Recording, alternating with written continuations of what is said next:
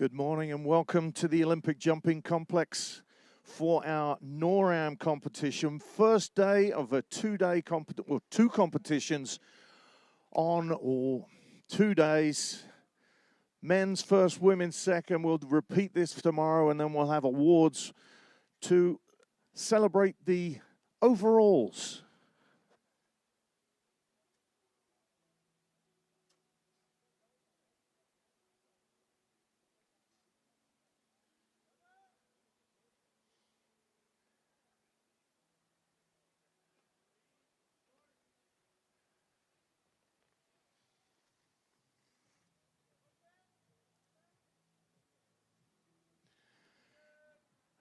So we're in training right now. Qualifications start 10 minutes later than scheduled. So around 10:40 we'll be beginning qualifications. More athletes on the hill.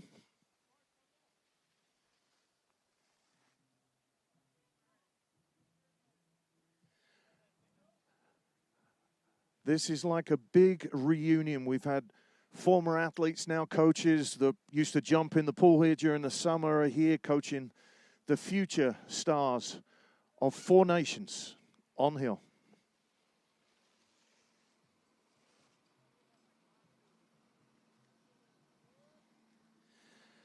Team USA, Team Canada, Australia, and Japan, all with men and women in today's field. Men will be jumping first again, starting at 10:40. 2 qualification jumps leading into a final. On course.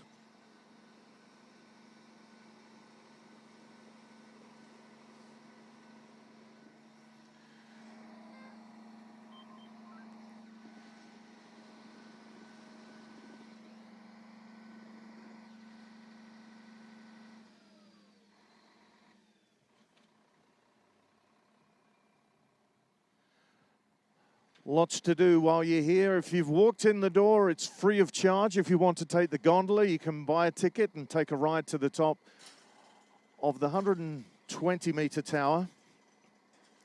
On course.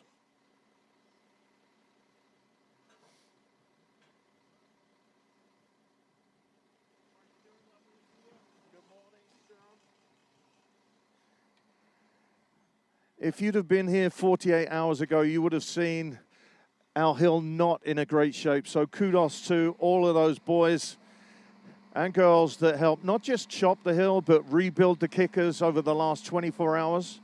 On course.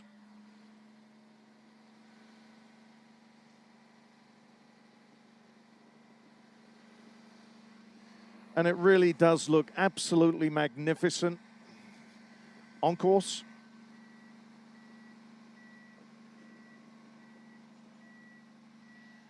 And I'll make sure that I'm not talking over the top of our coaches who are giving athletes advice while they're in the air executing their tricks.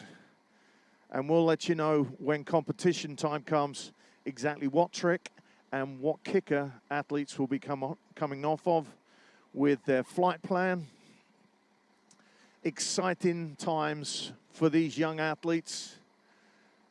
Some coming off the single, and the big boys coming, and girls coming off the triple. So weather is perfect right now. It hasn't been perfect for a few days here. But yesterday when all the athletes and the parents were out helping chop the hill, on course.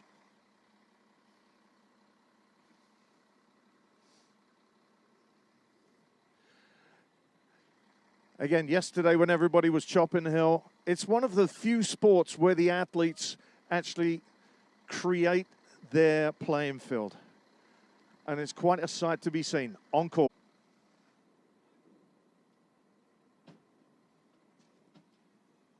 So the waffle cabin will be open during lunchtime.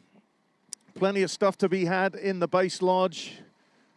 Apparel from this event and other events, and just proof that you've been to Lake Placid, the winter sports capital of the world. as we're winding down our winter, and the freestyle aerials NorAm competitions comes to a close tomorrow.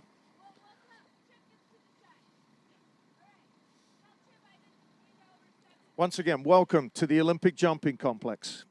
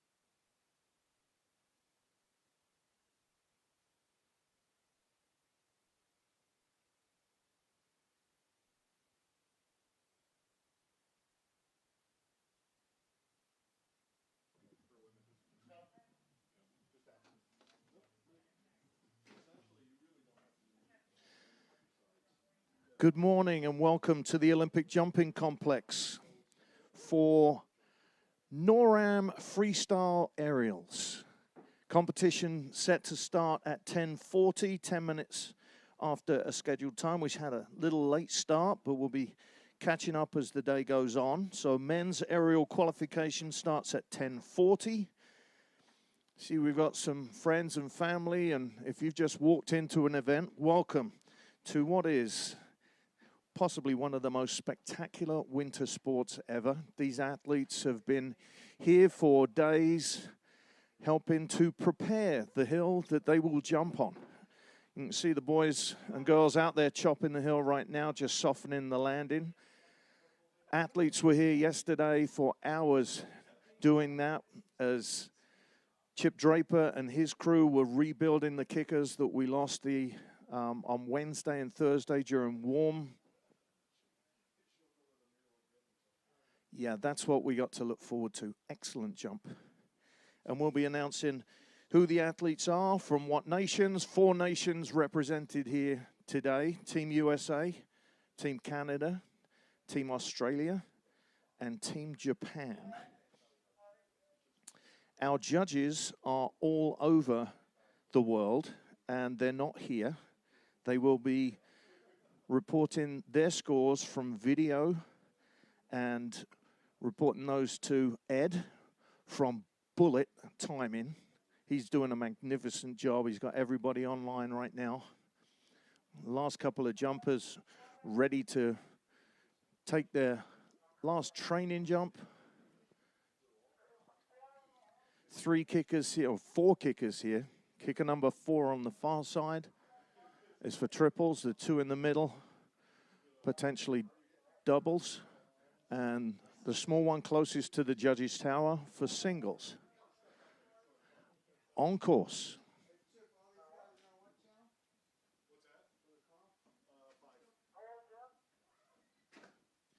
Another nice jump.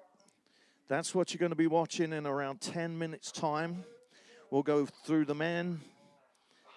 Then this afternoon, the ladies. But welcome to the Olympic Jumping Complex. My name's Stuart Hemsley. I'm your MC from across the sea. I'm going to be joined by Chris Lillis, 2002 gold medalist in mixed aerials from Beijing. But he's a little more local than that. Bristol Mountain is his home mountain. He's forerunning for us today, and then he'll be joining me for a little technical help and commentating from the judges' tower. We won't be down with you, the crowd, but you can show your appreciation to the athletes as they're announced. Then you don't have to stay quiet during their jump, but we will stay quiet as the coaches assist the athletes with their flight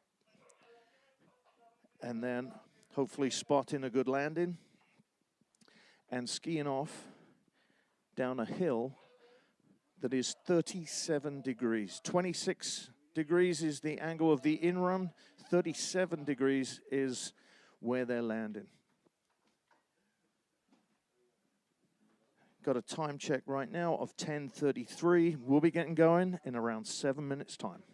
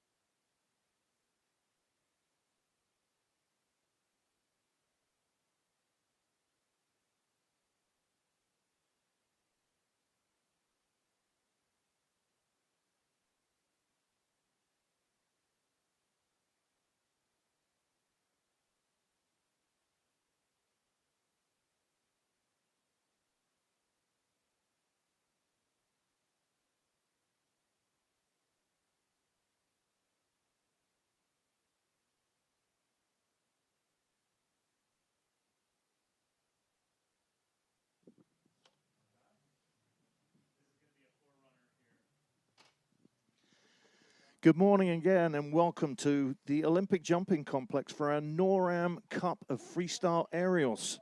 We are getting ready for our forerunner, not just any old forerunner, gold medalist from 2022's mixed aerials in Beijing, Chris Lillis will be our forerunner before he comes and joins me in the announcers building, formerly known as the Judges Tower. No judges here. Everybody is all over the world, and we'll tell you exactly who our judges are watching on video with video replay.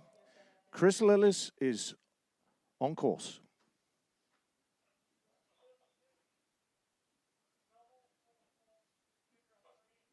Beautiful jump, Mr. Lillis. I'm sure Mum and Dad are here watching. Welcome to the Lillis family. Chris is going to make his way back up around on the gondola, down the hill and into the judges' tower as we get our athletes and judges in line. Our starters are Bob Janowski and Marty Schubert. They'll be checking the jump with our coaches of our athletes, 18 men and 18 women.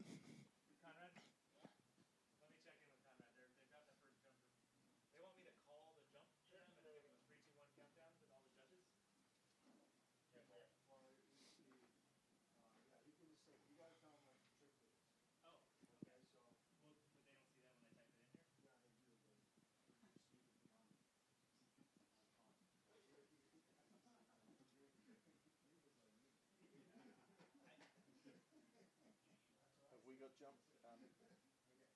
So like I'm getting, I don't know why I'm getting scored.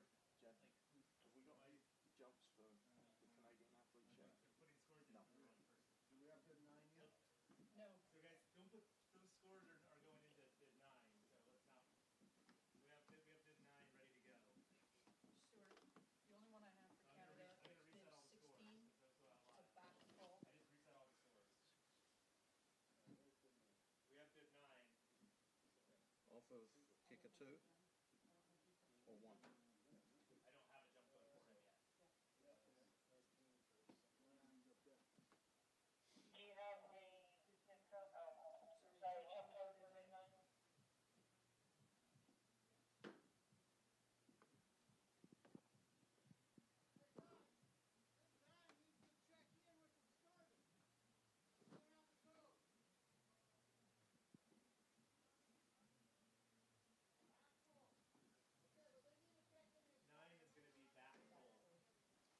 Kicker. What kicker? What kicker is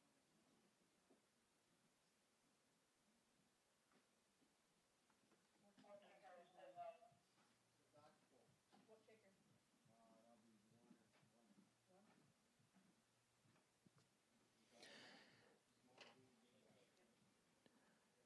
1. Once again, welcome to the FIS Freestyle NorAm Cup Finals. Our first athlete, bib number 9, representing Canada, Gabrielle Dion, will be coming off of kicker number 1 with a back full.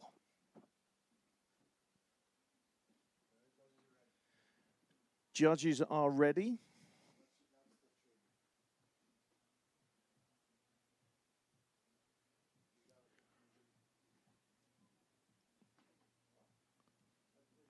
On course.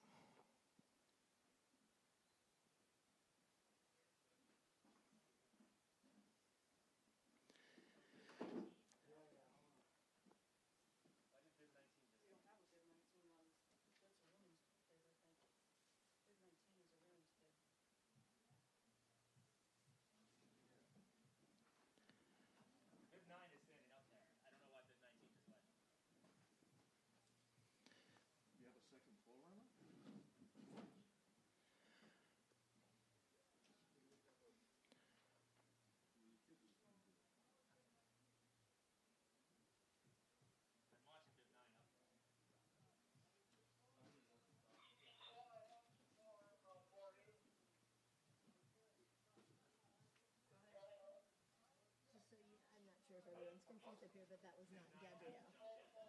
No. Because he's the first. Okay. Just. That was another forerunner again.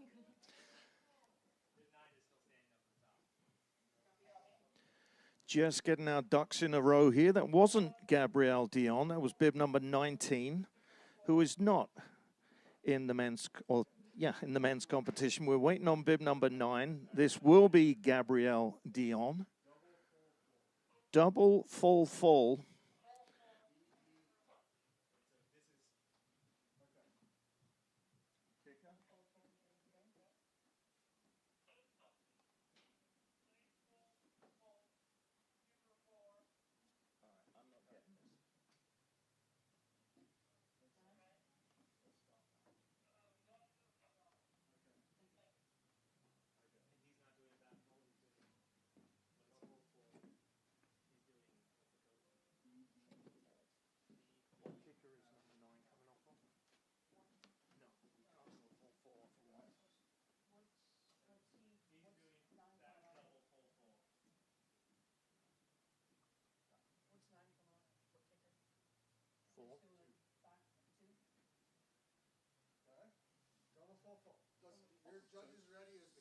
Judges are ready for bib number 9, Gabrielle Dion, representing Canada.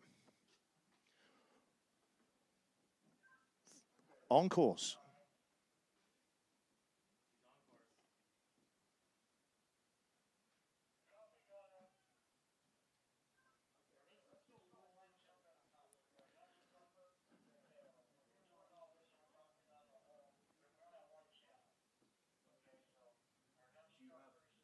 You have a jump for number 12? No. Okay, 9 just went. Our next one is 12.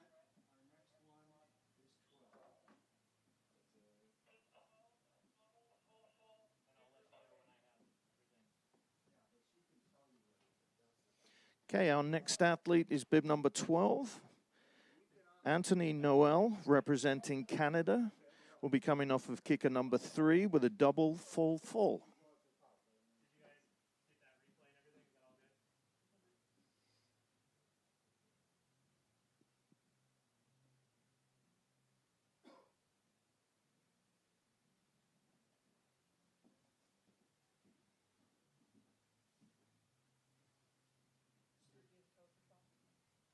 Double, full, full? Kicker 3, yep. I'm waiting on judges are ready. Not ready, okay. Our judges today are remote.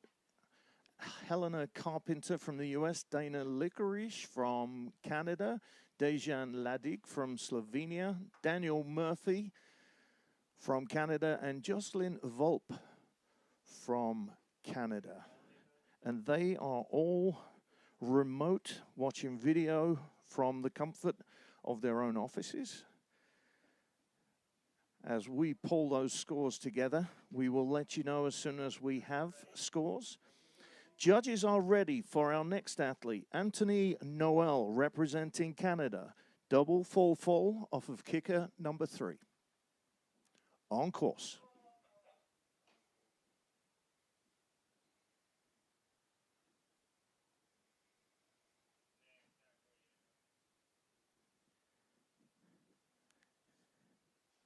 Put your hands together for Anthony Noel from Canada.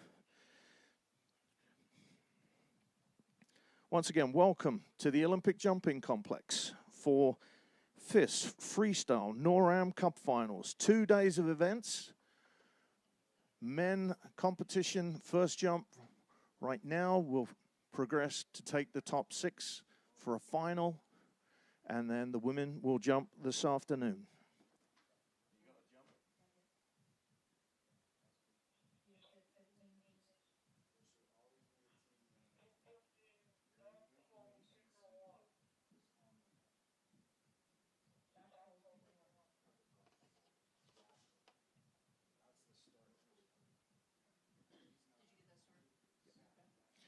Our next athlete will be Elliot Primo from Canada, doing a back full off of kicker number 1.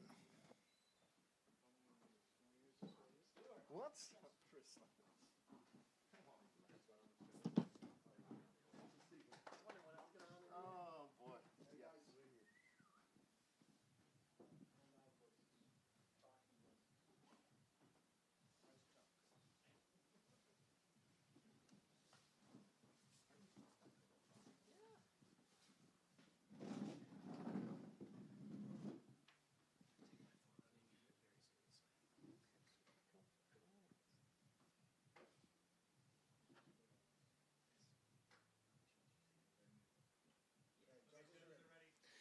Judges are ready for Elliot Primo, bib number 15, representing Canada, with a back fall off of kicker number 1, on course.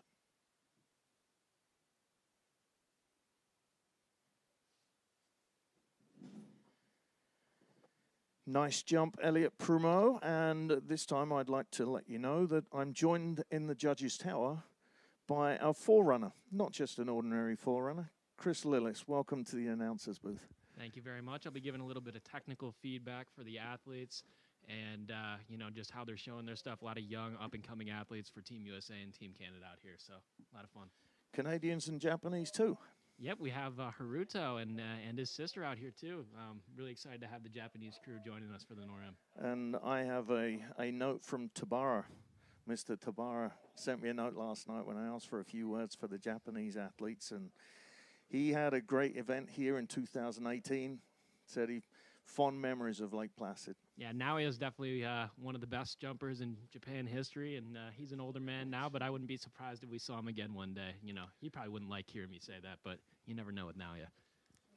You and I go back a ways, all the way to that freestyle pool that's down there and frozen right now. But do you remember your first NorAm? My first NorAm in Lake Placid was probably 2013, so quite a while ago now. And Lake Placid's been a second home for me. I'm from Rochester, New York, and have trained here and did most of my development years of my training here in Lake Placid. Mom and Dad here? They are not here this weekend. Mom was caught up at school, but, you know, us coming back to Lake Placid and getting this event going, as well as hopefully a World Cup in the future, definitely makes those events a little closer to home for my friends and family to come. Well, let's find out what our next athlete's jump is. It's going to be Victor Primo from Canada. Brothers and sisters? Brothers? Yep, Elliot and brothers. Victor? Yep. Victor is the older brother of the two. Okay, his flight plan, double full fall off of kicker number 3.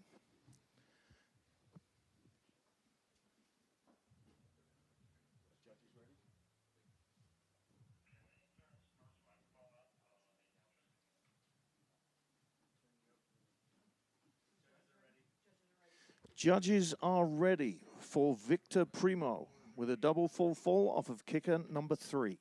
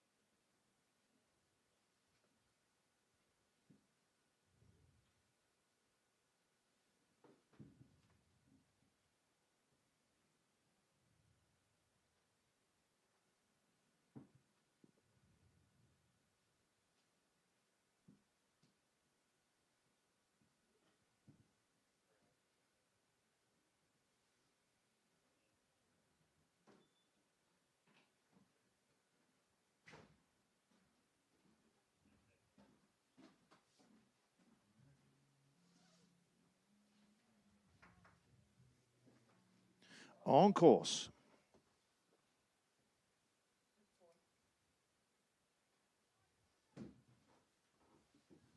Absolutely spectacular jump from Victor there. As you can tell from looking on the flag on the looker's right-hand side of the site, the tailwind is starting to pick up a little bit. That'll make it just a little bit more difficult for these athletes to get their speed right. But very beautiful, very big jump from Victor and landed very well. That's the technical side that I need. From a soccer player, it's difficult to understand exactly how you do this flipping and twisting.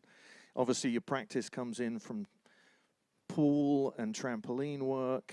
How did you get into aerials? I grew up a mogul skier and, you know, other freestyle skier, trying all the different disciplines. And then when I was younger, my older brother came and did his first jumps into the pool here just on the looker's right-hand side. And I was 7 years old at that point and got the opportunity to watch the U.S. national team train and just kind of took it from there. You know, we always say if you're a person that looks at these massive jumps and has any instinct that you might want to hit it, you know, this sport might be for you. Okay, let's find out what our next athlete's jump is going to be. Because this young man has been on the World Cup circuit competing alongside you. It's Lewis Irving. a tall drink of water is what I've been calling him, and we often chat when he has good results, but he's competing here in the NorAm.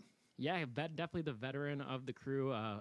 We've shared 10 years together on the World Cup Tour, and as well as an Olympic podium in the 2022 Winter Olympic Games, Lewis being a bronze medalist. And he won his first NorAm overall title 10 years ago and is trying to do it again this year, just 10 years later. So the judges are ready for our next athlete. Bib number 2, representing Canada, Lewis Irving, coming off of kicker number 3 with a double full. He's on course.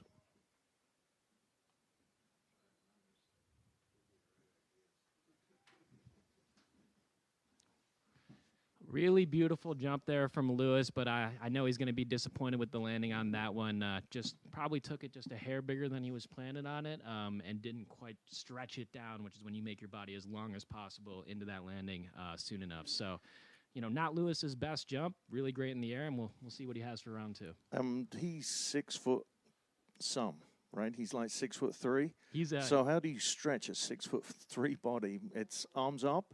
Yep, so anytime you see the athlete's arms above their head, that's when they're stretching and trying to slow that flip rotation down. Lewis is one of the better jumpers in the world at stretching because of how tall he is. So the longer your body is, the easier time you're going to have stretching. And I'd say that Lewis would much rather be big and stretching than be pulling. And so just for that one, I'm sure he'll make the adjustment for round 2. Very good. Once again, welcome to the FIS Freestyle NorAm Cup Finals. 2 events over 2 days. Men jumping right now. 2 competition jumps, qualification jumps before an aerials final where we take the top 6 athletes for a 1 final jump. Do those scores get rolled over for the finals, or is it brand new, clear them?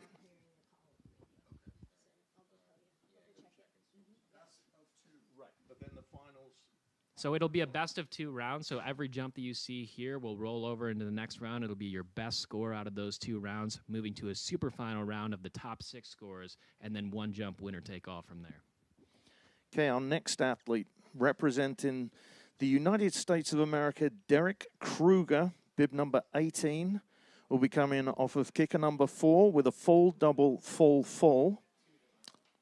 So Derek is one of our young rookie athletes on the U.S. ski team, hoping to have a strong event here at the NorAm before we take off for Kazakhstan later this week. He's throwing some of the bigger DD that you're going to see all day, so DD being degree of difficulty, quad twisting, triple backflip.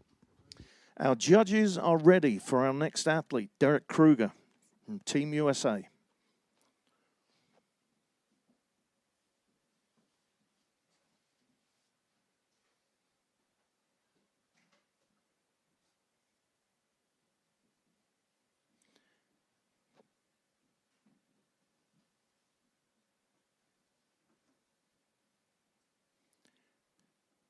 Derek Kruger is on course, kicker number 4.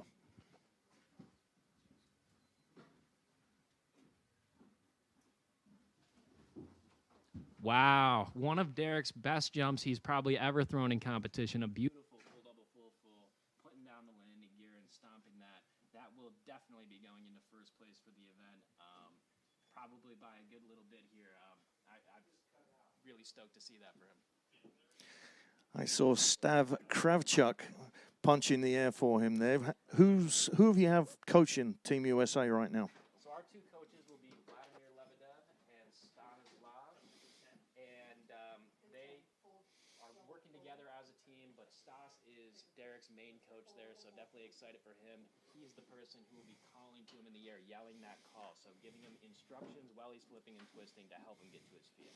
Okay, so while we wait for the scores for Derek Kruger to come in, we'll give you some scores from our first 5 athletes. Victor Primo from Canada, 92 points. Lewis Irving sitting in 2nd place right now with 85.65. In 3rd place, representing Canada, Anthony Noel, 74.37. And Gabriel Dion with a 64.15. And Elliot Primo with a 58.65. We should see a pretty decent score for Derek. Yeah, so Derek will definitely be going into first place with that jump. It was the highest degree of difficulty jump we've seen so far, plus the form and landing were spectacular. On the men's side, a lot of these athletes did not get the normal amount of training. If you're in the Lake Placid area the last couple of days, we've had wind, we've had rain, we've had just about every kind of weather that you can have. So it did delay some training and keep some of the numbers low. So as the competition goes on, I expect a lot of these athletes will warm up and start really throwing down. Judges are ready for Ashton Salwan from Team USA, coming off of kicker number 2 with a full double full, bib number 10. He's on course.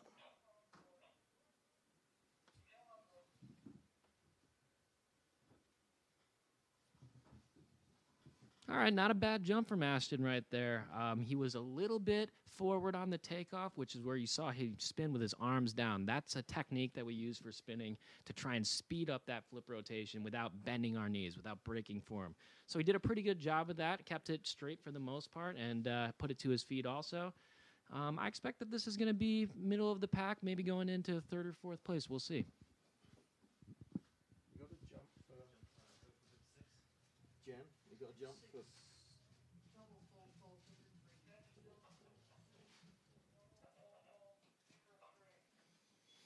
Okay, while we wait for scores to come in for Ashton, Derek Kruger's score has come in with a pretty good 115.49. Can you break down how that scoring is done, Chris?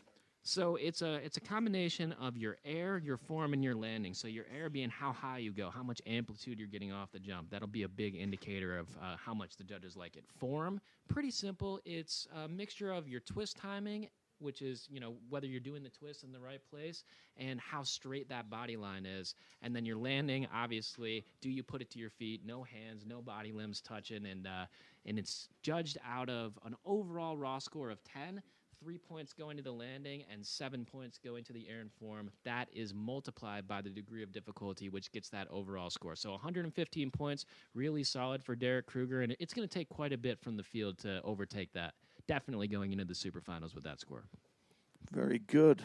Okay, our next athlete, Elliot Beauregard from Canada, will be doing a double full off of kicker number 3. Now, many of the Canadians on the World Cup Tour, did I hear?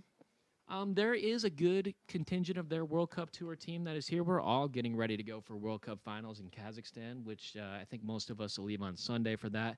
But it's also a good opportunity for the younger athletes, their regional team, their development team, to get an opportunity to jump with the World Cup Tour athletes, see a really nice spread of degree of difficulty, and get some experience for when they eventually move up to World Cup. Okay, our judges are ready for Elliot Beauregard from Canada. Double full off of kicker number 3, and he's on course.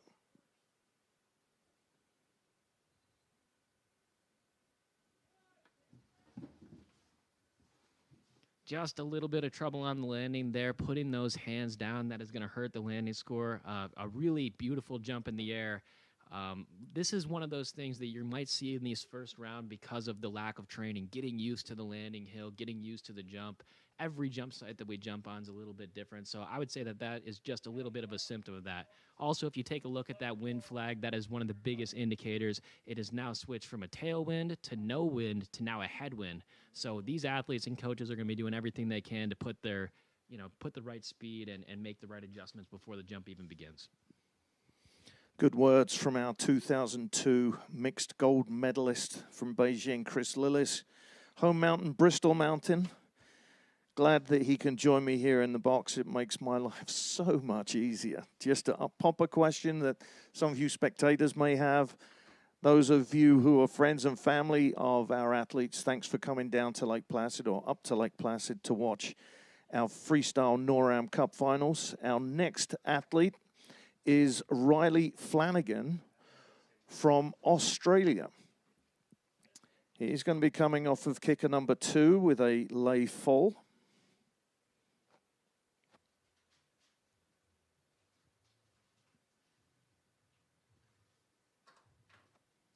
This is really exciting for Riley to be doing his first NorAm competitions. Australia has a very strong team, but usually on the women's side. They've got Olympic champions. They've got a very strong women's team. They do have one former champion in David Morris from the Australian, but Riley is kind of our first Australian man to be traveling and competing in a little while, so it's really exciting to watch him grow and take those first developmental steps before he eventually makes his way into the World Cup Tour. Just waiting for our judges to be ready for Riley Flanagan, bib number 14. Again, David Morris learnt his trade right here in the pool alongside you. Well, Lake Placid has such a rich history for freestyle skiing. I'd say almost all of us World Cup skiers going back 20, 30 years have had some experiences here in Lake Placid. And our judges are ready for Riley Flanagan, representing Team Australia.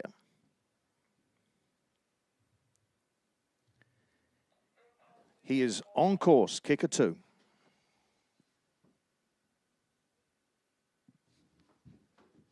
Really nice jump for Riley. He has tremendous form. His takeoff is tight. He's holding a very tight body line through his lay fold there. No twist on the first flip, a single twist on the second flip. And for a jumper who is just starting his career in aerial skiing, he's got a really great foundation to grow off of. I believe he's got a background in gymnastics. I'm just getting to know him myself, but you really see that air and form, you know, his awareness and just overall body line while he's jumping. And I went down to meet the coaches earlier and found out that Renee McElduff, a former World Cup athlete, Olympian. Was she an Olympian, Renee McElduff? Yeah, Renee, I am not sure. I think she might have competed in the Olympics. She certainly competed here. She definitely competed. In fact, I do know Renee had her first and I believe her only World Cup win here in Lake Placid. And that was really exciting. I was a younger man on the development team watching that, and it's great to see her giving back to the team and bringing up that next generation of athletes. It's so great when after you retire from sport, maybe take a few years away, but come back and start coaching for your various national teams. Is that on your radar to go into coaching? I couldn't say yet. I still have what I hope is a long career jumping. At least, you know, hopefully in my mind 6 more years in the sport, maybe even longer if the body can hold up. We'll see. I definitely would like to do it at least for a little while just to give back to that younger generation. Very good. We'll find out what our next athlete's jump is going to be. It's bib number 16, Luis Grolot. Back full, kicker 1.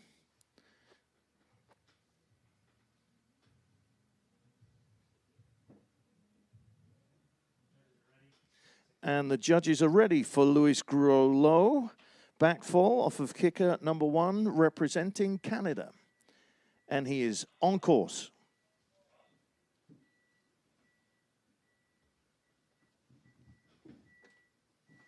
Not a bad back fold there.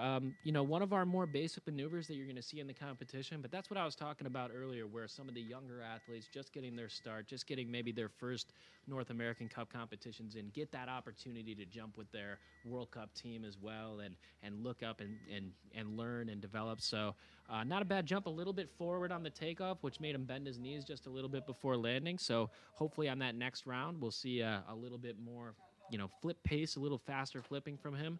And you know, just learning and getting that experience is key for these younger athletes. So with the jumps, that's kind of jump number 3 that you would do? You do a full layout, a tuck, and then a full?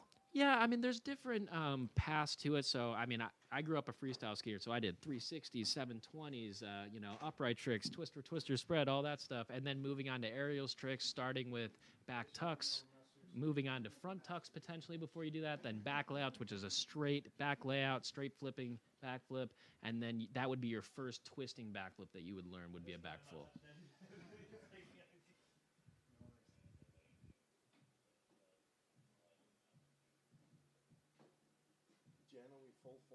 Full.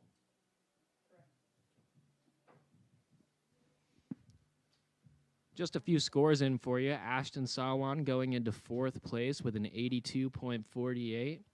Elliot Beauregard with a 78.96. And Riley Flanagan putting it to his feet, getting a nice score with a 73.08. So these are kind of just the preliminary scores. I expect a lot of these scores will increase and go higher in the next round as these athletes kind of figure out their position and try and fight to be in those top 6. And the judges are ready for our next athlete representing Canada, Luis Grollo. Fall off of kicker number 4. So this is actually Emile Nadeau. On course.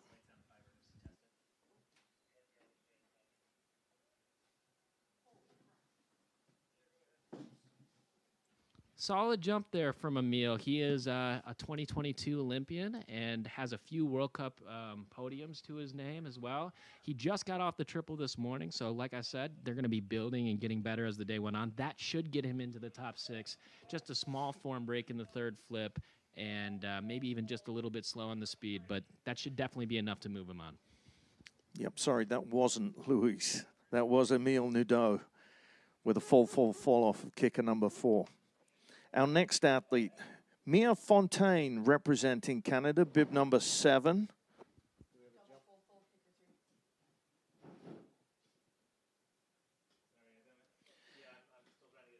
Now, Mia Fontaine has some family history with aerials. Yeah, his dad, Nicholas Fontaine, is one of the best jumpers in our sports history. Definitely has a huge connection to Lake Placid as well. Has done world championships and won medals and is pretty much one of the most decorated former athletes in the sport. And now his young son is coming up. He's been working with him as well as Jeff Bean and just starting to make his mark on the World Cup Tour. Welcome to the FIS Freestyle NorAm Cup Finals. Day 1 of competition, 2 qualifying jumps and a super final. And the women will jump this afternoon after lunch.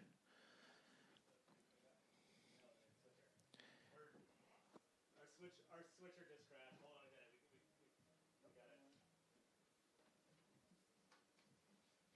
We got it. Okay, we're going to have a slight hold.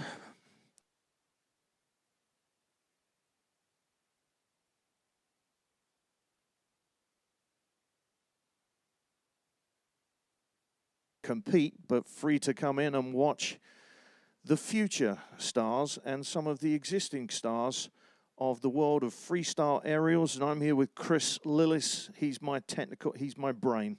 You are my brain, young man. And he's telling everybody what's going on. A few people we'd like to recognize: Chip Draper and his crew that have been busy looking after the hill. Pat and Manny, Evan Bliss. He's a ski jumper. I don't know what he's doing on the freestyle hill, but Evan now works here. Evan Greenberg, Brad Preston, the chief of hill, and Raymond. Big round of applause for you guys for getting this done. Yes. 2 days ago, it didn't look good. Huge Today, shout out to the crew. You know, we haven't had an event here in Lake Placid since 2019, and this will be the first of what I hope to be many events coming back to Lake Placid as we rebuild that connection and have more World Cups and huge events here. But the site and the crew that put the site together for the last 3 weeks for Team USA, it's been spectacular, especially with bad weather. The jumps have been awesome. The hill crew and all the choppers and everyone that's helped us out, it definitely does not go unnoticed from us athletes, and we really appreciate you guys. So where have you been staying while you've been here? Like Willy Wonka's chocolate factory of Olympians for Team USA? Well, in a way. So just down the road, about a mile away from here, is the Olympic Training Center. It is a USOPC, United States Olympic Committee sanctioned site, and it is, you know, a great place. It's got dorms, it's got cafeteria, weight rooms, and that's where we've been staying for the last 3 weeks. And the judges are ready for our next athlete, Mia Fontaine, bib number 7. We'll be doing a double full off of kicker number 3.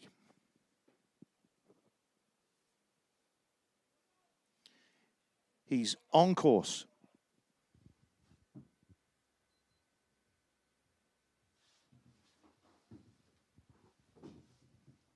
Just a little bit of trouble on the landing there. It's a shame because that jump was spectacular in the air. It was a wonderful takeoff, beautiful jump, and I'm going to keep saying it just because it's so important that we have had a little bit of a lack of training, especially for our Canadian guests who are here at the NorAm. They just showed up on Tuesday. We're able to jump very little before the competition today. And those little mistakes that you're seeing on the landing, that is a huge deal. Those are the things that we try to work out in training. So as the competition goes on, I expect him to get that fixed. But a beautiful jump, unfortunately kind of wasted with the landing there, and he'll be looking towards the second round. Yeah, we had probably a 60-degree change in temperature from 55 down to wind chills of below zero, and warm rain, and then it froze. Kind of just, I've seen it only a handful of times in living in Lake Placid for 25 years, but that was, where were you while that was going on? So we had to cancel training for a few days, but we were just down the road, working out and doing just some of the things that we can do outside of jumping to stay ready for the competition this weekend. Again, I think it's worth giving Chip and Pat and Manny and the boys another shout out. This jump site was absolutely trashed on Tuesday and Wednesday due to the warm weather and the rain. And now, just in a couple days, as well as the coaches, all the coaches staying up here working in a rainstorm to get the jumps fixed up. The site's in spectacular shape. I'd say the biggest thing that weather did was it just limited some of the athletes' ability to prepare in the way that they're normal. Now, these guys are professionals, and they're out here throwing high degree of difficulty tricks on low training. But in this first round, I kind of expected some bumps along the way. Okay, the judges are ready for our next athlete, Bodin Napolitano, representing Team USA. Is going to be doing a lay tuck off of kicker number 2.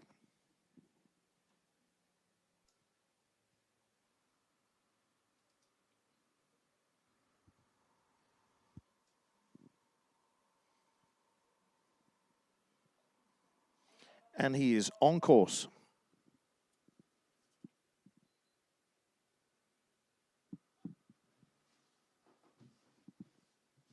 Yeah, just some trouble for Bo on the landing there. He's one of our youngest competitors in the field, youngest in the sport anyways, and just making his start on the NorAm Tour and just getting going. It's been a lot of fun to watch him jump this year, and he's doing an amazing job. Trouble on the landing there, and that's where some of that inexperience is going to come in, where, just portioning the flip, feeling it off the jump, listening to the call of your coach, and hopefully, another double coming up for him in the second round, he'll be able to put it down. Tell us a little bit more about Bodin. What sport did he come from? So I believe he's just a skier and a freestyle skier that we've kind of dragooned and taken from another sport. But he got to start with Bill Harris in Cleveland, Ohio. Bill Harris is a huge supporter of aerial skiing and coach and a big reason for our development. So shout out to Bill. And Bo's just kind of making that transition from more regional freestyle skiing and some of the lower circuits to the NorAm Cup and really committing to his full-time training as an aerial skier. Okay, our next athlete is really going to throw it down. Similar jump to you in your forerunning, full off of kicker number 4, Ian Schoenwald, representing Team USA. Tell us a little bit about Ian before he jumps. So Ian is one of our rookie athletes on the U.S. ski team. He just did his first World Cups this season, and he's a hell of a jumper. So this is his first year of triple backflips and a triple twisting triple backflip, so pushing the degree of difficulty right out the gate. And hopefully we'll watch Ian put this jump down and secure his spot in the super final. I'd say a landed jump from Ian here that is mostly straight or very little form breaks will definitely secure him a spot in the finals.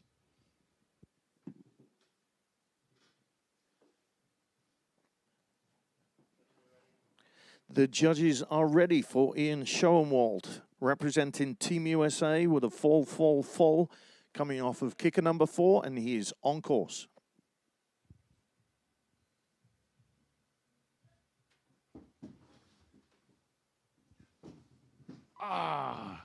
I hope I didn't jinx him too much right there. That was a beautiful jump for me, and he came off the jump perfectly. Really, really great form in the air, good vision, and we call that a punch front. So that's when you are just about to stick your jump, and you actually propel yourself into a front flip.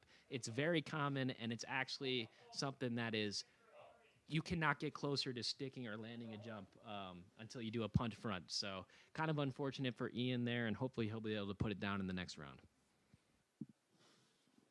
Okay, our next jump is coming from a Japanese young man, Haruto Igarashi. Fall off of kicker number 3. What do you know about Haruto? Well, I know that Haruto has shown so much progress from the beginning of this winter to, where he is now as we're kind of wrapping things up and entering into March. He is one of the, best up-and-coming Japanese aerial skiers, and we hope that he can continue to take those steps and land a jump here and move on to maybe triple backflips next winter. But just from the start of the year when I watched him jump in Finland in November to now, he has grown so much, and hopefully we'll see another step in that development here.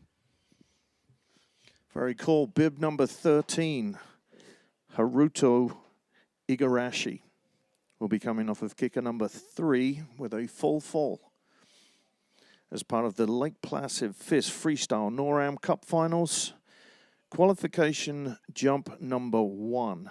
Right now we have Derek Kruger in the lead, Emil Nadeau in second, Victor Primo in third, Lewis Irvin in fourth, Ashton Salwan in fifth, Elliot Beauregard in sixth place. And in the next round, we'll start talking about bubbles and getting into that top 6.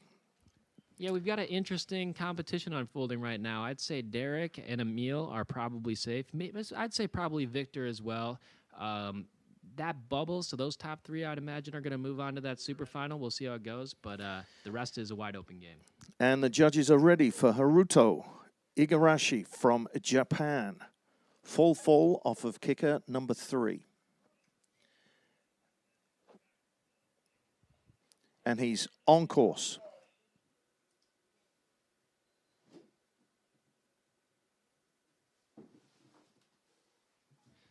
Man, Haruto took it pretty big there. It was a really beautiful full, came off the jump nicely and even stretched it down very nicely, but probably too much speed coming in from there. There is a little bit of a headwind coming in, and so coaches are trying to figure out how much that's going to affect him. A headwind will slow you down, but when we're up top, they will step up and take more speed, and maybe just a little bit too much right there.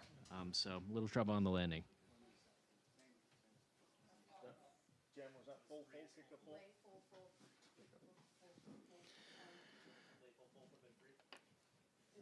Bib number 3 is our next athlete, Pierre-Olivier Cote from Canada. Full fall off of fall off of kicker number 4. So describe this jump for us, Chris. So this is one of our more basic or fundamental triple backflips that we'll do. A lot of people look at a double twisting triple backflip as, a basic jump, but a lot of people will even warm up with that jump. And so he's going to come off. He is one of Canada's young up-and-coming jumpers. I believe it's his first year on the triple, and a landed jump will definitely, put him into the super final. So a big jump for him. He's bib number 3, so he's fighting for that NorAm Cup overall title, and we'll see how he does. Let's turn the rally way up. Yes. Okay. First goes good. All right, Captain, okay. Thank you.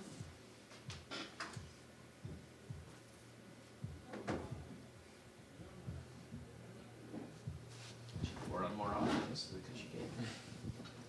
Said I should forerun more often. This is nice. We'll do some jumps and talk about all my fellow jumpers. Critique everybody. This is fun. You're gonna be a judge when I'm done skiing. Judges are ready. And the judges are ready for Pierre-Olivier Cote. Maybe a little much.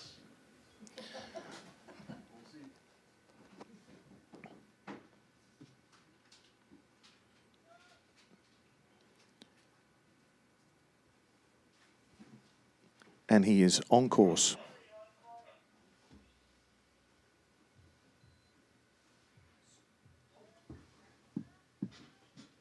Wow, what a spectacular jump from Pierre there. Up-and-coming Canadian aerial skier, hoping to make his move onto the national team and the World Cup Tour over the next couple years, and that jump will definitely, more jumps like that will definitely help him do that. He came off the jump, beautiful takeoff, maybe just needed a hair more speed or even a hair more flip rotation, but adjusting himself really well, spectacular landing, and based on the way this competition's going so far, I think that'll put him into the finals. Now, you talk about a little more speed. What kind of speed are the athletes getting skiing in? You did speed tests this morning.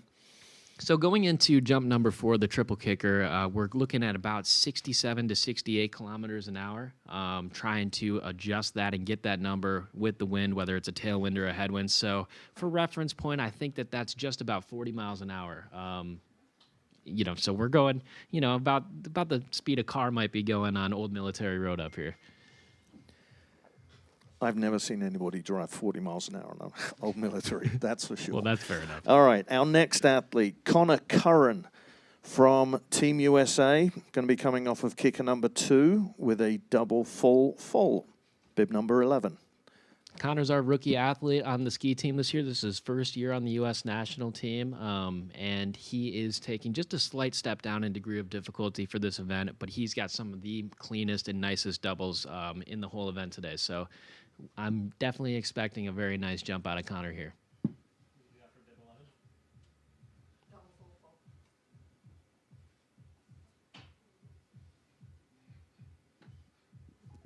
Hometown shout out for Connor Curran. Where's he from? I believe he's a Cincinnati boy. We got a lot of people from the Cleveland, Cincinnati, tri-state area here, but I believe he's a Cincinnati boy. And the judges are ready for you, Connor Curran, representing Team USA, bib number 11.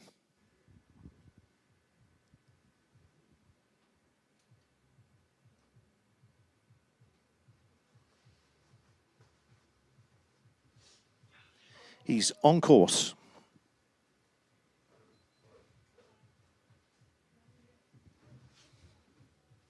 And proving me right, which I always appreciate, Connor Curran with, I'd say, one of the best, if not the best double we've seen in the competition so far. So that'll put him in that top 3 area. We've got 115 points from Derek Kruger. That's probably safe. And then the next 2 are Pierre and Emile at 95 points and change apiece.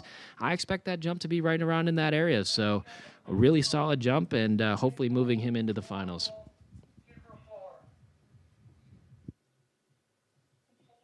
Our next athlete and our final athlete of the first round of qualification jumps, Alexandre Duchesne from Canada. Lay double full is his flight plan. Now, I was speaking to a few people this morning. We would normally get the list of jumps prior to an event in a World Cup, but here we give the athletes a chance to prepare because they're still learning on the NorAm circuit, correct? Yeah, and I think that just with some of the training and some of the weather of this week, there was a lot of flight plans, if you will, that were up for air. So Alex did a few doubles to warm up his day and then moved on to the triple. And a lot of these athletes, especially the ones on jump number 4 on the triple, weren't quite sure whether they'd be up there or whether they'd be throwing this big degree of difficulty. So he's moved up and he's moved fast. I think this is probably, he's done under 10 jumps on this site, I'd imagine, and already throwing a triple twisting, triple backflip. First couple years on World Cup Tour, but this kid knows how to land, so let's see if he can put it down. But he's an excellent lander.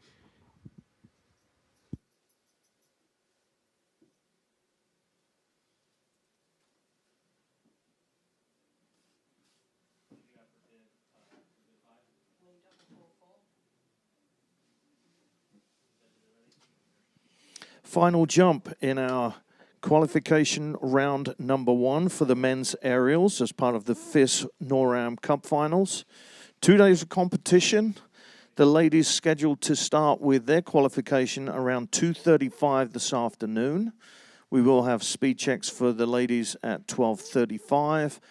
Then qualification warm-up at 12:50. Little course prep before we go into their qualifications, but men's will go straight into an 11:05 start of the second round. The judges are ready for our final first round jumper, Alexandre Duchesne from Canada.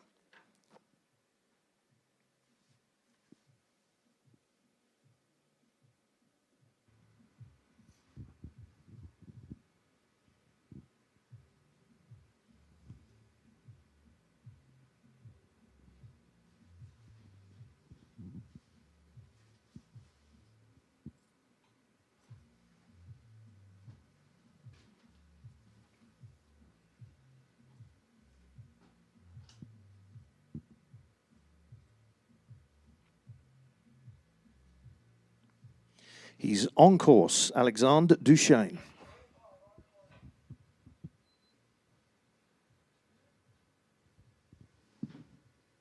Wonderful jump from Alex there. He came off the jump very nicely, dealing with a little bit of headwind before he went, which I think took a little bit off of his speed, but he adjusted that super well, and that's where that form break came in as he was approaching the landing. But again, proving me right, he is an excellent lander, and that was a great display of that, putting it down with very few jumps off the triple. That will definitely get him into the super finals. Okay, once again, welcome to the Freestyle NorAm Cup Finals here at the Olympic Jumping Complex. My name's Stuart Hemsley. I'm your MC from across the sea, alongside one-time Olympian, two-time Olympian? One-time Olympian. One-time Olympian, but you're always an Olympian once you're an Olympian. 2022 was my Olympic debut. I did make a shot at 2018, but unfortunately had a knee injury prior to that one, so missed out. You know, just pushing forward towards 2026. And what's the jumping site like in 2026 in Italy? Well, we have not tried it out yet. We're hoping to have a test event in Italy in the next year or so. I think Livigno is scheduled to be our World Cup finals for next season, so we'll get to get on the ground and feel it and try it out next year. But we've done some jumping in Italy, and I'll tell you what, the food will be good. That's one thing I know about the Olympics. The food will definitely be good, and excited to spend a little bit more time there over the next couple of years before we, start that Olympic push. And we'll find out just how long it's going to be before we start that second round of qualification jumps for the men. And we'll talk about the bubble. I'm going to get Chris Lillis a cup of coffee right now, young man, or would you like a seltzer? Cup of coffee works for me. Cup of coffee. And they there's had plenty the boys out here early this morning, triple backflips for breakfast. So, it was we're definitely full on triple backflips.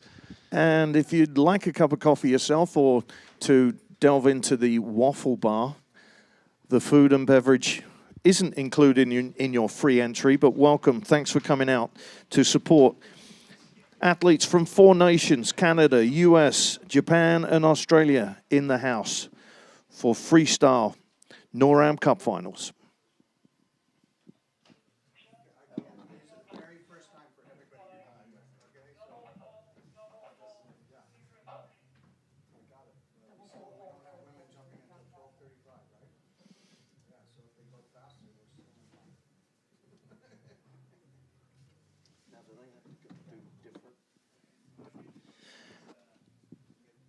So let's just give some notable scores here. And Alexander Duchesne going into second place with 103.54. Connor Curran for USA going into third place with a 95.88. And this should be a really interesting second round because there's a pretty high compaction of scores between second and sixth place, with sixth place currently being a 92 and second place being 103. Now, 103 would be an excellent double, but is possible to be reached off the double.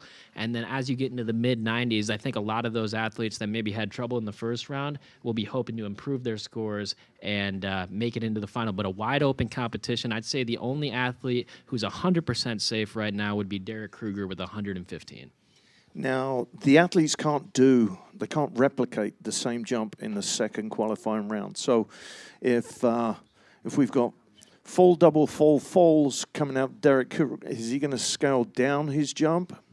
I believe Derek will scale down to a full. He was kind of doing that higher degree of difficulty jump, a full, double, full early, hopefully putting it down like he has and being safe so that he knows he's in and is maybe just trying to prepare for that final round.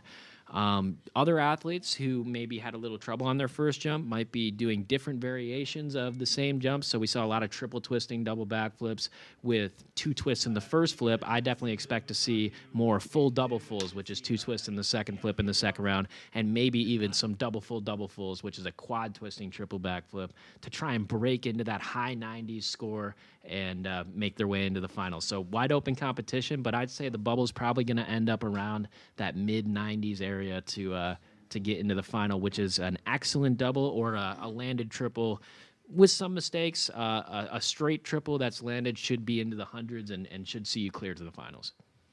Now, where we're sitting right now is up in the judges' tower.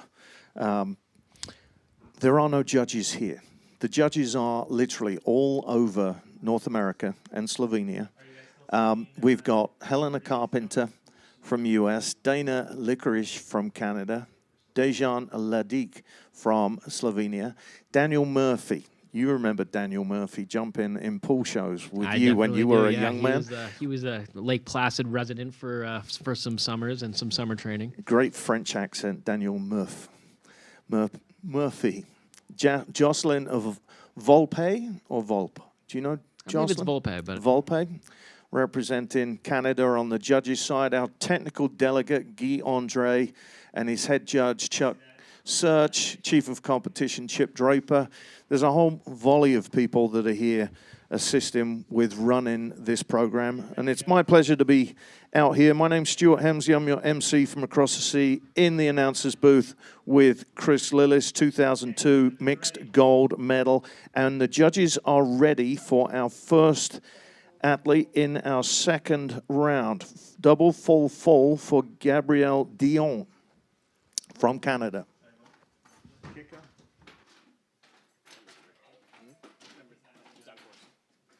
He's on course. Wow, spectacular. That was a double full. So one of those athletes who is stepping up his degree of difficulty. Again, just a little bit of trouble on the landing. If you saw, he did that second.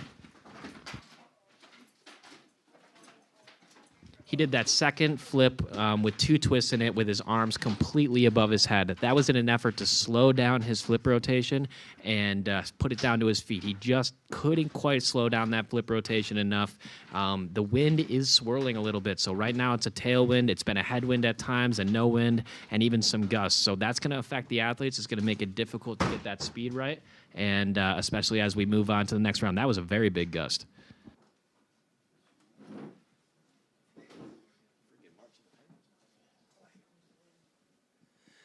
Yeah, wind is not our friend here at the ski jumps in any sport, whether it's freestyle aerials or Nordic jumping.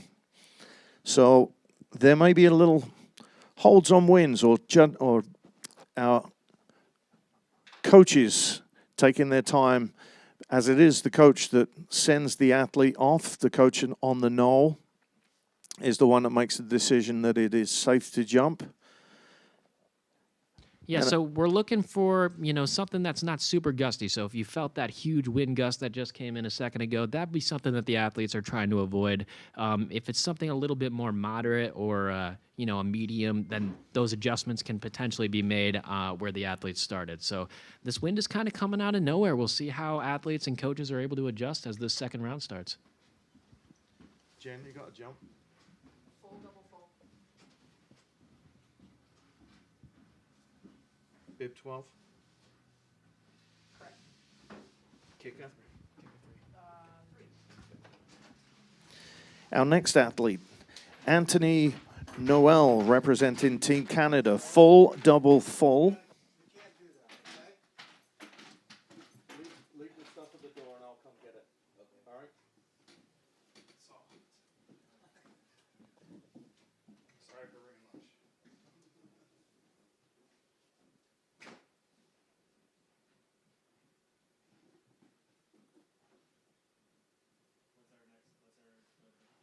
Full, double full. Big 12. And the judges are ready for Anthony Noel, representing Team Canada, bib number 12.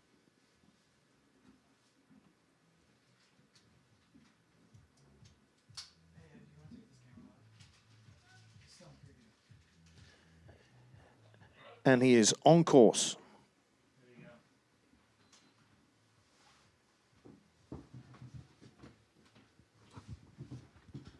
Just another, troublesome landing there. Had a lot of speed there. That was a pretty large full double full, and just trying to stretch it down there. And if you saw at the end of that double full, his arms went completely above his head, and just not able to slow it down quite enough to put it down to his feet. So a little bit disappointing for Anthony. He'll be looking towards tomorrow to improve that result. But, it's going to be tight for this top 6. It's going to take a landed and pretty spectacular jump to put you in. Now, this wind is wild because that was just absolutely dead when Anthony was jumping. Now it's gusting again. Now, where can it affect your speed? Can it affect your form in the air? can it affect you mentally as you hear roaring wind? Well, I'd say all three. The biggest thing it's going to affect at first is your speed. Athletes, especially ones with more experience, will be able to tell, whether they're going fast even before they hit the jump, and whether that speed is a little bit off of what they want. Then the next thing, they'll try to maybe adjust their takeoff or use their arms and stretch it down to put it down to their feet, or pull if it's a slower one. And so in the mental game of that, when the wind picks up, there's a little bit of unknown. And there's a little bit of unknown, and when that kind of kicks in, it can get into an athlete's head of whether they're not sure whether that speed is going to be correct. So always easiest to jump in no wind, but this is an outdoor sport, and it's starting to get a little sporty out here. You going to jump, Jen? Back double fold kicker one.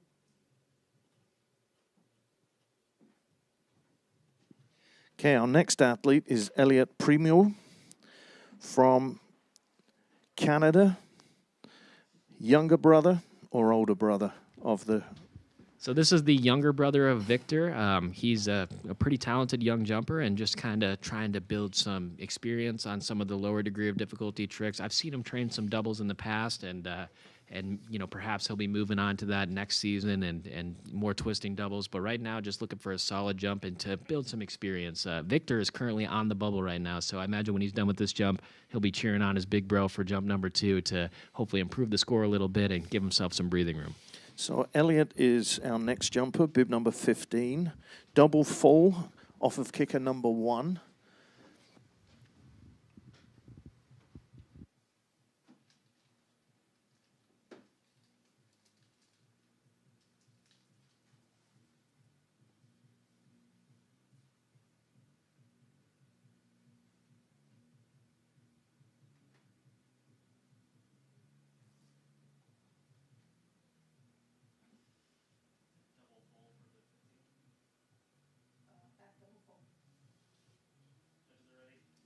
And the judges are ready for Elliot Primo from Canada. Back double full off of kicker number 1. And he is on course.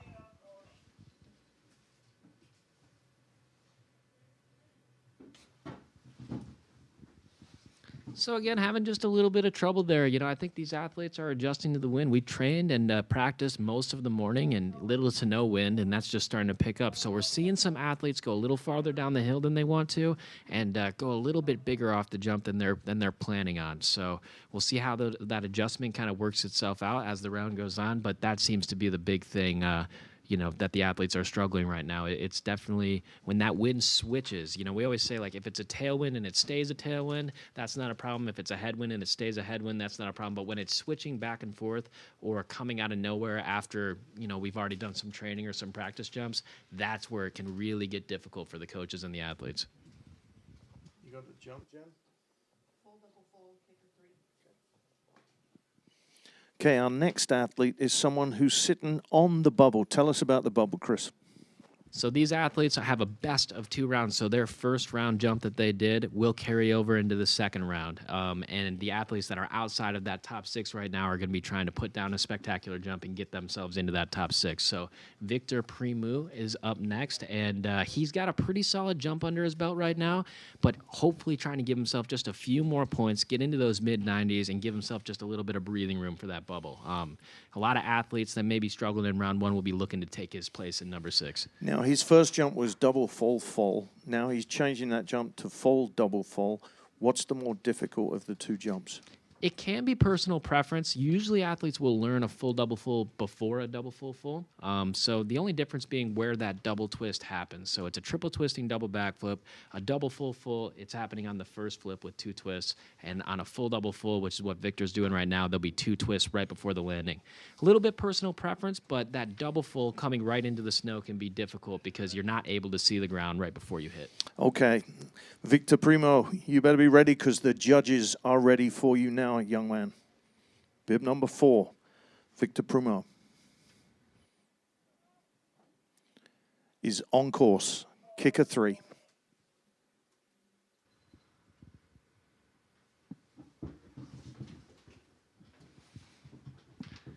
again, having some trouble with the speed. That was a very lofty jump, very big, and a slight mistake as he was entering the double full, not putting his hands up right away and doing the whole double full with his hands above his head, but tried to make up for it at the end, just not quite enough room to put that to his feet. So he's going to be relying on that score of a 92 in the first round to hold on to that top 6. It should be close. 92 is not is a very good score. It is beatable, but it should be tough, and we'll see how Victor can finish the competition out. Full, double, full, kicker 3. Up next, we got Lewis Irving, 2022 Olympic bronze medalist, was able to share the podium with Team USA and hoping to improve off that first round jump. Had just a little bit of trouble on the landing, but did a very spectacular jump. So he'll be throwing what I expect to be a full double full here. Needs a solid jump to get him into that top 6, and he knows it. So, you know, look for a very straight jump, hopefully pretty big, with a solid landing.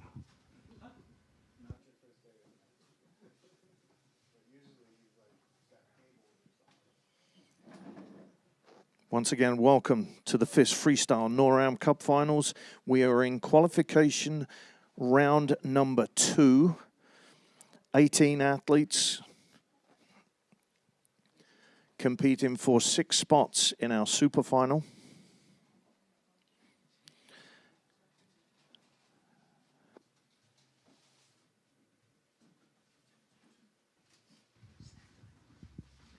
So Lewis Irving being a 10-year veteran of the World Cup Tour and an Olympian, to boot an Olympic medalist, this is kind of a warm-up event where he can, jump with some younger athletes, some more development athletes, and get ready for World Cup finals, which will be taking place in Kazakhstan next weekend.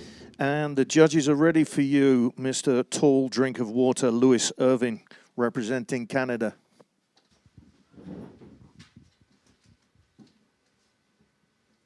And he is on course.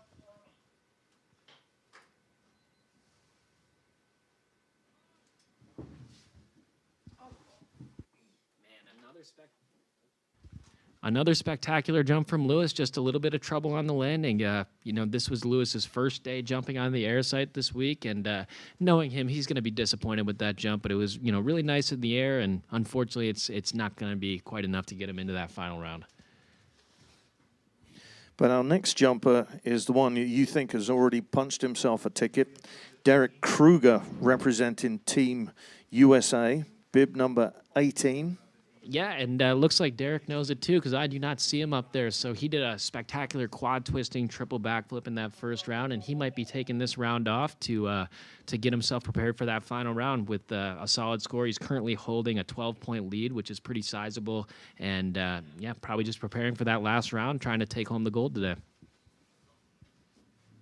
So not jumping.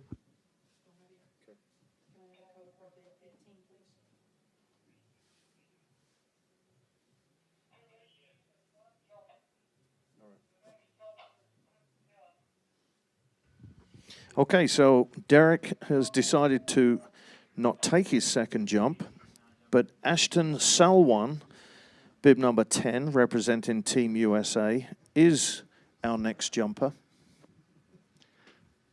And Ashton will be trying to improve on that first round jump. He had a solid jump, but just a little bit short on the flip rotation and kind of hurt his score a little bit. So he needs a very, very nice triple twisting double backflip right here to break into those mid-90s and get himself into the finals. Jen, you got a jump? Double, full, full, kicker 2. So a double full coming up. That'll be 2 twists in the first flip and 1 twist in the second flip. He did a full double full on his first round, so just trying to improve. And he's been showing a lot of improvement over the last couple weeks, so hoping to see a straight jump, really excellent body line, and stick the landing. And he's going to need every bit of it if he wants to get into that top 6. Double, full, full. And the judges are ready for Ashton Salwan, Team USA, bib number 10. Double full fall coming off of kicker number 2.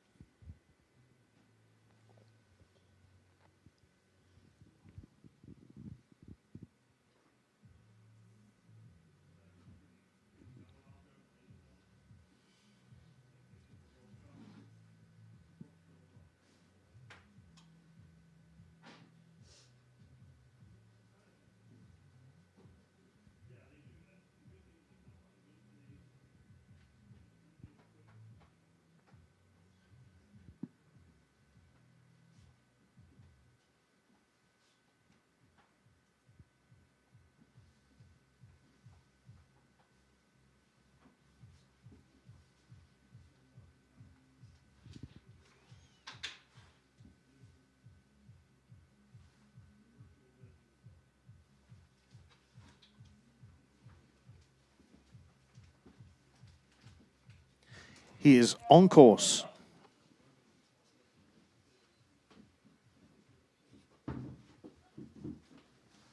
So just a little bit too much flip speed on that jump. Speed looked pretty good, but just gave it a little bit of juice on the end of the jump there, and unfortunately ended up slapping back or putting his hands down. That is not going to be quite enough to advance him onto the final, and he'll be looking towards tomorrow as well.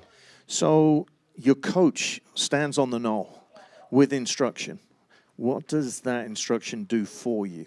So especially on tricks where athletes have to take their eyes off the ground to do a double twist or to, do some twisting, it's really helpful when the coach yells up, a call to you to help you get to the ground. So they'll yell, usually it's basically 3 different calls. So it's pull, which is to speed that flip up and bend your knees and help you get to your feet. It'll be you're good, which is always a nice one to hear. That means that you're on the right track, everything looks good, and just keep doing what you're doing. And then there'll be stretch, which will be put those arms up above your head, slow down that flip speed, and try and get it to your feet. So Ashton just had to stretch it down, and Jack Boychuk, his coach, yelled that to him pretty much right away. Just stretch, stretch, stretch, and it wasn't quite enough to put it to his feet.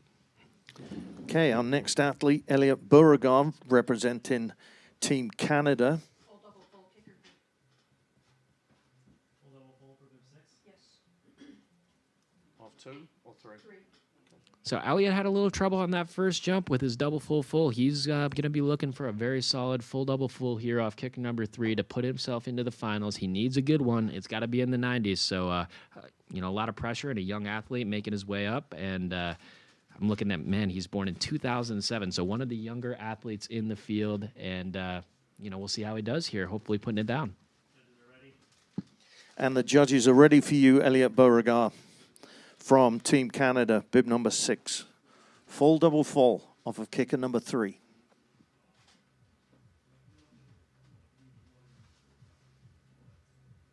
And he is on course.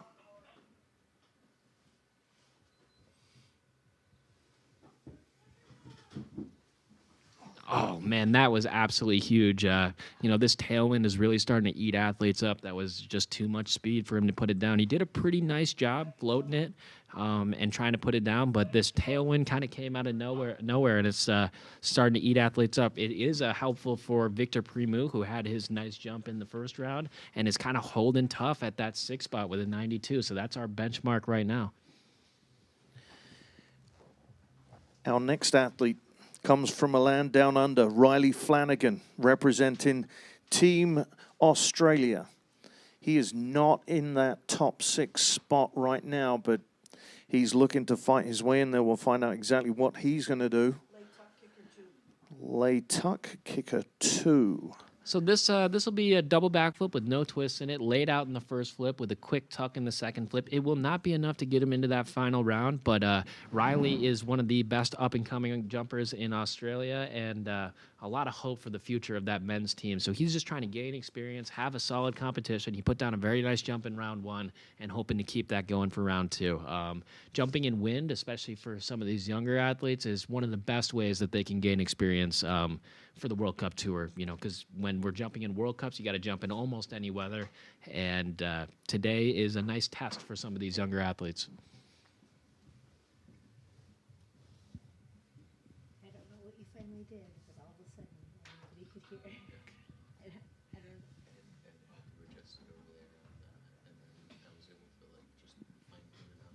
Yeah, it was just way too late everywhere. So whatever, and well, probably because Dad was complaining about it being too loud everywhere this morning. So he probably turned it down. So good job, Ed.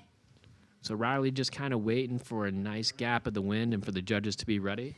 And the judges are ready for you, Riley Flanagan, representing Team Australia, with a lay tuck of kicker number 2. And he's on course.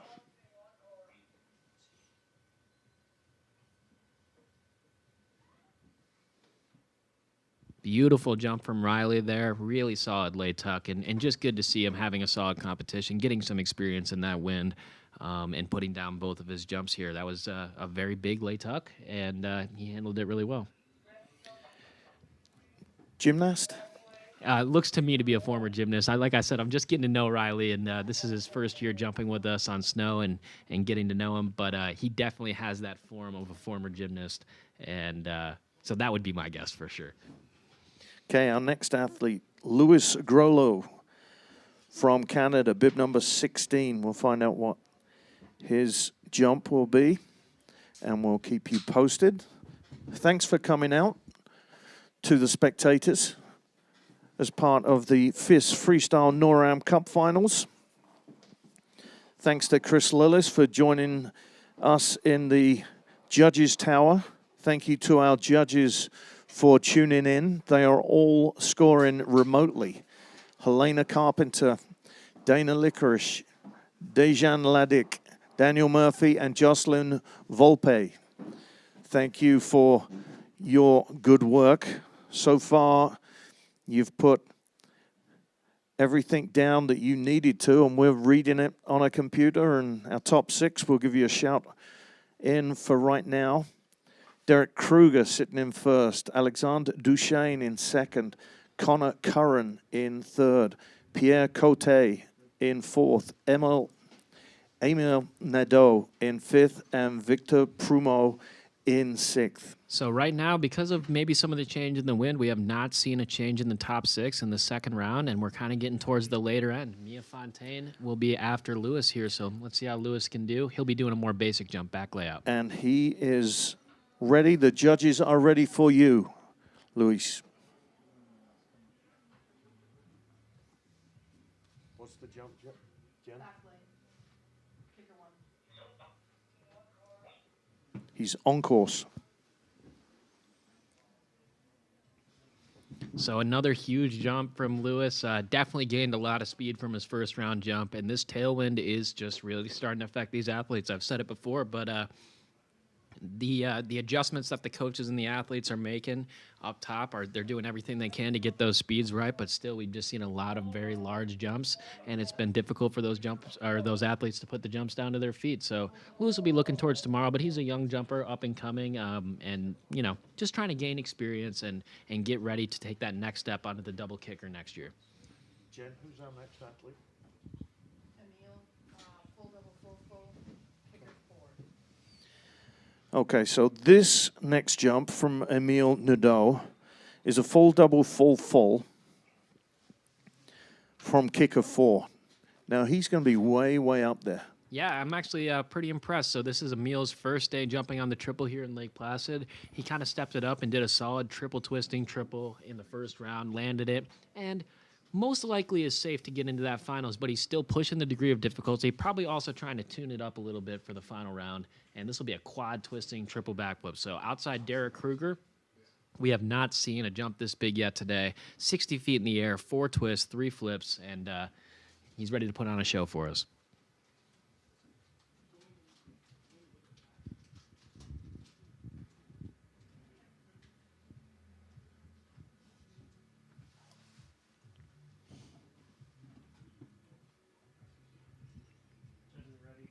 And the judges are ready for you, Emil Nadeau from Canada, bib number 1, full double, full off of kicker 4.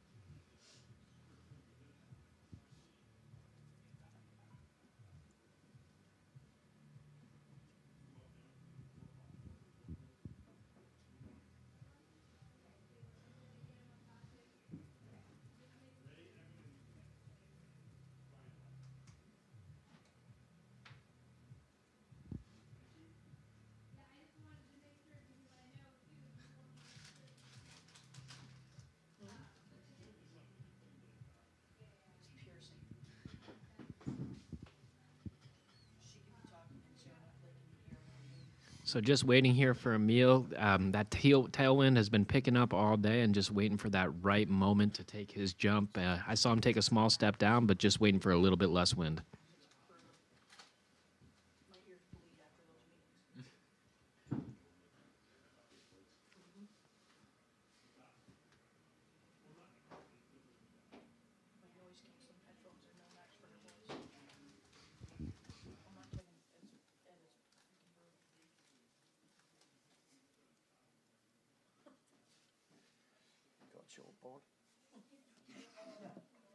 He's on course.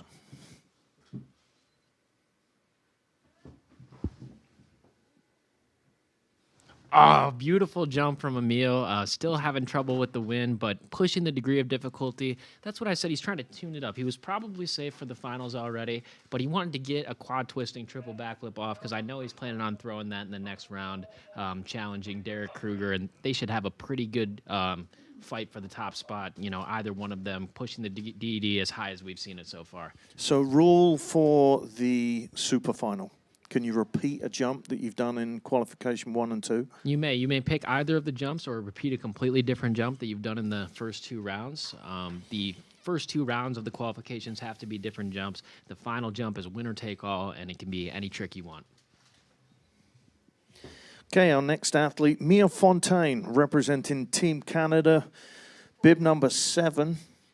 Right now, Mia is sitting where on our toe? I'm not sure where Mia finished up in the first round, but he had a little bit of trouble with his landing. 68-38, yep. So this is an important jump for him. He'll be trying to step it up, and he's got every capability to do it. He's a spectacular form, and he did a really, really solid jump in that first round. So I know he'll be looking to improve, and this is one of those jumps that'll be a little bit scary for Victor Primo sitting on the bubble. He's been holding strong the whole competition, and mid-90s jump, so it's got to be good. Full, double, full, kicker 3. Full, double, full kicker number 3 for Mia Fontaine, representing Team Canada. Yes, full, double, full.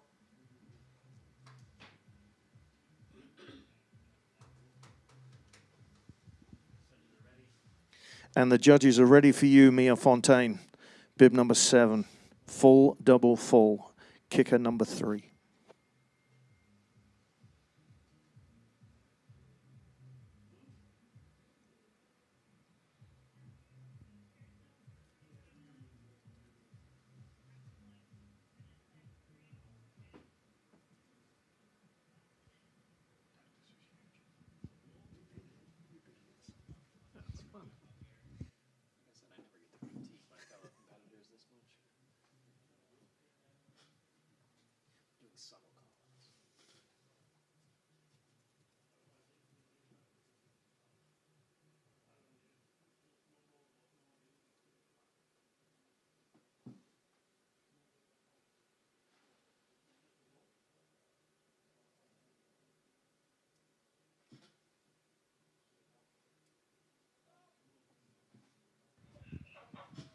He's on course.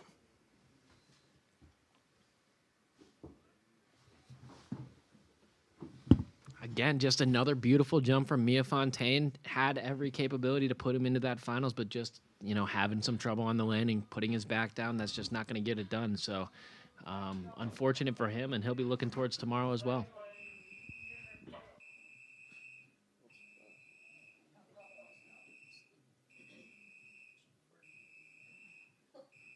Hey, Chuck, the tablet just died again, so we're working on it here.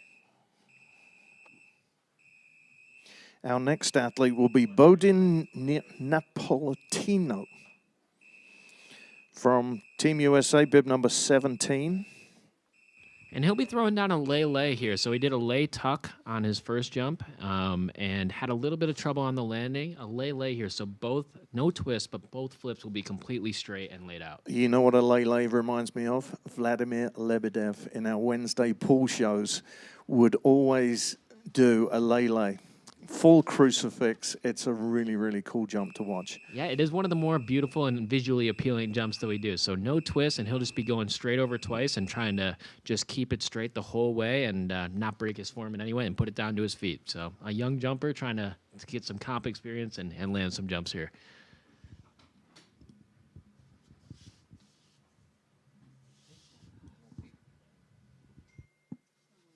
Okay, Chuck, we have all the scores in the tablet set. Should I just validate? 17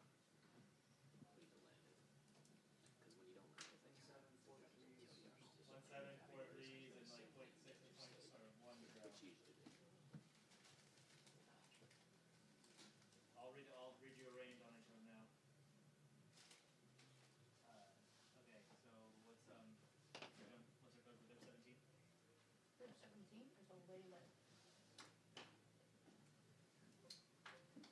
kicker, Jen?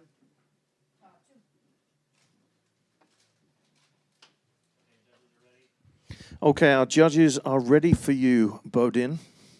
Lele off of kicker number 2.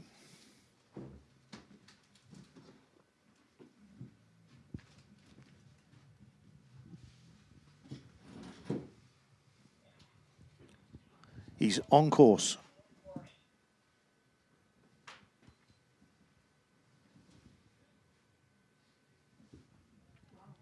Heck yeah, Bowden.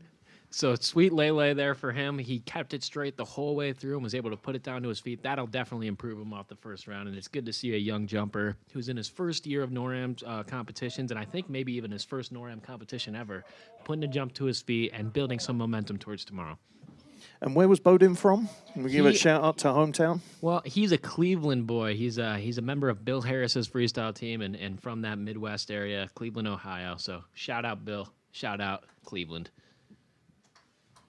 Okay, our next athlete, Ian Schoendold, was sitting in 11th spot. So this will be an interesting jump. Ian is going off the triple. He'll be doing a lay full, so a double twisting, triple backflip, going 60 feet in the air, and just had a little bit of trouble on his first round jump. We did what we call a punch front, where he punched into a front flip off landing, and other than that was a spectacular jump. So he needs to improve here, but the degree of difficulty is high enough that if he puts this thing to his feet, then we could see him overtake Victor Primo in that bubble of 6th place. He's one of the few jumpers left that can do it, so let's go, Ian.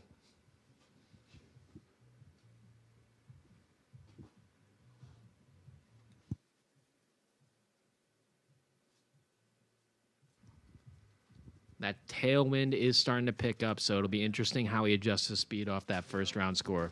1-5 or 1-4 to 1-8, 3-8, 4-3, and 0.1 to 2.5. So judge 2, you have a 0.1.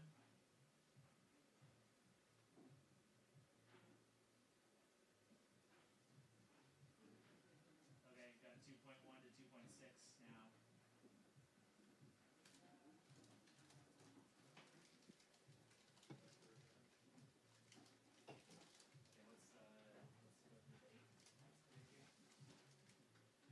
Lay full.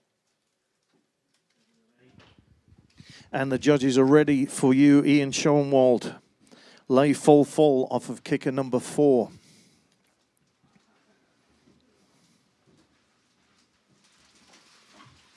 And he is on course.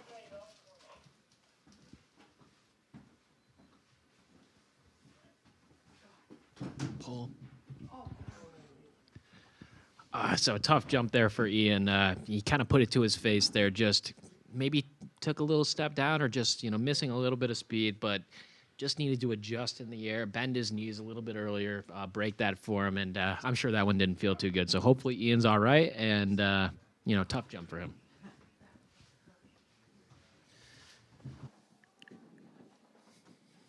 Yeah, he's walking it off. He's got his skis in his hand, but first year on the triple for Ian, so just trying to build some of that experience, and that's the tough way to build that experience of just needing to bend those knees a little earlier, pull it in, and adjust for landing. Could you see if it was going to be short?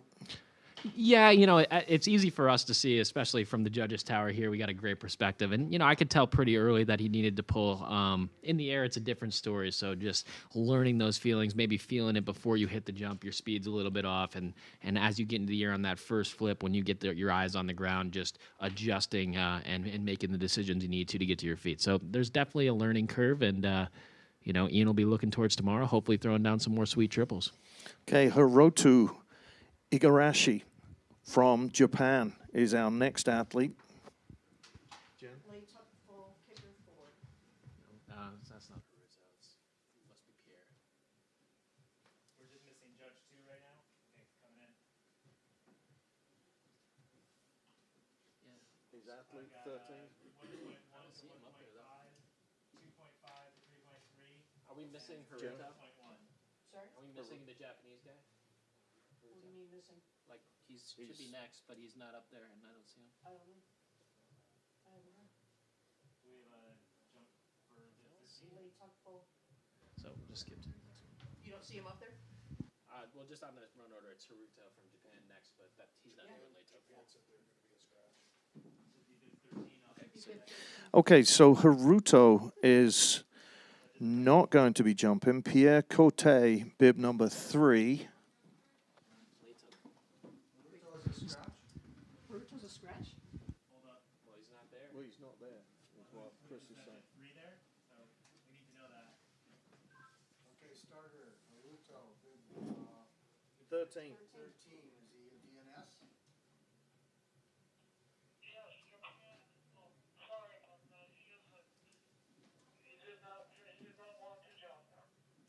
Copy Bib that. 13, Haruto is going to be a DNS, so we're going to be going to bib. Okay, so Haruto did not start, so we won't be seeing his second jump. But Pierre Cote from Canada will be a lay tuck full off of off of kicker number 4. Judges are ready. And the judges are ready for bib number 3, Pierre Cote.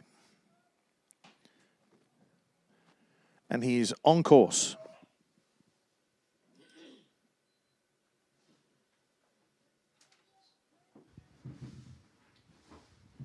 So a really pretty jump for Pierre there, and fortunate for him, he had a solid lay full in the first round, and we'll see him in the finals. So just a young Canadian athlete, just trying to get more experience on those triples, and unfortunately he didn't put that down to his feet, but hopefully he'll be able to throw down a sweet triple for us in the last round and challenge for that top spot. That was full for bib 11. So our next athlete, Connor Curran, representing Team USA, full off of kicker number 2. And he lands this perfect, can maybe get in to the top 6. He should be safe. He's in 3rd place right now, so he should be safe in the top 6 as it is. So he's kind of stepping that degree of difficulty down a little bit, just getting ready for those finals. He's not planning on this score carrying over, but still expect to see a nice jump, great air and form and a good landing. And Connor, one of the best athletes form-wise that we have on the double in the competition today. So hopefully going to be solid in that final as well. I'm sorry, Connor, I didn't see you in that top 6. So you are guaranteed for one final jump as we take the top 6. So fly safe this time, young man.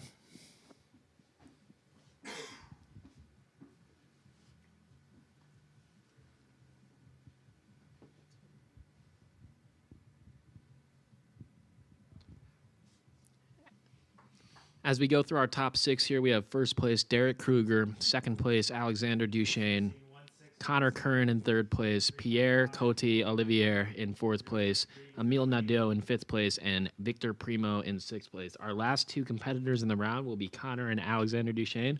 So Victor Primo, you will be in the final round, and our top 6 is currently set for the finals. Okay, judges are ready. And the judges are ready for you, Connor Curran. Team USA's bib number 11, full off of kicker number 2.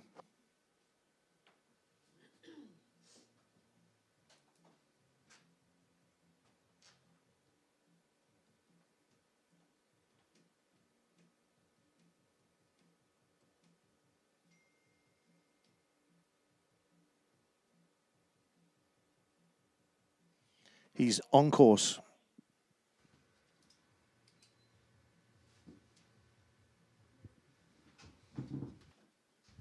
Beautiful jump there from Connor. Great air, great form, beautiful landing.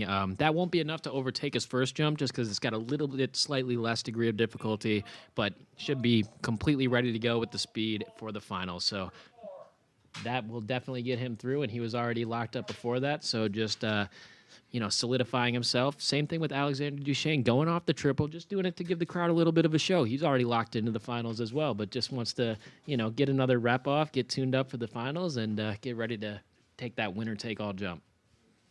Now, you don't have to do any more kind of forerunning until tomorrow. Are you forerunning again tomorrow? Yeah, I'm still forerunning. Part of me wanted to compete today, but, a decision with the coach to get ready for World Cup next weekend and just get some training jumps off before the competition today. But it's a lot of fun out here, and we got a nice mixture going on for this top 6 where we've got, I think, 4 of our athletes are going to be going off the triple and 2 of them off the double with some very solid jumps. So we got 4 athletes off the triple. Kind of the cream rose to the top today, where our highest degree of difficulty athletes are, taking that final winner-take-all jump.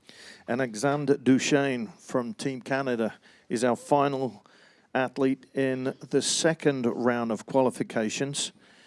Again, our last 2 athletes have already qualified. Connor Curran is in, Alexander Duchesne is in, and then we wipe the slate clean for a winner-takes-all.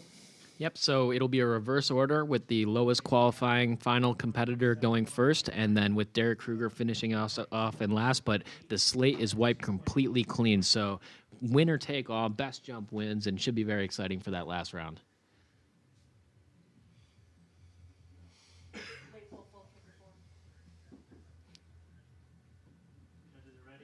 And the judges are ready for you, Alexander Duchesne. Lay full off of kicker number 4.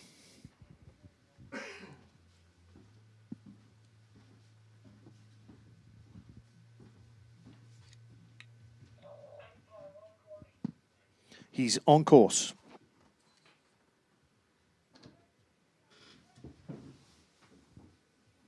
Absolutely massive lay full right there. So even though Alex was already qualified for the finals, that is going to be one of the benefits of taking that jump, as the wind and the weather have changed significantly since his first round jump. And just taking that jump and seeing how large it was and how much speed he took into it will allow him to make the adjustments a little bit earlier for our final that's coming up in just a few minutes. Okay, so that completes our second round of qualifying jumps. Chris Lillis joining me in the awards, or the awards. Awards is tomorrow. We have 2 events, and this is the first of 4 events, and we have our first final coming up. It will be not worst to first, it's 6th to first. Victor Primo from Canada will jump first in our second round. Emile Nadeau from Canada will jump second. Pierre Cote from Canada will jump 3rd. Connor Curran from Team USA will jump 4th. Alexander Duchesne from Canada will jump 5th. And then our final jumper will be a man who's only taken 1 jump so far today, Derek Kruger. Yeah, Derek's jumped with a lot of confidence today. Put down a solid jump in the first round and knew that he would be finishing in the final, from the moment that jump was landed. So he's had a little bit of a rest, hopefully maybe a snack or getting ready to go. And he's going to be throwing another quad twisting triple backflip for us, trying to take home the win. It's an interesting final, Stuart, because we got 2 guys on the double in Victor and Connor who have excellent form and excellent ability to really put that pressure on the guys on the triple. That mixed with some difficult weather and wind that we're dealing with might make it even a little bit more difficult for the guys on the triple, trying to do those bigger tricks. With that being said, the advantage definitely goes to Alexander Duchesne, Derek Kruger, Emile Nadeau, and Pierre, because they're going off the biggest jump. They're doing the highest degree of difficulty, and if they're able to land a nice straight, nice form jump, it should be able to get them on the podium or potentially take home the win. Okay, so how long would you say we've got between this? Is it they've got 10 minutes, they've got 5 minutes, or is it as soon as they get to the hill? I would say that if you were planning on grabbing a waffle or a coffee or something like that, now's a good time for it. We got a nice food vendor stand down there at the bottom.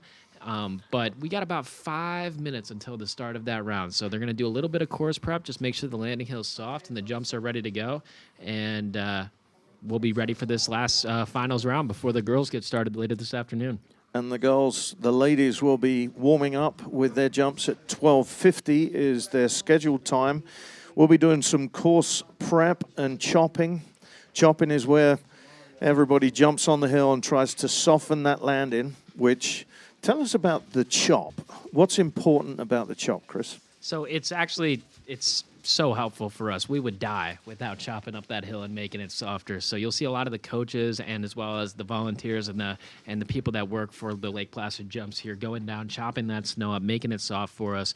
It's when you're coming out of 60 feet in the air and you're, pretty much having a complete vertical drop from the top of your jump. The softness of that landing is vital, and especially if you're going to take a hard hit like we saw a few of them do earlier today.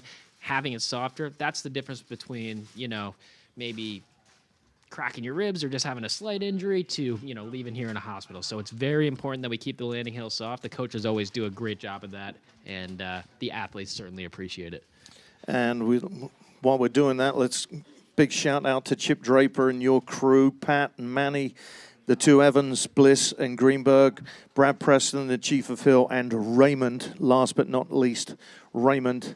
You've been out here pretty much all week. You say you've been here 3 weeks, We've Chris. been here for 3 weeks, and I'll tell you what, it has not been easy on the Lake Placid crew for the preparation. It's been a tough, weather stint here in Lake Placid with a lot of warm weather, some cold weather, some wind, and these jumps couldn't look better. The jump site looks spectacular, and from the athletes' perspective, we're so excited for this weekend's events, and then also moving towards future events, future World Cups, hopefully next season, and it's a phenomenal site with a phenomenal crew. And we got a time check of 12:21, temperature 30 degrees, cloudy, but the sun has come out. Where does the sun play for you? I think it's just nice, especially when we're jumping in the daytime, when you have a lot of overcast weather, the sky can be kind of gray and the snow can be kind of like a whitish gray. So to a certain extent, as athletes, we're pretty used to getting our eyes on the ground and being able to tell the difference, but there can be a slight, confusion, or it can get a little bit, flat light and difficult to see the ground. Outside of that, sunshine's just fun to jump in. It's nice to be warm. It's nice to have the sun coming down on us, and the wind has been picking up a little bit all afternoon, so this last round will be a very difficult one for the athletes to try and adjust to that. And what about jumping at night? The last times we've had World Cups here, they're nighttime jumps. Where does a floodlight play for you? Well, it's nice to jump at night, when it's lit up and the sky's completely black and the snow's white. That just makes it easy for everything. Also, the weather tends to be a little bit more predictable later at night. Usually those systems kind of move through the afternoon and calm down as the night goes on. And then obviously the best part about jumping at night in Lake Placid is that Lake Placid crowd coming out and supporting us. We've had some pretty rowdy World Cups with a lot of people out here, and excited to start pushing towards that again. Now, you go to World Championships next week. Is it a week-long event? Is it 10 days? Is it? So for us, it's just one event, one day. It's a World Cup finals, so we'll be settling up the tour. The world rankings going into next season and be crowning a World Cup overall. For Team USA, it's very exciting. For those who want to tune in, we got Winter Vinecki, who will be forerunning, similar to as I did today. She's fighting a head-to-head battle with Danielle Scott for the #1 woman in the world. They've been going at it all season. It's going to come down to the last event, so that should be very exciting. As far as myself, just trying to crack into that top 3 in the world. Had a rough event in Canada a week ago, which took me out of the World Cup overall running for this season, but still trying to, wrap up the season on the podium. And for all these athletes that'll be going to Kazakhstan, it's just every World Cup is huge. Every time you get to represent your country and maybe end up on the podium with a World Cup win, it's a huge opportunity for us. So, the jumping and this event is a great way for us to get in the gate, to get some training and get prepared for that big event next weekend. Now, is there a mixed event at the World Championships? So next weekend, we'll be jumping along with our mogul skiing counterparts. There will be no mixed team event at this one, but it'll be our World Cup finals as well as a mogul event in the World Cup and a dual mogul event. So we get to, combine with our fellow mogul skiers who we train with sometimes, especially in the summer, and all meet up in Almaty, Kazakhstan to throw down. There is an event, a moguls event going on right now in Vermont, and I know there's a couple of people from here that are going to that event tomorrow. The U.S. national team in Vermont right now for moguls? I believe that there are U.S. national team members who will be there competing, but majority of the team, I think, is getting ready to fly and getting ready to. So a lot of times the national team will be split up. Not everybody goes everywhere, but those top dogs, I think, are getting prepared for Almaty. I'm not 100% sure, but I'm pretty sure they're getting prepared to take off and make the long trek. We got a long travel day ahead of us. We'll be driving to Montreal from here, flying to Turkey after that, 7-hour layover in the Turkish airport, then flying another flight to Almaty. And then we get into Kazakhstan at 4:30 in the morning. So it'll be a long, long day. The life of a freestyle aerialist. Yeah, I'm already, downloading movies and getting ready to drown myself out and distract myself on the way there. I see 5 of our 6 athletes up there. Yeah, it looks like we're getting ready to go with Victor. He's already in the gate. He's ready to go. He held on to that bubble spot for quite a while, and he's ready to throw down a solid, I'm going to guess that he's going to do a double full full. That seems to be his more preferred out of the 2 triple twisting doubles, and hopefully put some pressure on those big dogs to throw down a solid jump. These doubles, especially with how well they're done with Connor and Victor, can put all the pressure in the world and make sure that those athletes on the triple really got to earn it, really got to throw down a solid jump.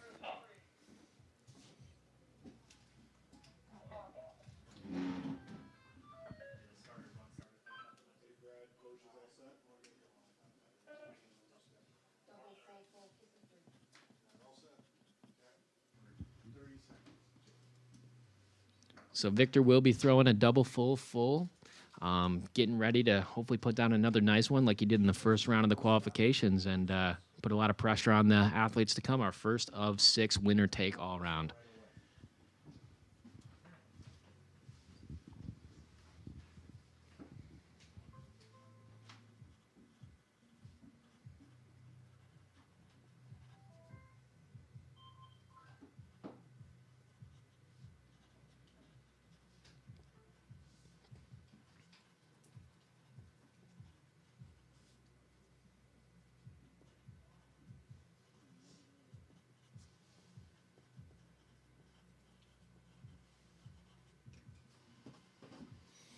Okay, if you've just arrived, welcome to the Olympic Jumping Complex. Don't disappear inside the building. We have our final 6 jumps, the aerials finals as part of the NorAm Cup circuit. Victor Prumeau will jump first. Double full off of kicker number 3.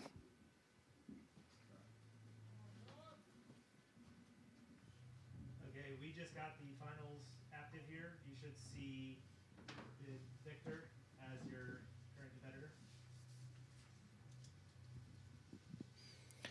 So where do nerves hit right now? You've made it to the final. Are you more relaxed that you're in the final? It depends on the competition, on the athlete, but I'd say that right before the jump, the nerves are usually building up, especially Victor here taking the first jump of 6 and kind of kicking off the round. There's not a lot of clarity on what he needs to do to get onto that podium or to win, so he just got to go for broke, throw the best jump he possibly can, stick it, and put the pressure on everybody else. But I'd say the nerves usually start to build, and as the time goes on, we've had a little bit of a break here for the athletes, and some of them have been standing up top for a little while. That can be a little difficult. And it looks like the wind is giving them a break too. Yeah, it is a good moment to jump these next few minutes. It's starting to calm down, but it's kind of coming in and out. So, if you're out down there at the bottom, you're a spectator, keeping an eye on that looker's right hand American flag and how hard it's blowing. It's an indication of how difficult it is for the jumpers to get their speed right and get the height right for the trick that they're doing.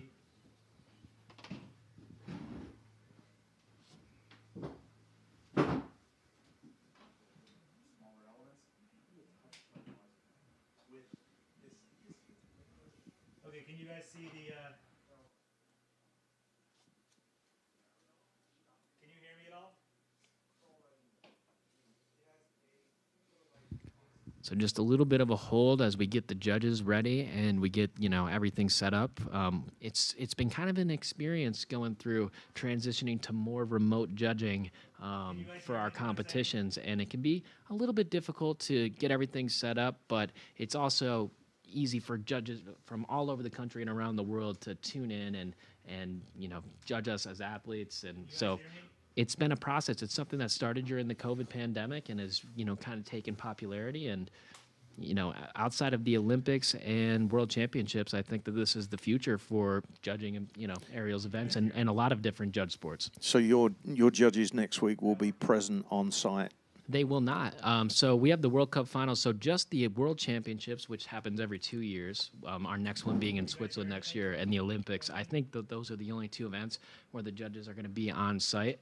Outside of that, we're kind of transitioning into more of that remote judging and, just trying to get that set up here for Victor.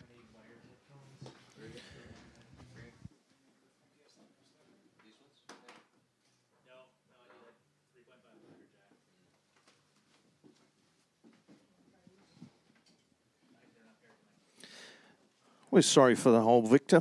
We will be with you momentarily. So we were just kind of talking about the mental aspect of competing. We call this will be called icing.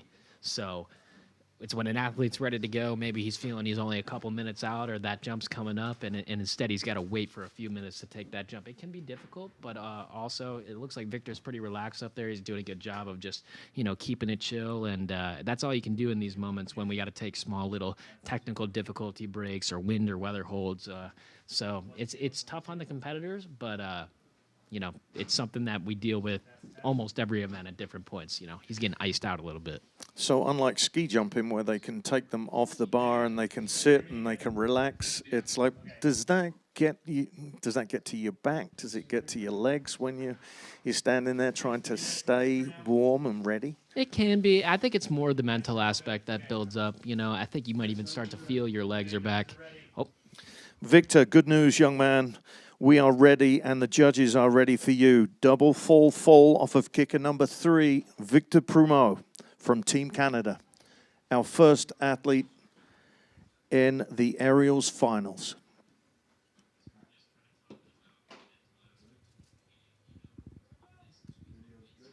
He's on course. Victor Prumeau, Team Canada.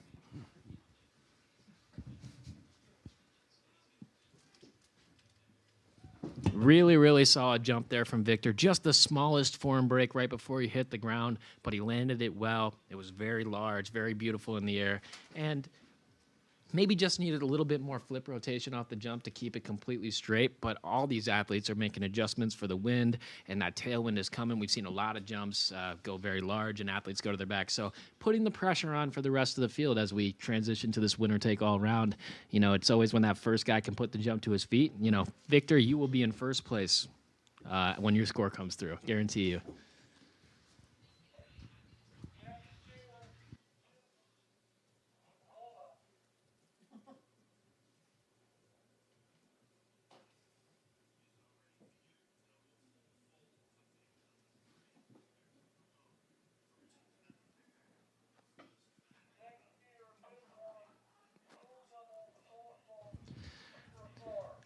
Okay. Shout out to our coaches, Vlad Lebedev and Stas, and all the coaches on the hill for getting everything as close to good as possible.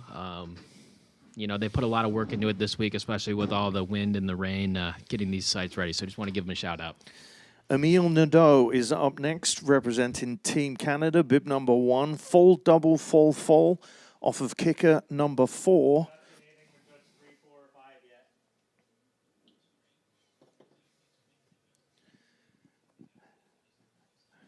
And as we get ready for athletes competing in the aerials finals of competition number 1 of a 2-competition weekend, the ladies are starting to make their way up over to the gondola and then around the back of the hill for their qualification warm-up. Again, don't go anywhere. 5 more athletes to jump.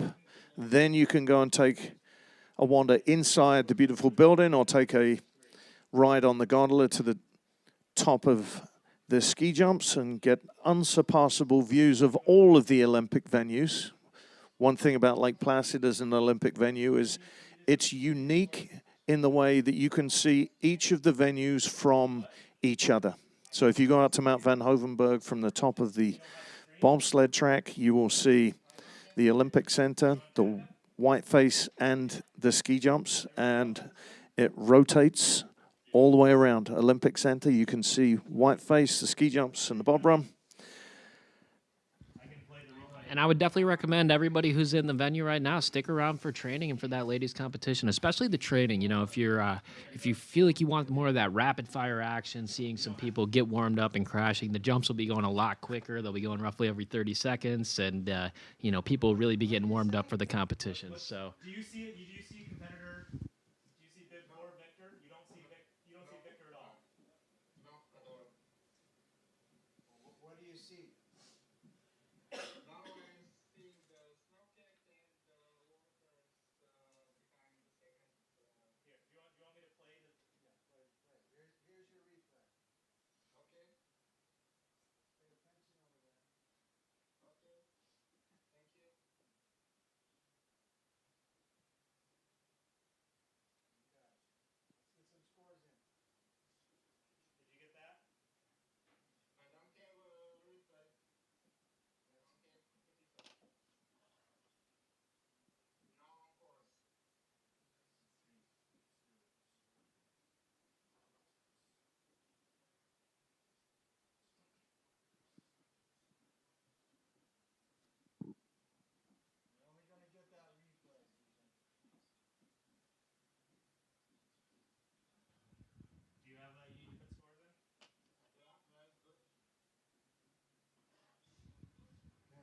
Scores in.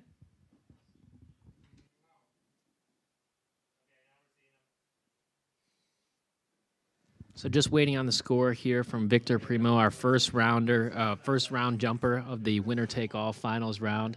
And after we finish up the men's here, we recommend you take a ride around the site and check out all the Olympic venue, as well as stop in at the Waffle Hut. I know a lot of these coaches and athletes are waiting for some waffles once they get done with their day, but they're supposed to be pretty good. We can smell absolutely nothing up here. So if you are standing close to or near the waffle cabin, please help yourselves.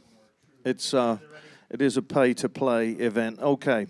Score in for Victor Primo, 90.59. So that's our first jump score of the round. And our judges are ready for you, Emile Nudo, representing Canada. Full, double, full off of kicker number 4. He's on course.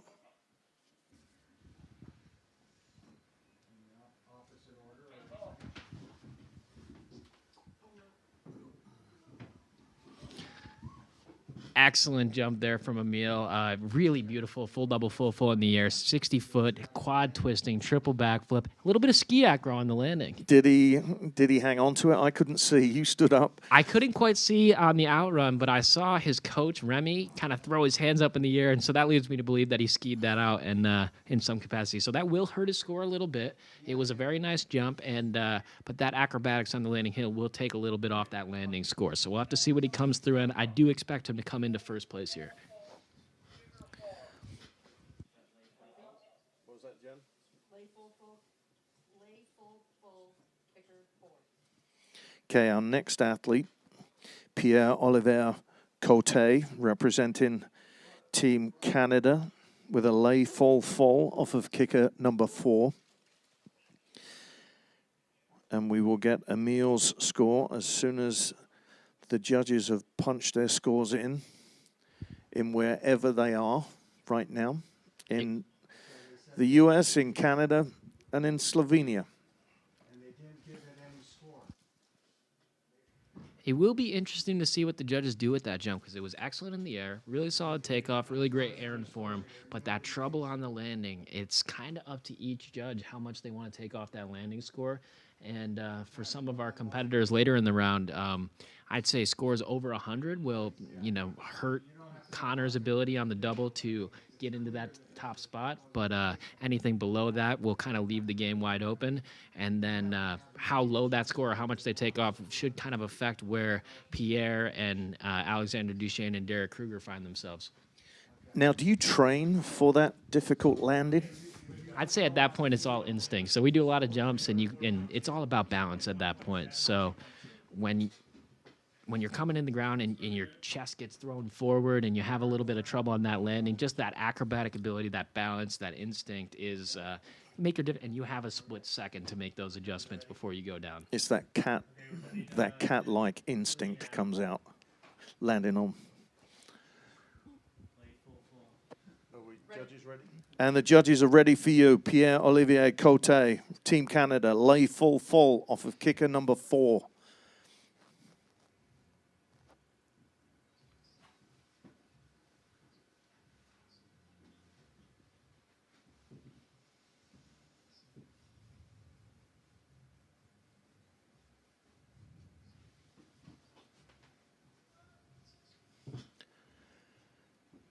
And Coach Fontaine has given him clear. You are on course.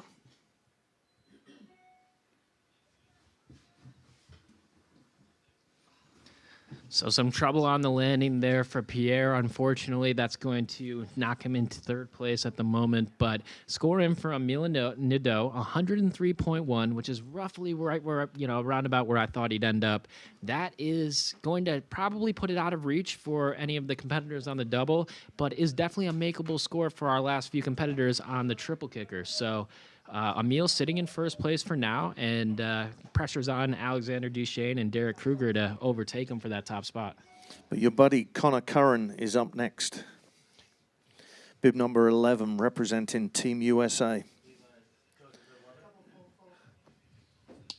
Double full. Off of kicker number 2 for Connor Curran will be our next athlete. So now our wind has switched to a headwind. So it was a tailwind. It was no wind earlier today. Now it's a headwind. These athletes are going to be moving all over the hill trying to get that speed right. And Connor Curran, he's very solid off the double. I expect another very beautiful, nice jump for him. Score to beat right now is 103.1, and the max score for the trick he's doing, which is a double full full, is 105. So it would have to be perfect. Not undoable, but it would have to be just about perfect to get in that top spot. Everybody, we've got 3.0 to 3.8 and 0.2 to 0.8.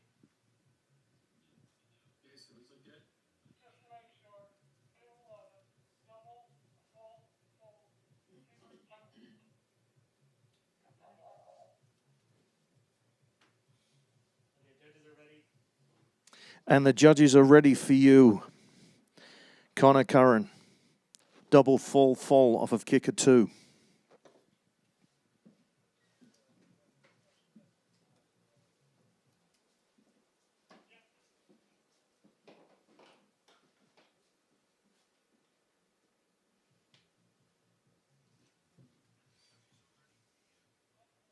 On course.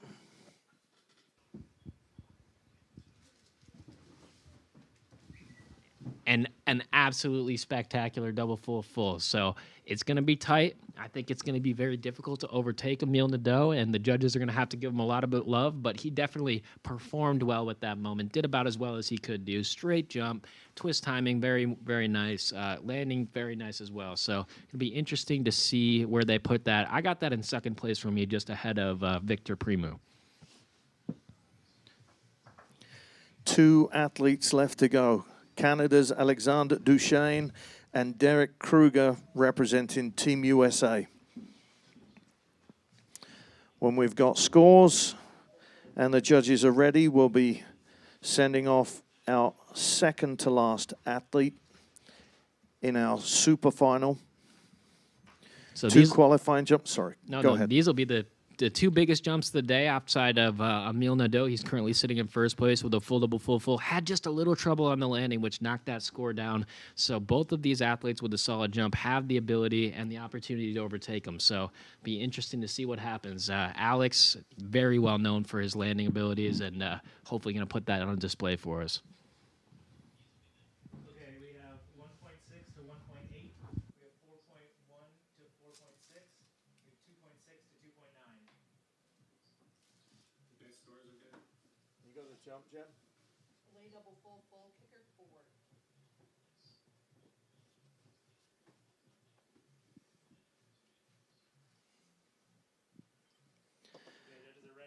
Okay, the judges are ready for you. Alexander Duchesne from Canada. Lay double full fall off of kicker number 4.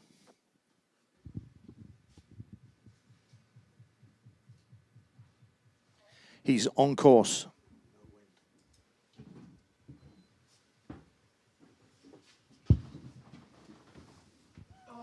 Absolutely spectacular Wow. lay double full full. That's awesome. Score in for Connor Curran, 93.06, going into second place. That is going to be going into third place in just a moment. I got that as the top jump of the round so far. That was beautiful. Now, when you say wow and I say wow, and it comes from a team that isn't part of your team, are you as happy for them as if it was one of your teammates? Well, maybe not as happy. I mean, we got Derek Kruger coming up here, and I'm definitely rooting for Derek and hope he puts down a solid jump. But Alex is a guy I've enjoyed getting to know over the last couple of years. He's a great competitor, and we actually went on vacation together last year. And there's a lot of crossover between Team USA and Team Canada. For a while, we still like to call ourselves Team North America. So it doesn't show up as much in the NorAm Cup because that is a North American dominated tour. But when we get out in the international tour and we go to Kazakhstan and some of these other countries, there's a lot of Canadian, US, we're all rooting for each other and want to see each other do well. And that was just a spectacular jump. So just as a fan of the sport, a lot of fun to see a lay double full full. So no twists on the first flip, 2 twists on the second flip, 1 twist on the third flip, straight pinned out the whole way, and he stuck it. 1 athlete left, Derek Kruger from Team USA. Full double full full, kicker 4. I'm seeing 1.8 across the board. Our final athlete, 4.5 and US fans, Derek Kruger is your man, bib number 18.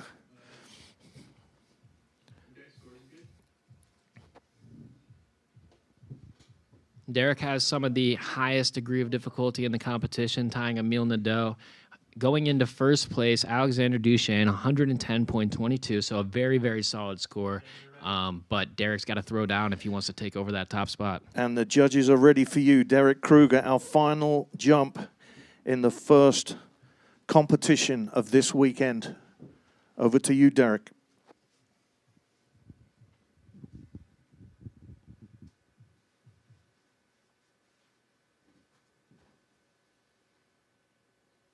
On course.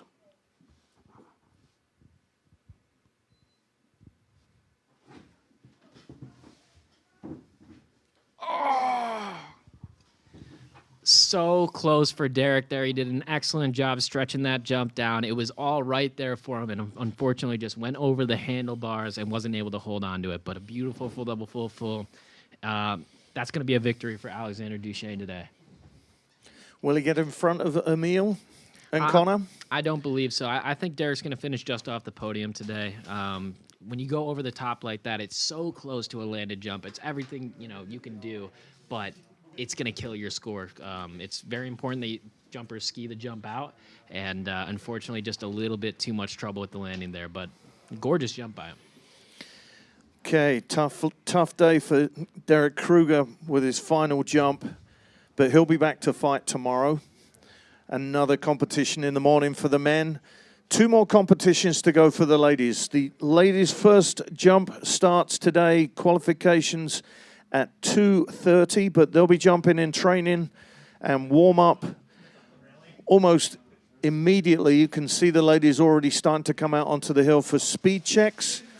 Thank you very much, Chris Lillis. You will be back for the ladies this afternoon, correct? I hope so. Yeah, I think I'll be back here this ladies, as long as I don't got to, get shuffled out of here for my poor announcing by my coaches. I'll be the first one gone, trust me. You're here as part of the Freestyle NorAm Cup Finals ladies competition to start at 2:30. Speed testing going on right now, and it looks like we have just waiting for Derek Kruger's score to come in, and then we can give you an official 3, 2, 1. Right now, Connor Curran sitting in third, Emile Nadeau sitting in second, and like Alexander Duchesne looks like he's going to be our gold medal winner. And that score is confirmed. Do you want to read that, Chris? So 80.53 for Derek Kruger, putting him into 5th place. Just so close to getting that top spot and putting down a jump good enough to win, but just going over the handlebars there. So our 1st place is Alexander Duchesne of Canada. 2nd place, Emile Nadeau of Canada as well. And then 3rd place from the United States, Connor Curran. Okay, thank you. Chris, thank you. Chip and your men, Pat, Manny, Evan Bliss, and Evan Greenberg, Brad Preston, Chief of Hill, and Raymond. You're all out there prepping the hill.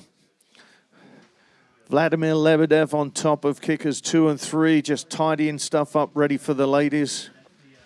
Thanks for coming out to the Olympic Jumping Complex for the FIS Freestyle NorAm Cup Finals. We'll have more jumping over the next couple hours, and the ladies' competition coming to you later this afternoon. Hot drinks and food downstairs in the base lodge. Enjoy.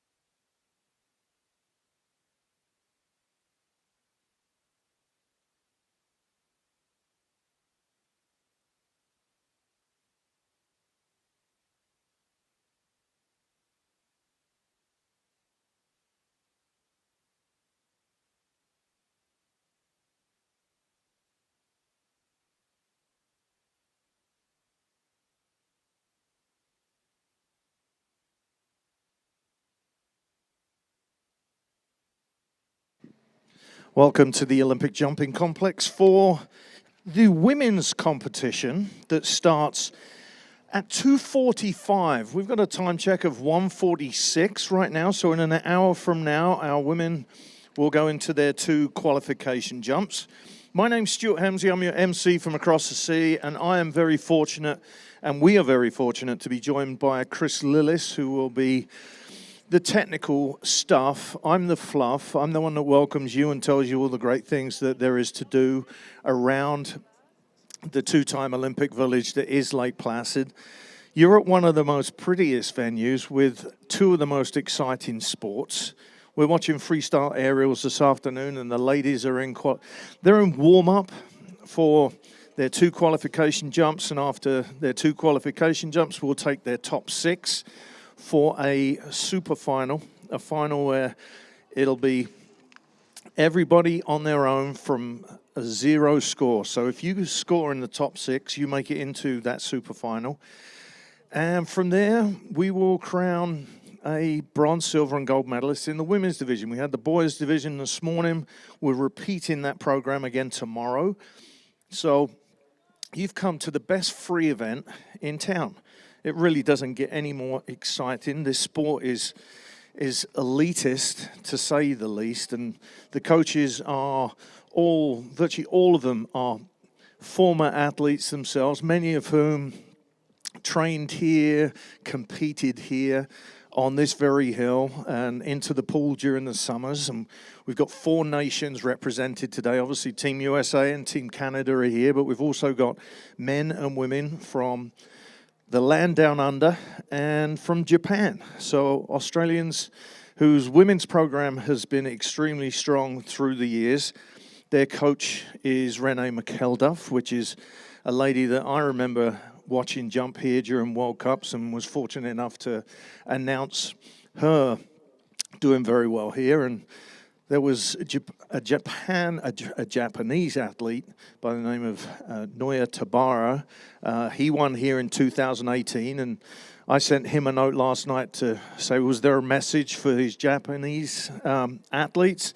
And he said, just enjoy Lake Placid. So messages from all over the world back to athletes from all over the world. And then our judges are remote. So this is our first event this morning, making sure that we could communicate with the judges that are in Canada, all over the US, and 1 gentleman in Slovenia. So we've got remote judging through video. They will come video replay, and then they'll give us the scores, and that's the way we're getting the scoring done today. This occurred because of COVID and people not being able to move around the world. So that's what we've got going on right now.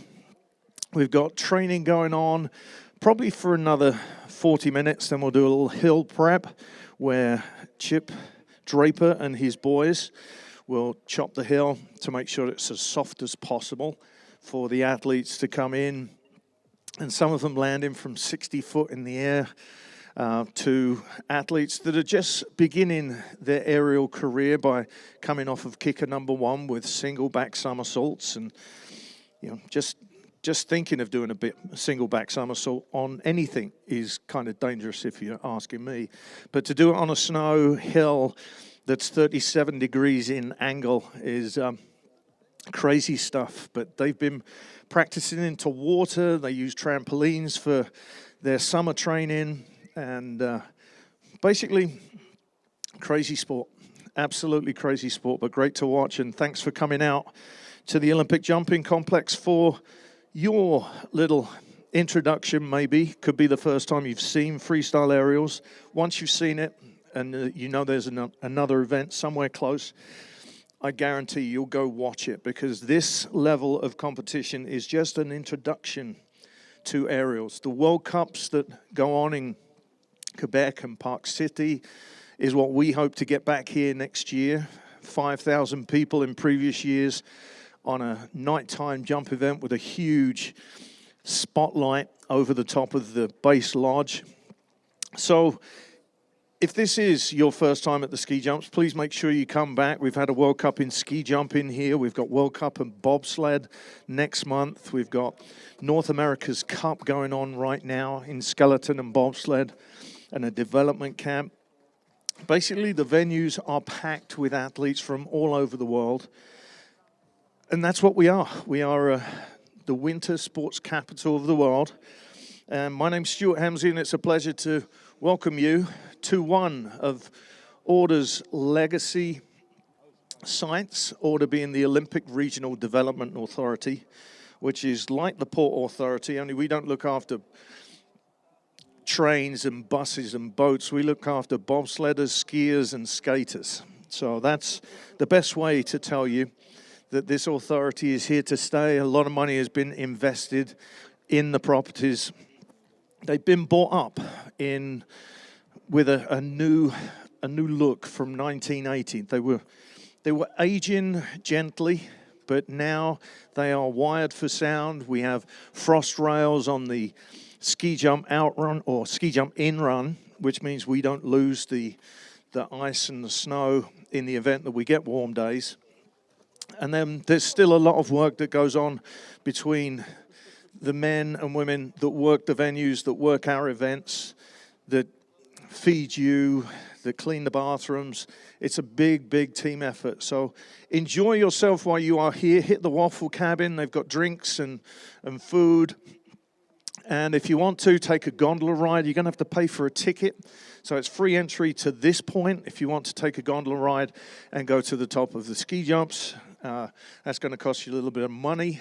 The Olympic passport will get you into everywhere. Gondola ride at Whiteface, gondola ride here. It'll get you into the Winter Olympic Museum, which has undergone another one of it just looks magnificent now. And our history in winter sports is unsurpassable. So go check that out. There's hockey tournaments going on in the rink if you like hockey. Go watch that. I don't think there's any charge to get in there. But again, welcome to the Olympic Jumping Complex for NorAm Freestyle Aerials. And we'll be getting underway at 2:45. Thank you.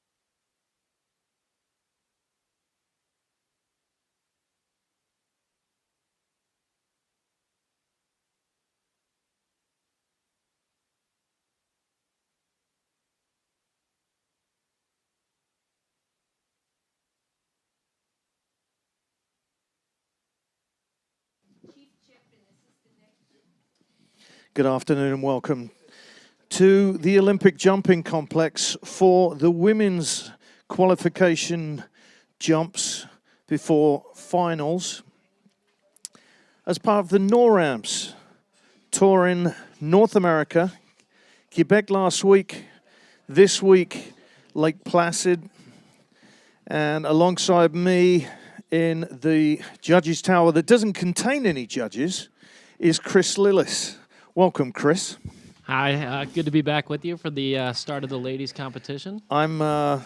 This is our first time working together. Normally it's been me commentating on you, but now you helping me with the technical side and me asking questions like I'm a regular spectator at this venue. Again, thanks for coming out, everybody. This is a free event to come in and watch the future stars and some of the current stars of freestyle aerials. Yeah, we got a nice mixture of athletes going from junior development teams all the way up to Olympians and U.S. national ski team members. This is the final weekend of the North American Cup Tour, so starting off the tour in Canada and wrapping it up here in Lake Placid, and a lot on the line for these girls. It's a really tight tour right now, and I'd say as many as 5 girls over the course of the weekend's event are hoping to be crowned the North American Cup champion. And that'll happen tomorrow. We got awards immediately following the ladies' 2 jumps and final 6 jump off down in front of the base lodge. So stick around if you want to watch some award ceremonies probably in a couple of hours, right? Yeah, I'd say we're going to finish up just after 4 o'clock, but you're going to want to stick around and watch all the action. The girls will be throwing down, and those tricks will just be getting bigger and bigger as the day goes on.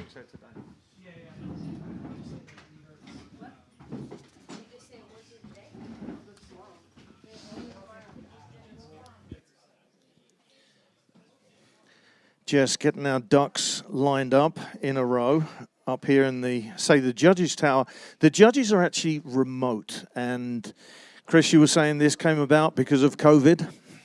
Yeah, I think the beginning of this was the COVID pandemic, obviously with social distancing and some of those needs, we had to find a way to host events. And, I was really proud of FIS and the World Cup and NorAm tours. We did not miss a season or a beat during the COVID pandemic. And at certain times we were traveling with masks and, just staying in small groups with the teams, but we're able to hold our World Cup and North American Cup tours those seasons.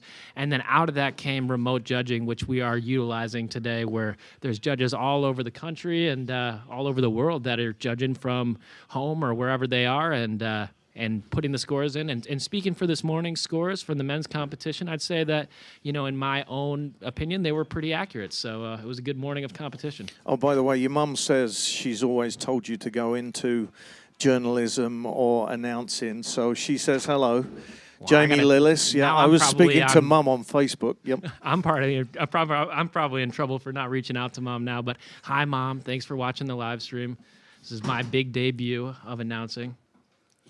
I'm making you look good, fella, because you are the stuff and I am the fluff, as I say, when I've got someone with your ability and your history and the fact that you've got an Olympic gold medal from the last Olympics, albeit not an individual one, it was a team one, but still a gold medal, fella. Yeah, we're working on that. It was a great pleasure for Team USA to go out there and take the gold, and just missed out on an opportunity to get a medal in the individual event, but young guy trying to get back there in 2026. That one was the first event in aerials, right? It was the mixed team. Yep, it was an inaugural event in the Olympics. So looking to defend that in 2026. Can't take that away from you, fella.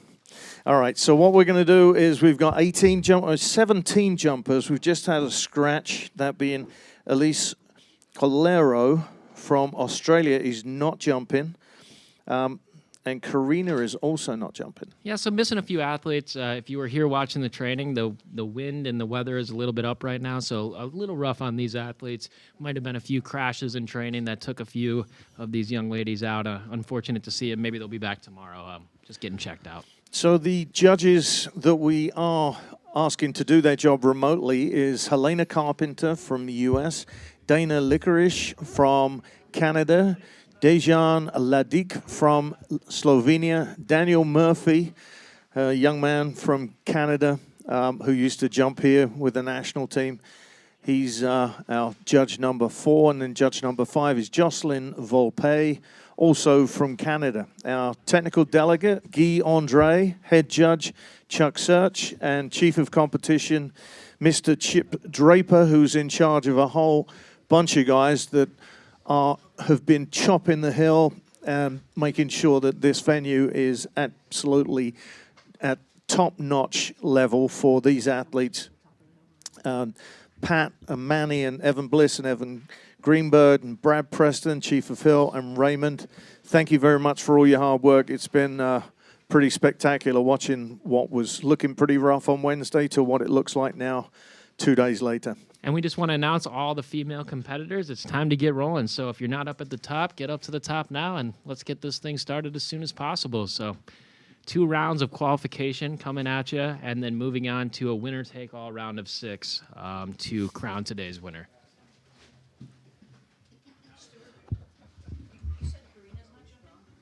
Yeah.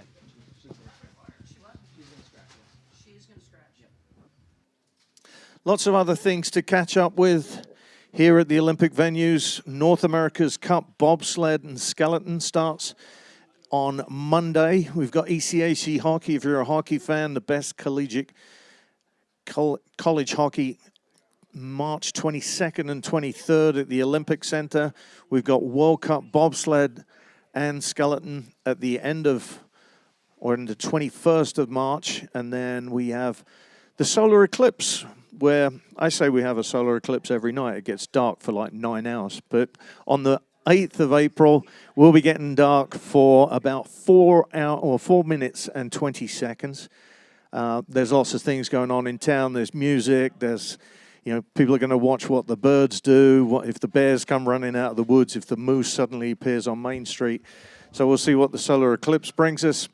U.S. figure skating intercollegiate event in middle of April rather, and then we have UCI Mountain Bike World Championships here in September, and then Bobsled and Skeleton World Championships, much like you're going to World Championships next week in Kazakhstan, Chris. Yep, World Cup finals for the World Cup Tour happening in Kazakhstan. So Team USA has been here in Lake Placid for the last 3 weeks training and getting ready to go. And then we begin our long journey to the other side of the world on Sunday. So it's been a great 3 weeks in Lake Placid. And I think all those events and hopefully more aerials events to come just speaks to how good Lake Placid is to hosting different kinds of events, different kinds of entertainment for the many tourists and people that come to town. All right, so our first athlete is going to be do you call her Kathy? Catherine? Kate. Kate McEnany or McEnany? McEnany. All right, so Kate McEnany representing Team USA is our first athlete, bib number 18. And I think we're ready to start with some forerunners. So our first forerunner of the day is going to be Winter Vinecki. She is the current #1 woman in the world, just getting us started before the official competition takes place. So she'll be doing a full off jump number 2, a double twisting, double backflip.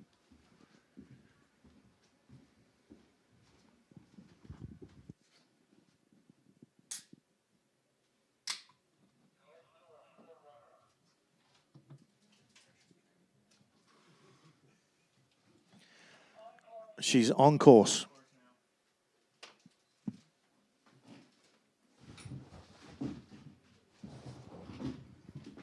Pretty nice start for the ladies competition. Not an official competitor today, as you'll see with bib A on, but just a forerunner and making sure the timing and the judges are all ready to start judging these women in the event. She's just getting tuned up for World Cup finals in Kazakhstan. Now, what kind of jump would she be doing when she gets to World Championships? So Winter has just made the transition this year to triple backflips. So for the majority of the World Cup Tour, she's been throwing triple backflips, so that biggest jump, and she's hitting the same jump as the boys do. Not doing that today, just kind of keeping things chill and getting ready to go, but you can expect to see Winter, you know, if you tune in for World Cup Finals or any of her competitions, getting up the triple. Our next forerunner is Kayla Kuhn right now. Kayla Kuhn, a 2022 Olympian. If you got any kids down there in the crowd, feel free to annoy her and get a picture with her.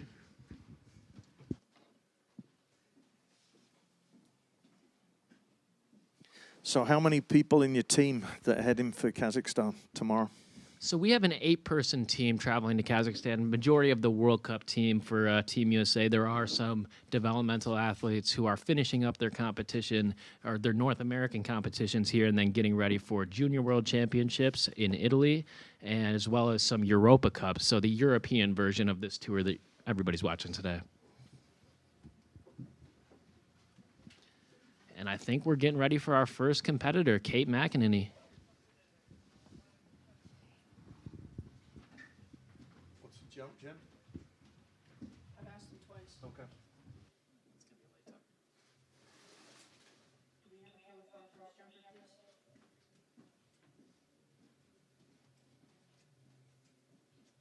And we've got bid 18 about to go. She's standing there.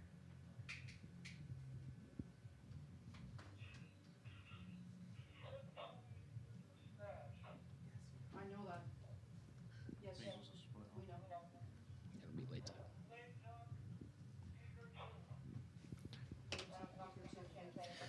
Okay, Kate McEnany, lay tuck off of kicker 2. Judges ready? Judges are ready. Judges are ready. We're about to go now.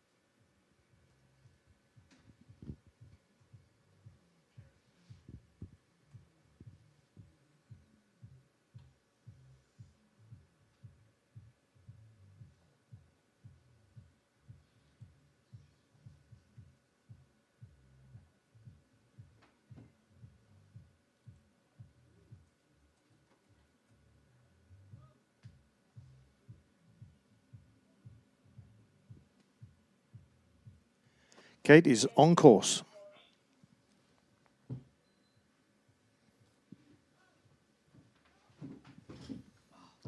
So just some trouble on the landing there for Kate. So a late tuck, laying out that first flip with a quick tuck in the second flip. And if you're a spectator at the bottom, you can see on the right-hand side, there's that American flag waving in the wind. That's going to be a huge indication of when it's safe for the athletes to go. So the coaches and the athletes are trying to find the time with the least amount of wind, or at least a wind that was similar to whatever last jump they may have taken in training. And Kate just had a lot of speed there and just getting started on her doubles. One of our developmental girls and just making her way through the ranks. Now, do we give them a little bit more time because it is a North America's Cup?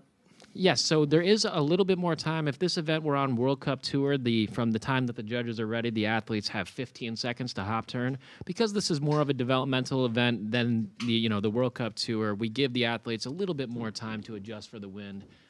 So they could go at any point after the judges are ready, whenever their coach feels it's safe. Okay, our next athlete is bib number 4, representing Team USA, Kira Dossa.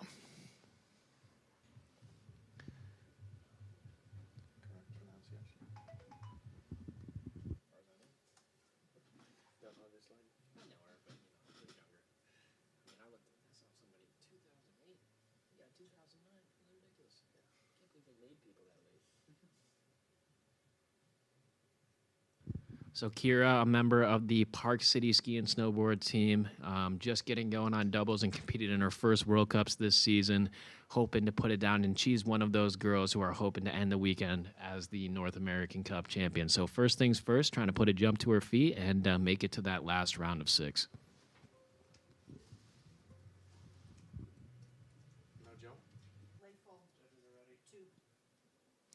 And the judges are ready for Kira with a lay fall from kicker number 2.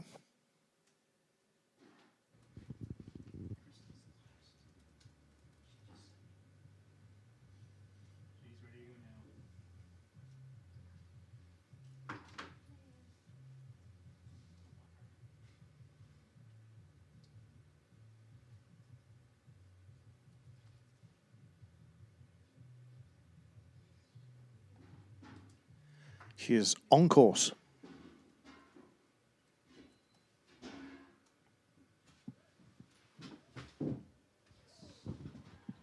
And putting it down to her feet, first landed jump of the ladies' competition. And, you know, that's a great display of what she's been doing all season. First year on the double, but she's put quite a few jumps to her feet, including in the World Cups that she's competed in, and keeping that going. And I heard a cheer from a crowd. We're starting to get a crowd in the house. Make sure you come back tomorrow. We've got more men's jumps in the morning, more ladies' jumps in the afternoon. Free event. Nothing better than free. Kira, good job. We'll get scores out. We have a first jump, first place for Kate McEnany with a score of 48.10. Kira's score will come up momentarily, but our next athlete represents Canada. Her name is Victoria Cote, bib number 16.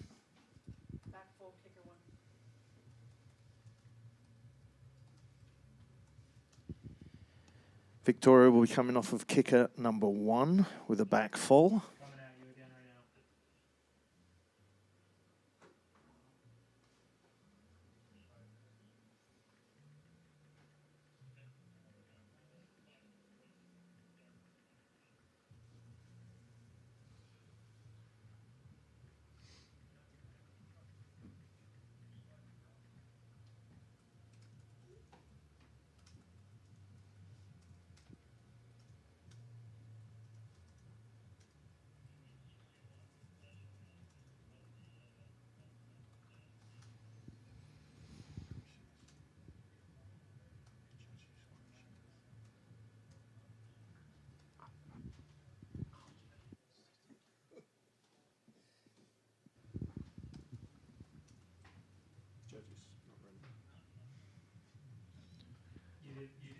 You didn't see it at all?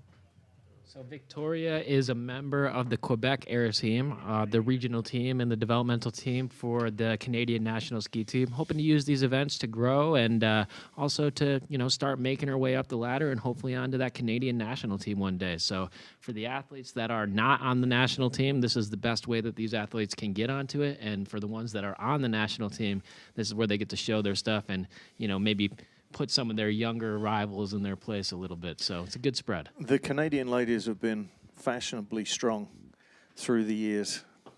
Veronica Brenner, Veronica Bauer, not to mention all the boys that are down here as coaches, Jeff Bean. It's just, it's, as you say, when the North America's Cup group go to Europe, there is a closeness between the two nations. Yeah, and it's just been a real pleasure to watch that Canadian team grow. I mean, we're seeing a lot of young Canadian women competing in this competition, you know, really starting to fill out the ranks for them and, you know, hopefully grow a bigger team. And obviously capped off by Marianne Thaneau, who's an Olympian, 2022 Olympian, as well as multiple-time World Cup winner, and she's kind of leading, you know, the veteran presence out of this group. So, you know, that's the fun thing about the NorAms is you have Olympians co-mingling and co-competing with, you know, developmental athletes, and you just get that experience of jumping with athletes that are usually traveling, you know, on World Cup, but also, you know, make occasional appearances on the NorAm tour. Do they spend a lot of time tapping your brain, or do you go to them? Judges are ready. Before you answer that, let's say the judges are ready for Victoria Cote, back full off of kicker number 1. And she is on course.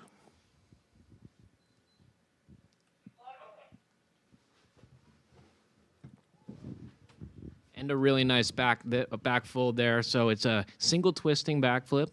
Ideally trying to keep that body line straight, just as she did, put it down to her feet, as she did as well. And, you know, it's going to be a solid score for her. I think a lot of girls in this competition, you know, some of the ones that we're seeing on the double kicker with twisting doubles or multiple twisting doubles will be, you know, hopefully getting to that top 6 and taking home the day. But for Victoria, that's a great jump that she can build onto and take into the next round.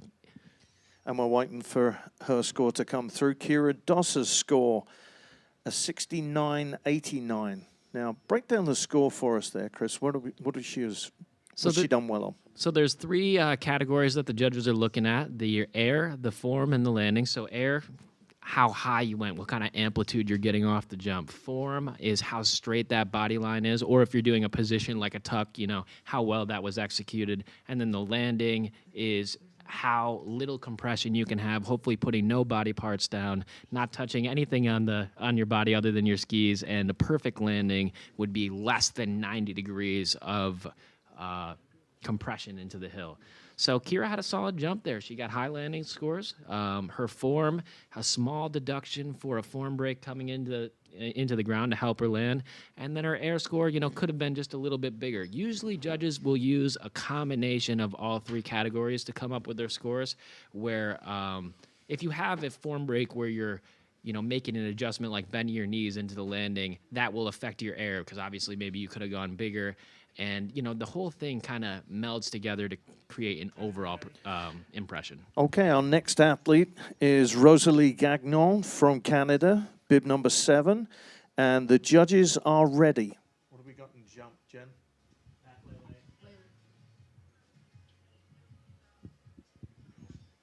Rosalie's ready to go.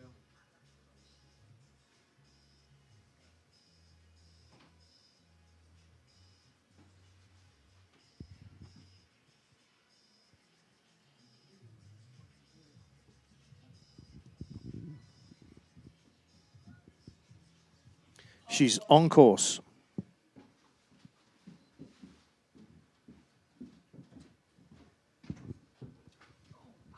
And just going over the handlebars there on what looked to be a pretty spectacular lay up until that landing. And, you know, that's just such a common thing that we see in aerial skiing. It's actually about as close as you can get to sticking it, is when you just go over the handlebars. It's called a punch front, or for that one it was a little bit more of a penguin slide. And they hurt your feelings, but, you know, glad to see that she's okay and she's getting up, and hopefully will improve on that jump in the next round.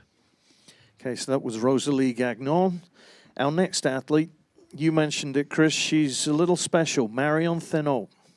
Yes, this is a 2022 Olympian, 2022 Olympic bronze medalist on the Canadian mixed team aerials team, and multiple-time World Cup winner, one of the strongest female jumpers in the world, and she's taken some time in competing in this North American Cup Tour right before she heads with the rest of us to Kazakhstan next week for our World Cup finals. Jen, jump. Jen.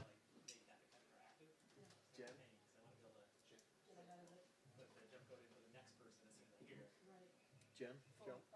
Full kicker grease.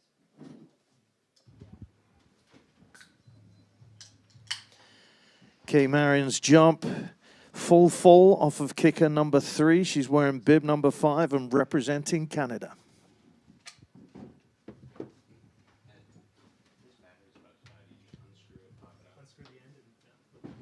So Marion will be looking to keep the body line straight in both flips. You know, one twist in each flip. So a full, and then put that landing gear down. So as straight and as stuck as it could be will help secure her spot in the finals.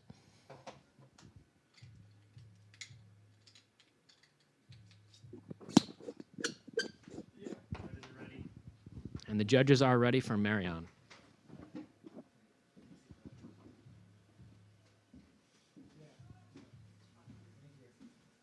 She is on course.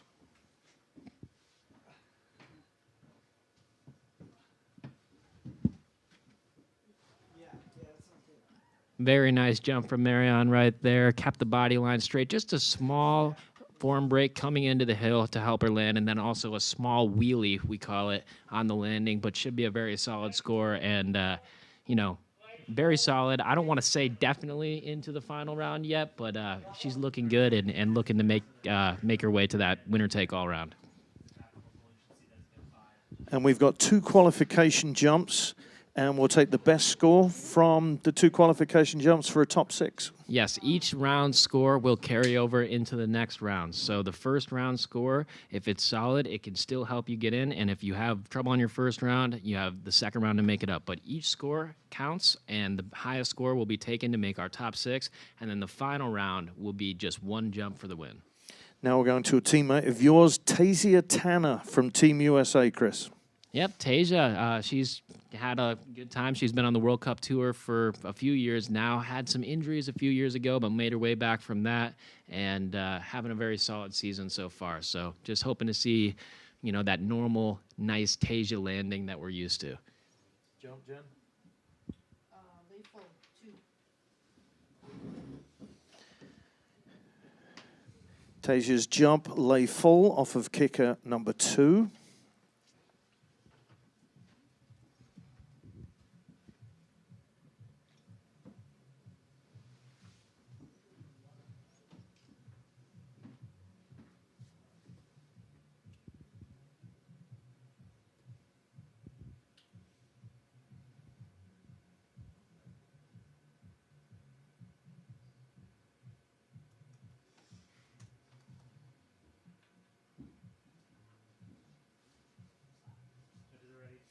And the judges are ready for you, young lady.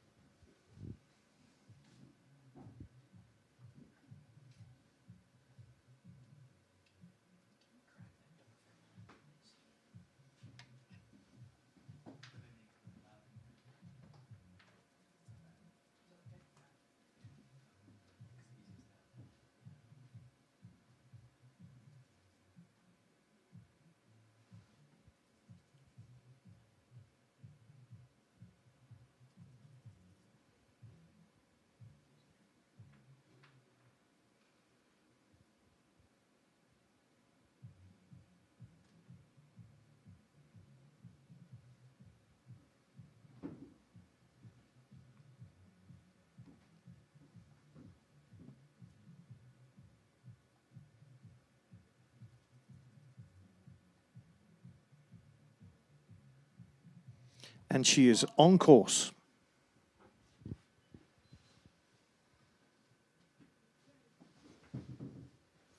Really nice jump from Tasia right there, and putting it down to her feet, keeping that body line straight the whole way through. And that jump should get into the top couple spots here, somewhere around Kira. We have a score in for Marion Thaneau, 75.60, into that top position, and should be good enough to carry her on to the final as the competition goes on. But Tasia should be right up there, and really solid, especially the landing, one of the best landings we've seen from the females today. And our next athlete is representing Canada, and I did see a banner down in the finish corral for Isa Lorraine, Isa Frederique Lorraine from Team Canada, bib number 15. So there you go. Go, Isa, says the crowd. All 2 of you. Thanks for coming. I'm sure there are some more Canadians here, but good luck, Isa.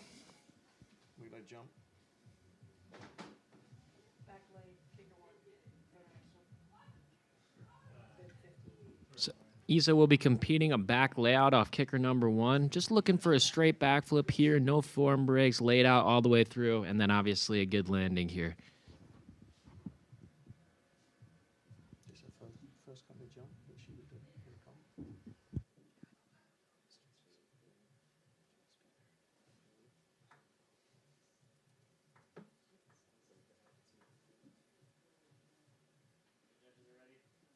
And the judges are ready for you, Isa. Back lay off of kicker 1. She is on course.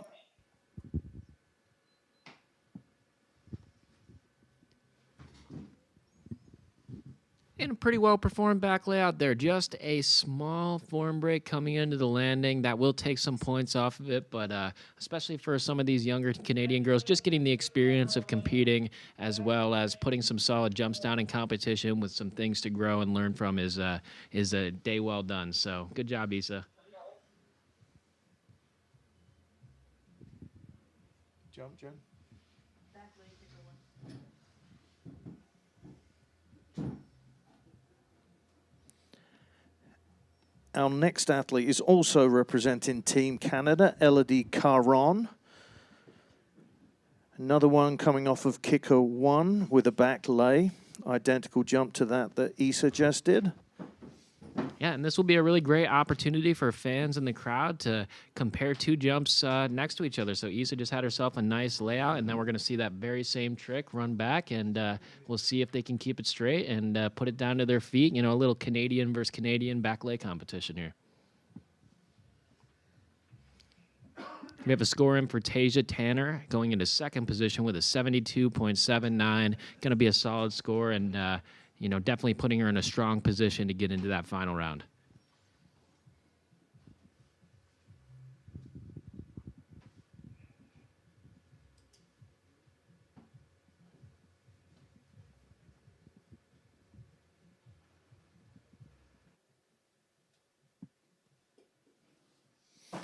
Issa's score in 45.71.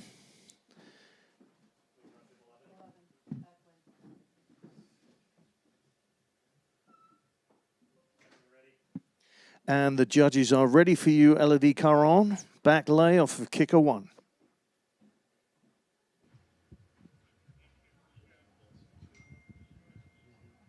She is on course.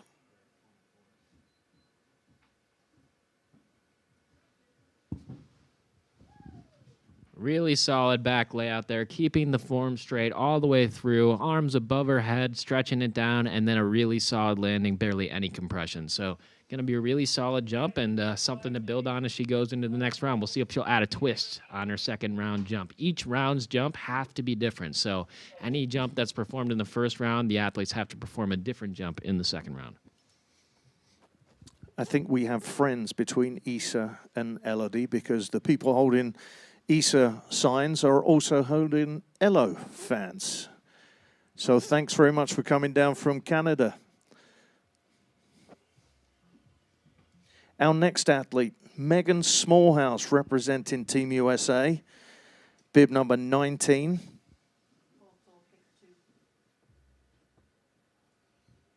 Now this lady grew up with you.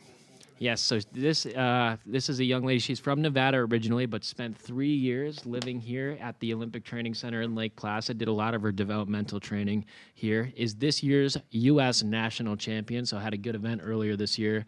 And coming off a knee injury and just kind of getting things back going these last couple seasons, but really starting to, you know, jump strongly again and hoping to see a nice double twisting, double backflip out of Megan.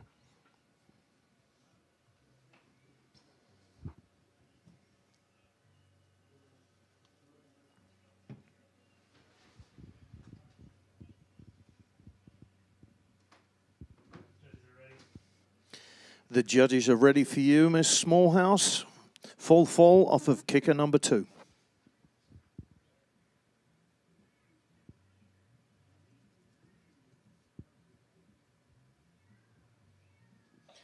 And she is on course.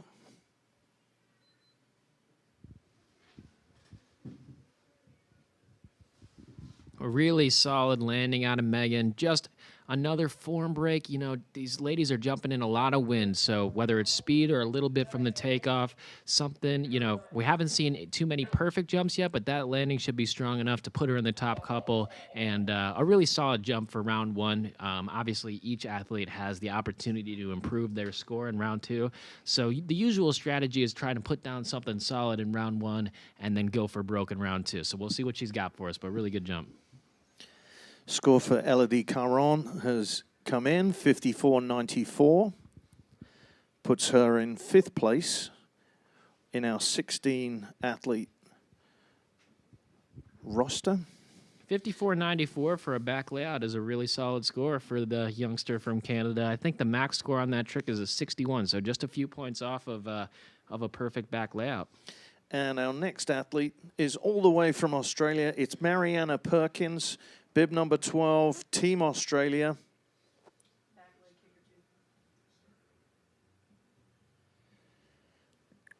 A back lay off of kicker number 2.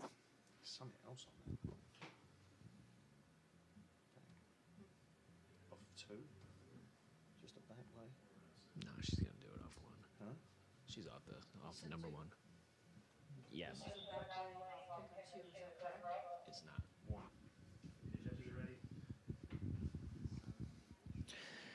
And the Judges are ready. Back layoff of kicker number 1.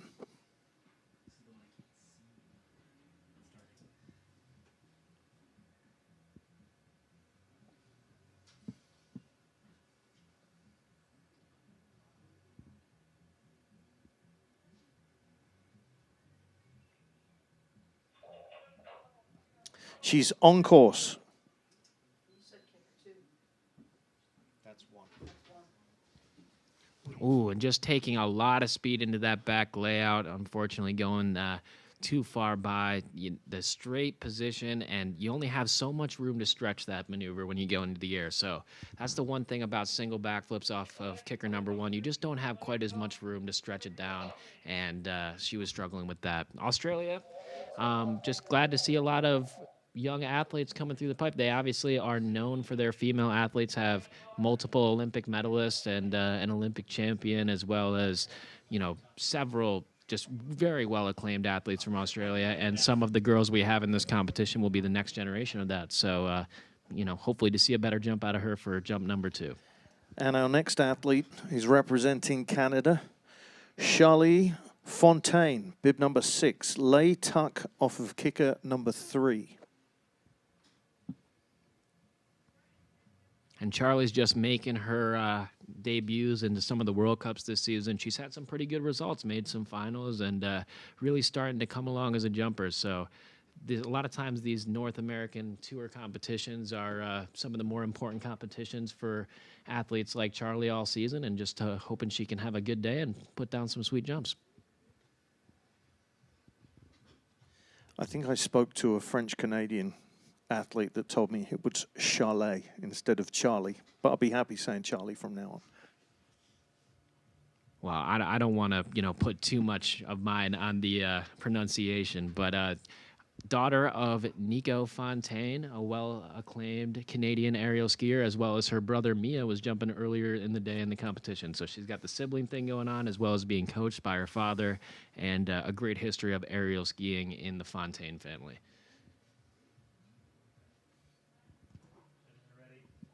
And the judges are ready for you, Charlie.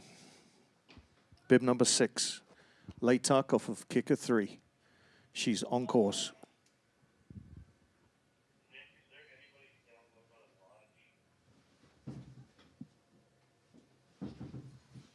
And just having some trouble on the landing, came out of that tuck. If you saw, laid out in that first flip, a quick tuck, came out, just wasn't quite right. Tried to readjust just before she hit the snow, and that led to some trouble on the landing. So, obviously she's going to be a little bit disappointed with that one, but hopefully going to put down a better jump for round number 2 and still make her way into the finals.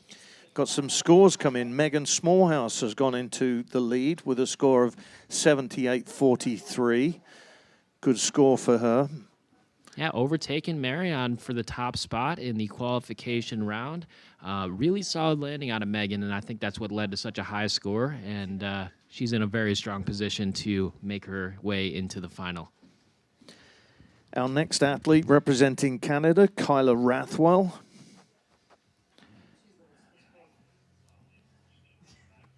You got a jump? Got a jump, Jim? Back pike. Kicker 1.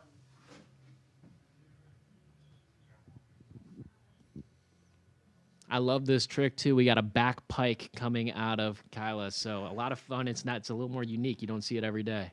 Now, pike is something you often associate with diving. Yeah, so it's, we use all the positions of gymnastics and diving in aerial skiing. Obviously not trying to land on your head, more on your feet, but it's just a really unique jump. It'll require a lot of flexibility and strength from her in the middle of the trick, hopefully coming out nice and strong and sticking it.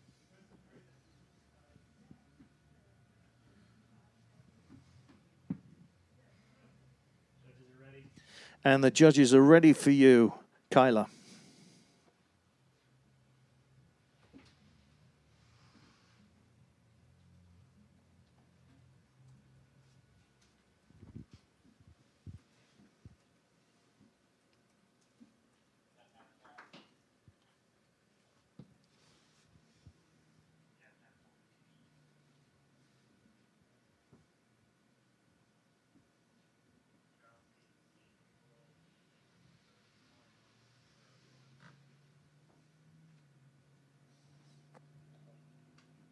She's on course.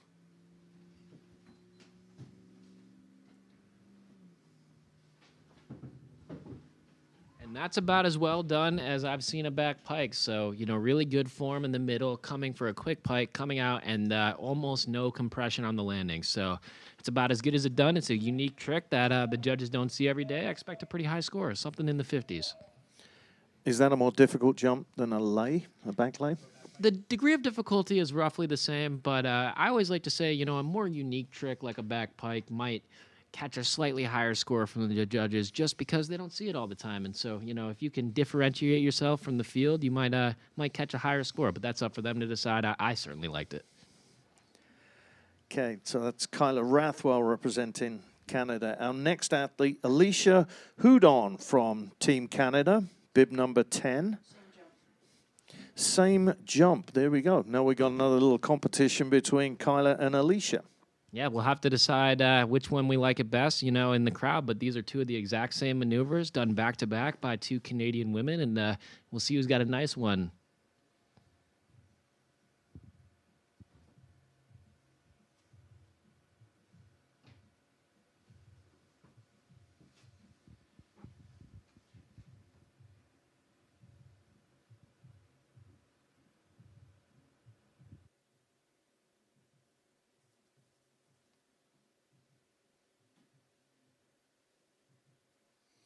Just waiting for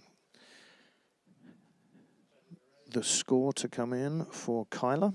The judges are ready for Alicia.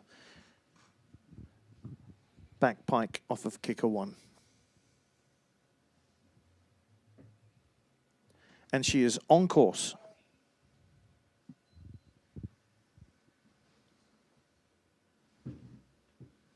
So well landed, well executed, slight form break coming out of the pike. Just, would have liked to see it just a little bit more snappy, but definitely solid for such a young jumper trying to make her way up. Score in for Kyla Rathwell will be 52.80, so did break into those 50s and jumping her way into 7th position at the moment.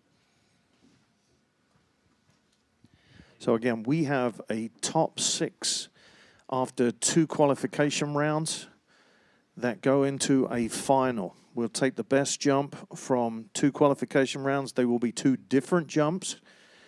And then we clear the slate and go for a one-off jump. Our next athlete, Amelia Glogowski from Team USA, bib number 1.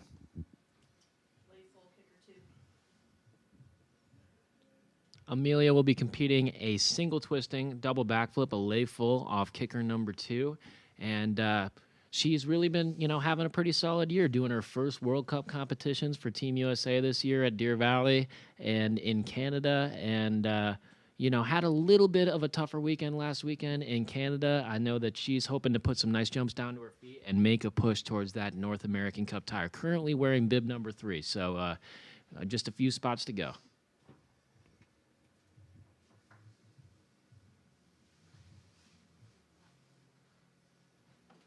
Hometown for Amelia? Scratch that, bib number 1 for Amelia. 3rd in the rankings. 2 of our competitors are not here this weekend, but bib number 1 for the competition. She was excited about that earlier this week, so I'm gonna catch something for getting that wrong.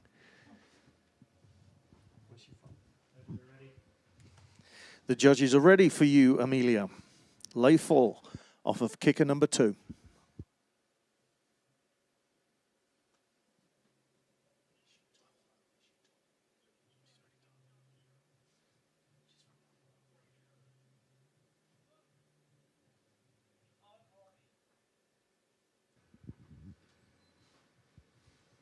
Stretch, stretch, stretch, stretch, stretch, stretch.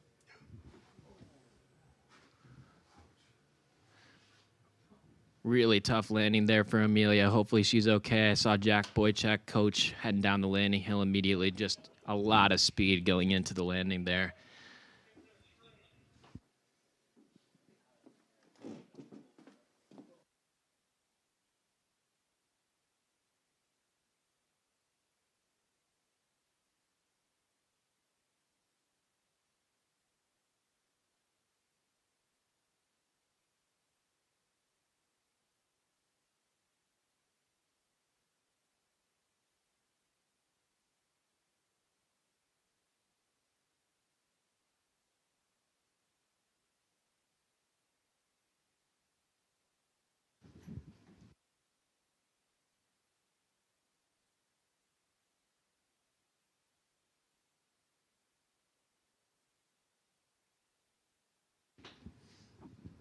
So we got our medical team looking out for Amelia. You know, definitely probably knocked the wind out of herself and just hoping that she's going to be okay here.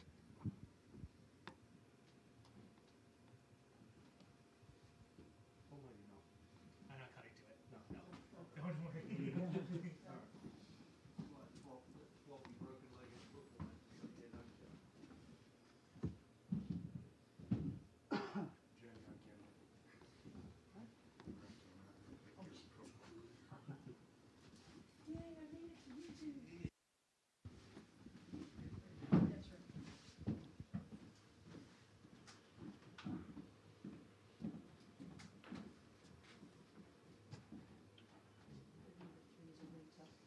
They are down there with her right now. She's still on, so.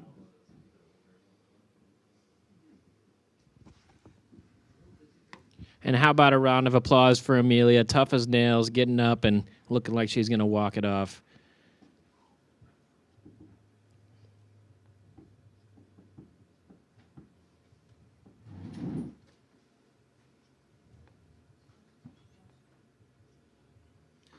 Put your hands together one more time for Amelia. Our medic staff here are pretty spectacular.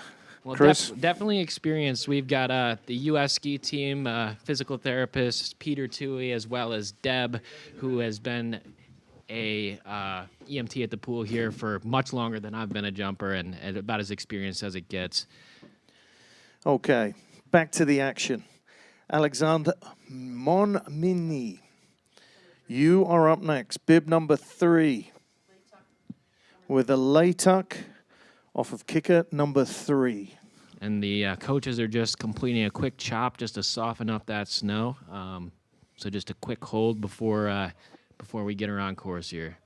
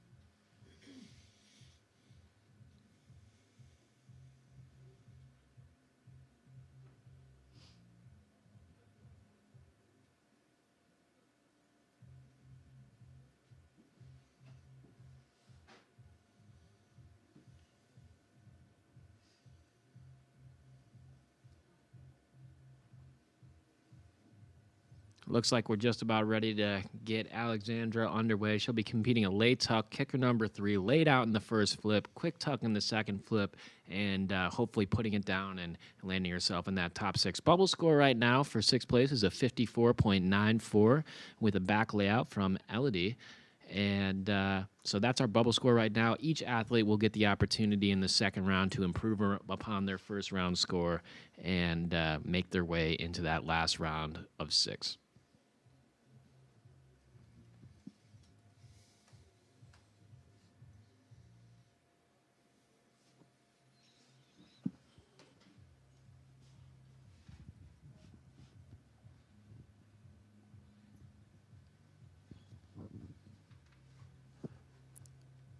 The judges are ready, and the hill is ready for you. Alexandra, mon mimi. Lay tuck off of kicker number 3, bib number 3, on course. Really spectacular jump from Alexandra there. One of the nicer lay tucks we've seen all day. Beautiful landing, almost no compression. Should be close to a perfect score on that landing. And the layout was spectacular, quick tuck. And I really enjoyed just about everything about that jump. So that should land her in those top 6. Definitely going to break into the high 60s, maybe even low 70s with that. So if I had to guess, that would put her into 5th position. Now we're predicting places in the bubble. I was pretty on it with the men's round of competition earlier today. We'll see if I can keep my streak going. It's going to be tight between her and Kira Dosa, who jumped earlier today with a single twisting double. It's going to be within a point or two, one way or the other, but I'm going to put Alexandra into 5th place, but should be feeling very confident going into that final round. Okay, our next athlete comes with a good luck and enjoy Haruto and Runa. That comes from Naya Tobaro. Spoke to him last night. Runa Irigashi from Japan is our final athlete in a 16 women field. Bib number 13. Jump. Back fold, kicker 1. Runa is going to be doing a back full off of kicker number 1.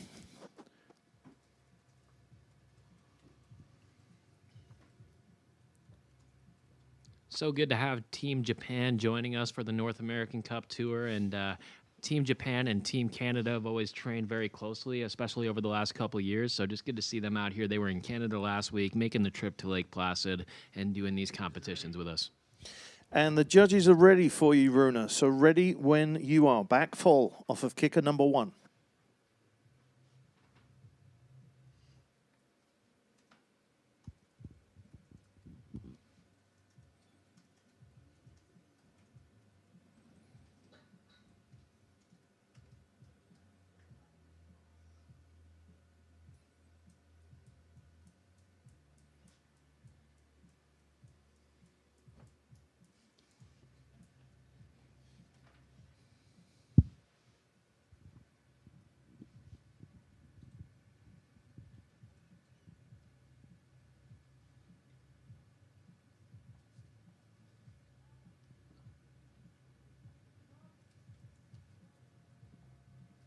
And Runa is on course.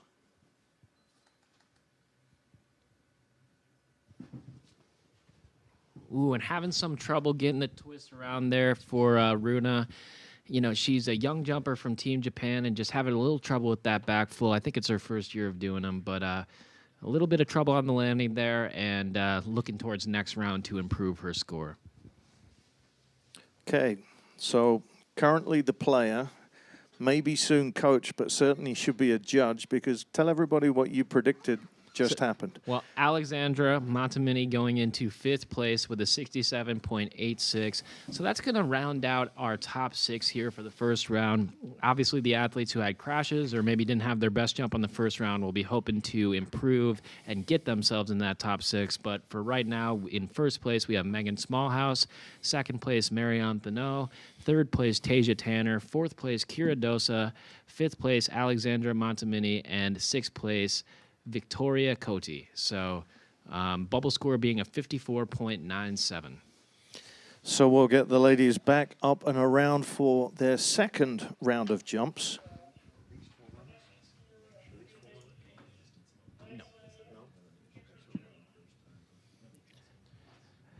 And we'll be going straight into our 2nd round of jumps. Again, 16 athletes started. Not sure if all 16 will compete in the 2nd round. We'll let you know if there are any DNSs. And these 2nd round of jumps are all different from that you saw in the first for each individual. So Catherine McEnany competed her lay tuck in the 1st round. I imagine she'll be going for a lay off kicker number 2 and hoping to put that jump down to her feet. You know, a landed double could very well catapult her into that final round. A little bit of a tough landing on the 1st jump. And so let's cheer Catherine on and hopefully get a jump to her feet and get her into that finals.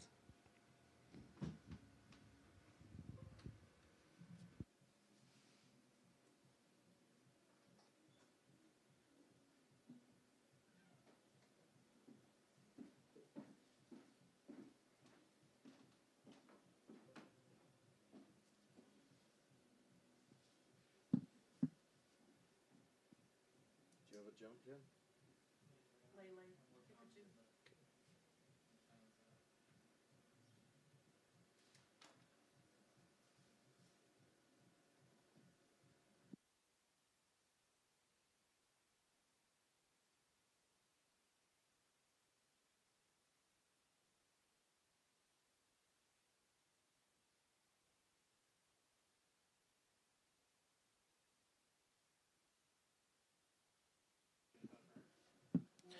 I will stand corrected for the awards. They are both events, today's and tomorrow's awards will take place tomorrow, along with overalls for the North America's Cup.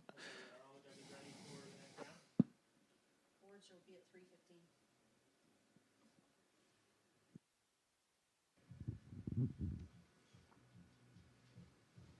Okay, we're gonna send. The judges are ready. And the judges are ready for our first athlete in the second competition round. Kate McEnany, bib number 18, Lay off of kicker number 2.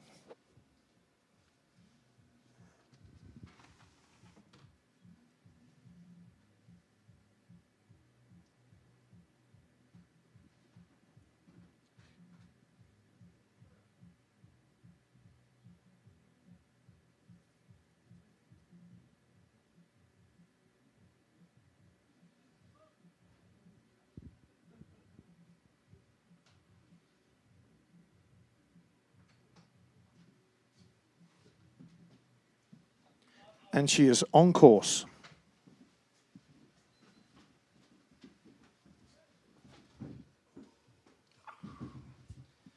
So just getting some experience on that trick for the first time for Kate, and you know, did a pretty good job of keeping it laid out. You know, may have set just a little bit too much flip off of that takeoff and really wanted to throw her hands up and stretch it out, and then again just a little bit of trouble on the landing. So tough one for Kate, but you know, just loving seeing her getting some experience at this level, getting some experience off the double, and then those landings are definitely sure to come in the future. So she'll be looking towards tomorrow and seeing if she can make it into those finals and land that lay tuck or lay in tomorrow's qualification round.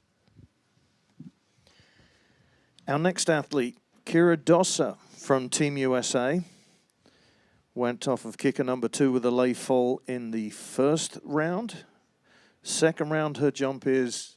Jan wants a jump? Lay, kicker two. Same jump as Kate just attempted. Lay off of kicker number 2, bib number 4, representing Team USA.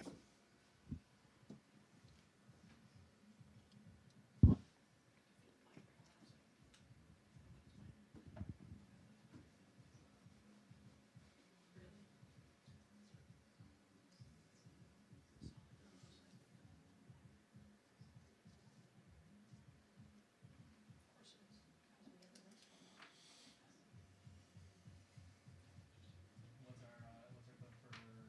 Judges are ready.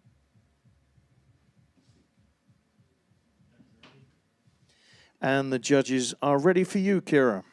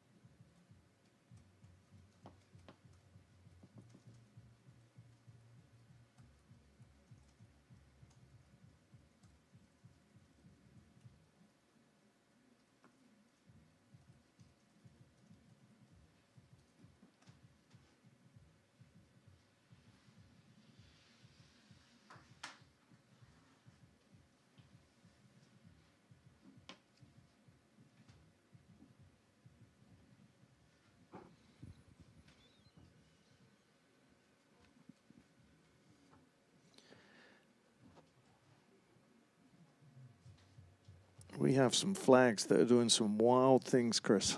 Yeah, this wind has really picked up throughout the day. You know, unfortunately, fortunately for the men and fortunately for myself, as I was jumping early this morning, there was almost no wind when we started today, and it's just progressively gotten stronger and stronger. So when you see that wind flag really blowing downhill, the coaches are just mostly waiting for a good moment, a good gap of time to send their athlete where it's not too strong. And then if needed, they will change the spot on the hill where they start. So if you kind of look up on the hill, you might see some screwdrivers or things pointing out of the ground. That's what we call a start marker. It marks where each athlete's starting on the hill, and those can be moved based on what the wind is doing. Wind is a massive factor in aerial skiing, and we've already seen a few times today people have some rough speeds because of this wind changing.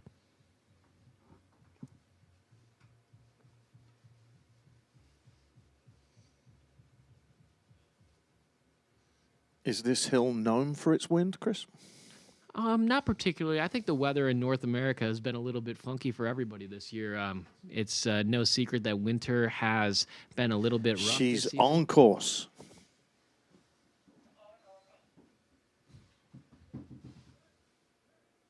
And putting another jump down to her feet, you know, putting that wind and having no problem with it whatsoever. Just a small bend in the knees before she hits the ground. Already had a strong jump in, sitting in 4th place currently. And I would not be surprised if that beat her first round jump just slightly.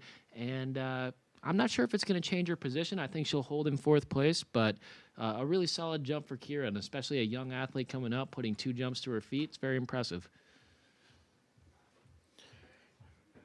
And our next athlete, bib number 16, representing Team Canada, Victoria Cote, is up next.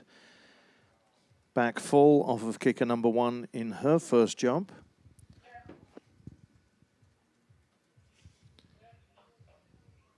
Victoria will be competing a back layout off jump number 1 for her next round. Looking to improve off of that first round score. It was pretty solid, so it'll take a straight body line all the way through and an exceptional landing to advance her score. But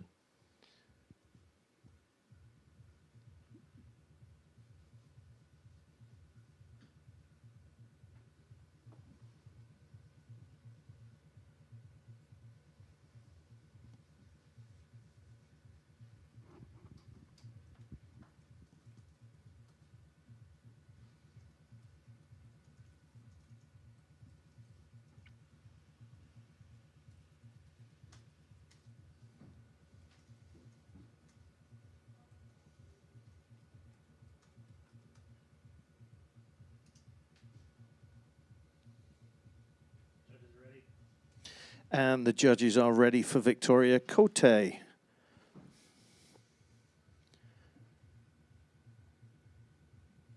And she's on course.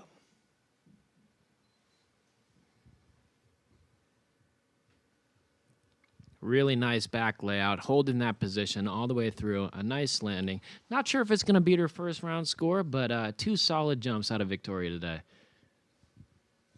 See the birth year on that young lady?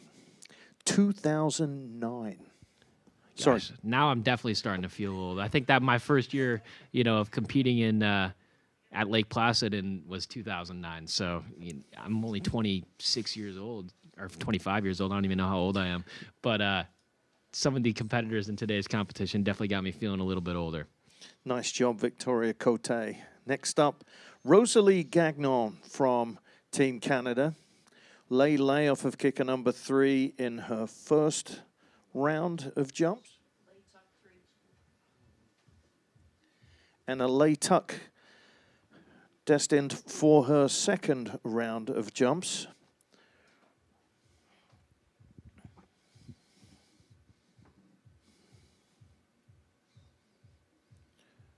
Rosalie is one of a bunch of athletes in the just under 50-point mark, so she's looking to improve. She's going to need something around the 55 mark to get herself into the top 6. And she had a tough landing on that first jump. She has every capability to put herself in that top 6. She's on the double kicker, you know, competing a double backflip, a lay tuck, and just needs to put the jump down and stick it, and she'll find herself in that top 6. So one of the jumpers on the double kicker that had a tough first round jump, but Judges ready?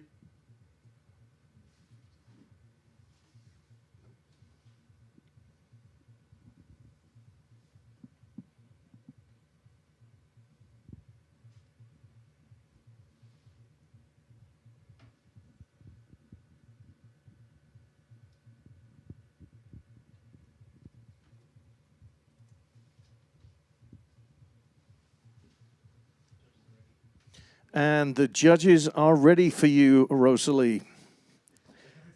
Kicker 3, lay tuck.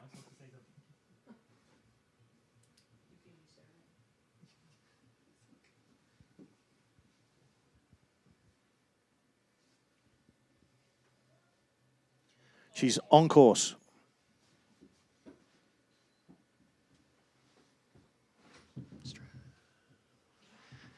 And just pulling that tuck a little bit too hard and slapping back, as we call it, that's when your feet slip right through and your back touches the ground. And unfortunately, that will probably not get her into the finals for today. A great young Canadian jumper, and we'll be looking towards tomorrow to put some of those doubles down to her feet.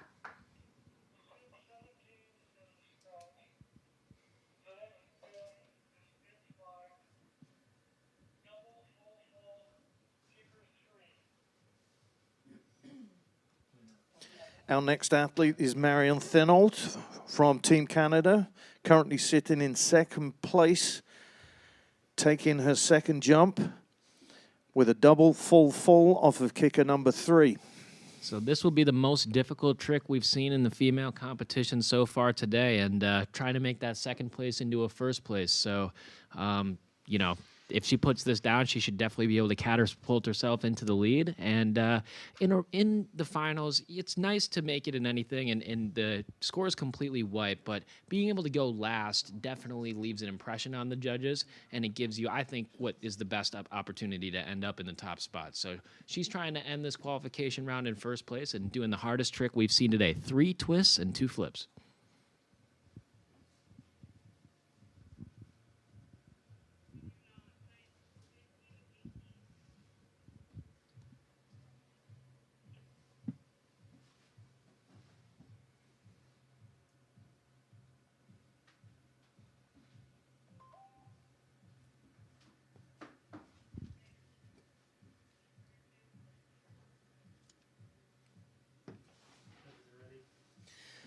And the judges are ready for you, Marion. Bib number 5, Team Canada's Marion Thinault, double full off of kicker number 3.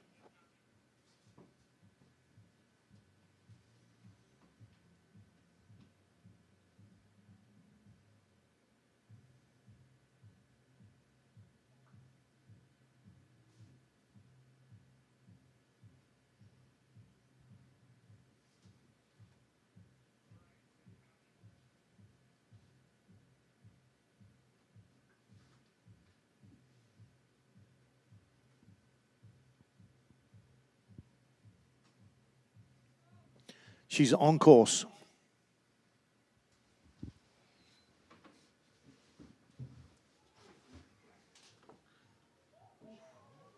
A very nice double full, little bit of a wheelie there, but really, beautifully executed in the air, and the hardest trick we've seen today. 2 twists on the first flip, so she came off the jump, wrapped it up twice, 2 twists going into that first flip, and then 1 twist on the way out. Again, just a little bit of a wheelie on the landing that would have really just made that a spectacular score, but I do expect that that will go into the first position for today's competition, and I think that that degree of difficulty increase probably paid off for her there. Our next athlete, USA's Tasia Tanner, bib number 2, currently sitting in 3rd place. And we'll be doing a lay off of kicker number 2. Love this jump. Yeah, this is one of the more visually appealing jumps that we have. It's just 2 straight over backflips laid out the whole way, just trying to keep it straight and stick it. But if she does it correctly, she will not move her arms very much at all and just keep it straight the whole way, 2 straight over.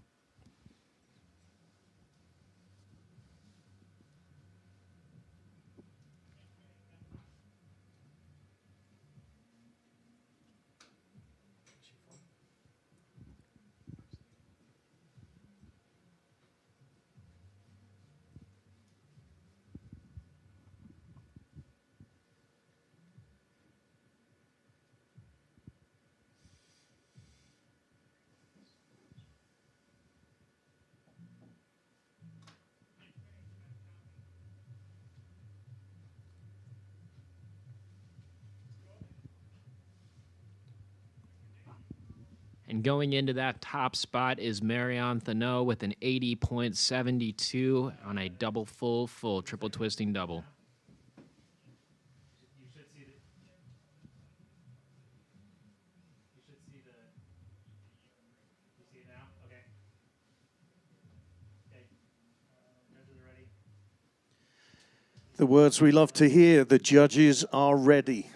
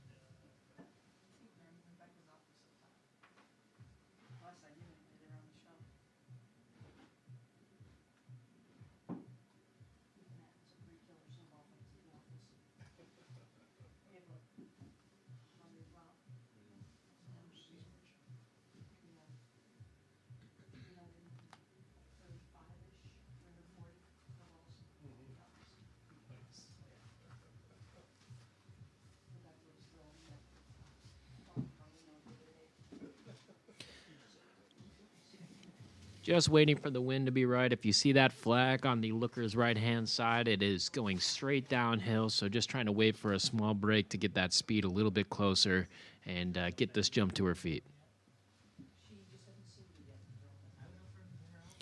Just took a step down on the hill. Matt DePeters standing right next to her.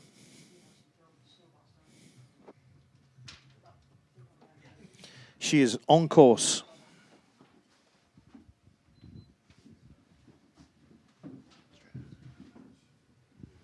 Oh, and a beautiful jump in the air, just having trouble on that landing. You know, that's a jump that she should have and could have landed. Luckily, she has a great first round score that'll carry her into that final. But a beautiful jump off the jump, and the speed was just right. Just had to put it down. That was Tasia Tanner from Team USA with the lay off of kicker 2. Our next athlete is bib number 15, representing Canada, Isa Frederique Laurin. She back lay in the first. Maybe a tuck, maybe a pike. We'll see what her flight pattern will be for her second jump.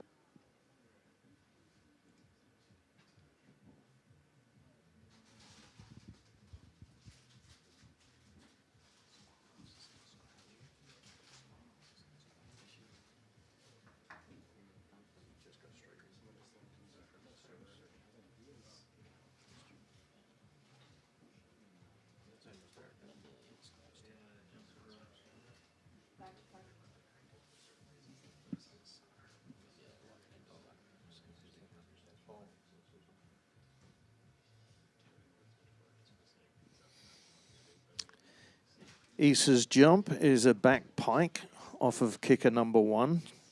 She was laid out in her first jump, a back pike in her second.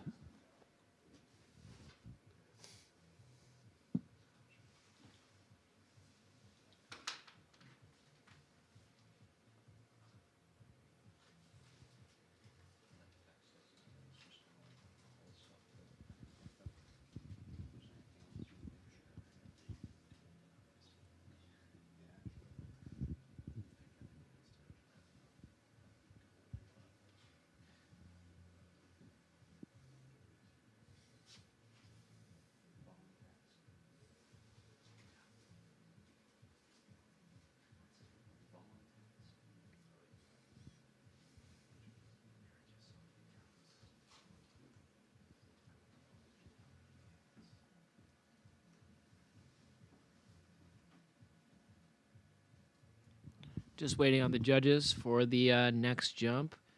And she'll be looking to kind of maybe squeak into that top 6 round. Right now, our bubble score is a 54.97. So anybody off jump number 1, the single, will need a spectacular jump to get in there.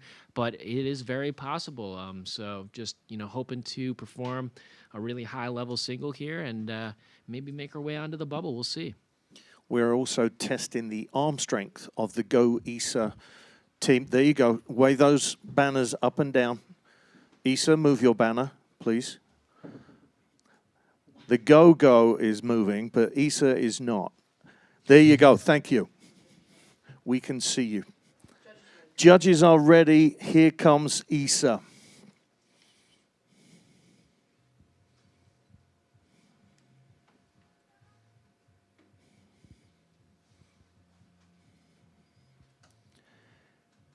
Isa is on course.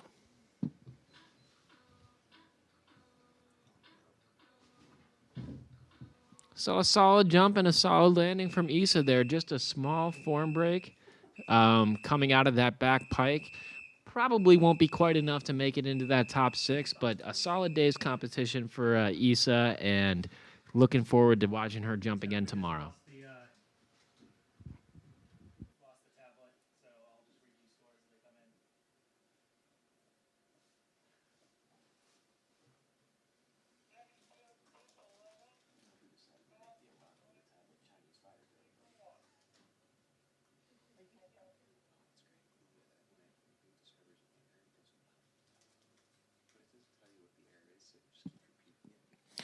Our next athlete is Elodie Caron, also from Team Canada, also being supported by our 2 banner waving marvelous.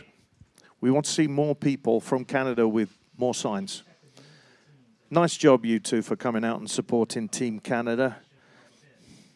Elodie is up next with a back lay.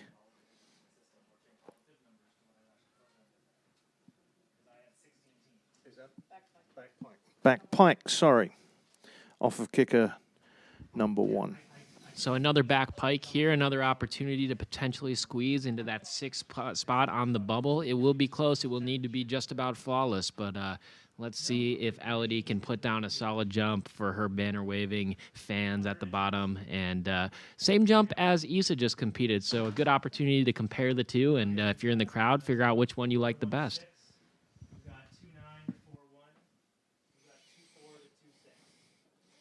Okay, we'll give you the top 6 right now. In 6th place, Victoria Cote from Canada. Alexandra Montminy is in 5th place. Kira Dosa, Team USA, in 4th. 3rd, Tasia Tanner. 2nd, Megan Smallhouse. And in 1st place, Marion Thanol. And we are ready. The judges are ready for you. Elodie.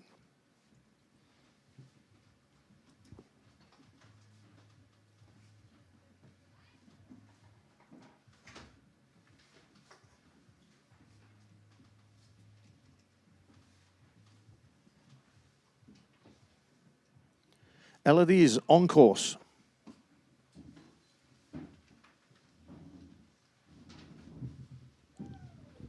Really beautiful jump from Elodie. I think maybe the nicest back pike I've seen today, and a really solid jump. It's going to be tight. It'll be close, but it'll be interesting to see if she can top her first round score of a 54.94, and in 7th place currently.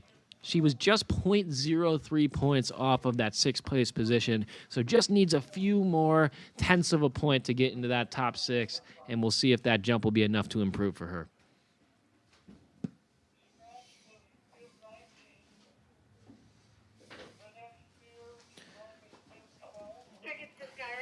This is for you. You fill out these 2 before you go in. Megan Smallhouse is stepping away from this 2nd round jump, hoping to go straight to the top 6. Yeah, she's got a very solid score in at 78.43, currently sitting in 2nd place. So probably just trying to save that energy and just get tuned up and ready to throw down with Marion for the final round here. So skipping across Megan Smallhouse and moving on to Mariana Perkins from Australia had a tough jump on her first round jump, definitely had a little bit too much speed. So hoping to put it down to her feet here and get those Aussies going for the day. Okay, it's coming in now. What you got, Jen? Okay, we're 1.5 to 1.7 with 4.0, 4.4, and 2.4 to 2.6. No, she's already done that. Didn't she already do it? She did a lay in the first round. Do you want to double check that? Okay, judges are ready. You said it twice. We're sure this is a lay on number one.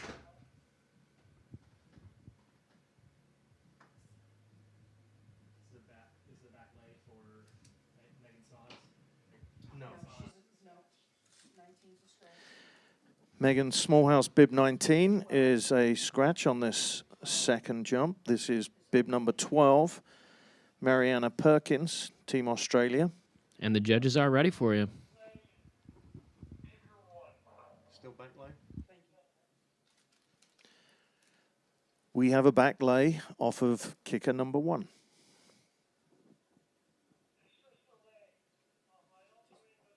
that's the same jump she did in round 1.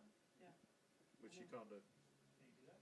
I don't know. You can't do it, but she can do it and not get a score if she Well, the computer won't let me. Hold on a second. What exactly? Says this competitor is doing the same JC and they're on call 1, call 2. She's going to go. Okay. She's on course.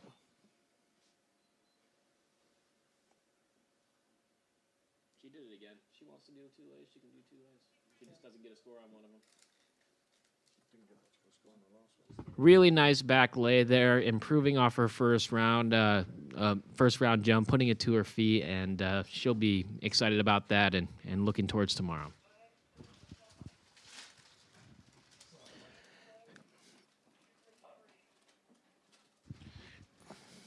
Next up off kicker number 3 will be Charlie Fontaine, competing a lay-lay. Had a little trouble on the landing on her first round and needs to put this one to her feet if she wants to make it into that final round. Winner take all. Current bubble score is a 54.97.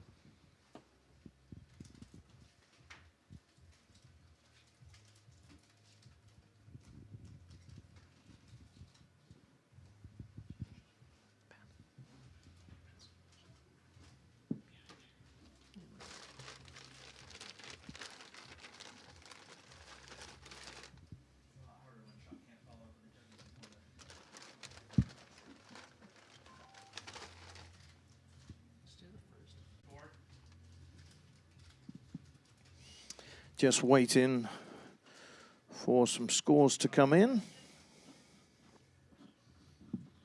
we've got 1.6 is 2.0. We've got 4.4 to 4.8 and 2.7 to 3.0.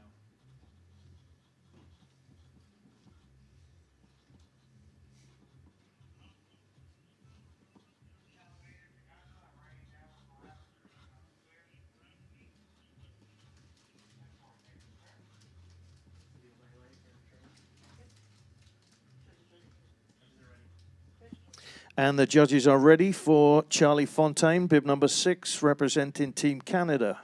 Lele off of kicker number 3. Hey, under one timing, there's a relay of that. Yeah, yeah.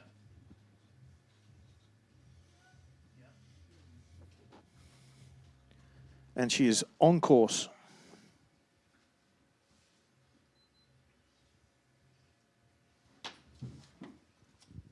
And she puts it down to her feet, landing that double. Definitely going to improve the score on the next round. Just a small form break before she lands, but that should be enough to get her into that final round. And really great for Charlie to come back from that first round where she had some trouble on the landing, put the next jump to her feet, and secure her spot in the final 6. And since I'm on a little bit of my roll with my predictions, I'm going to put her into 6th place. She will be the new bubble scorer.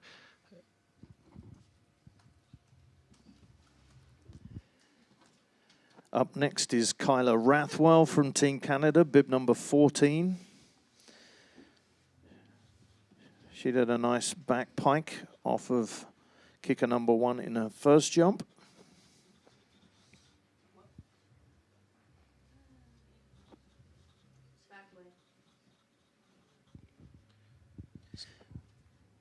And she's going to be doing a back lay off of kicker number 1.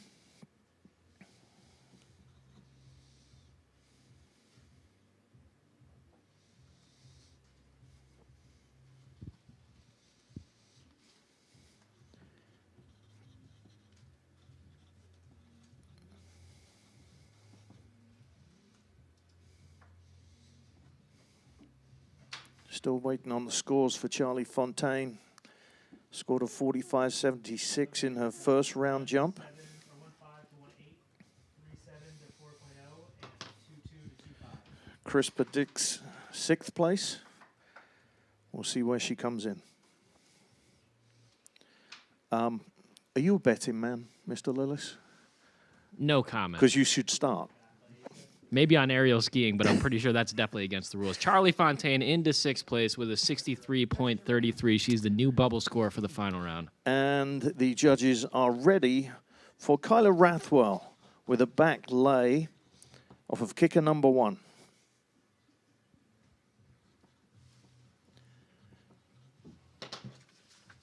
And she is on course.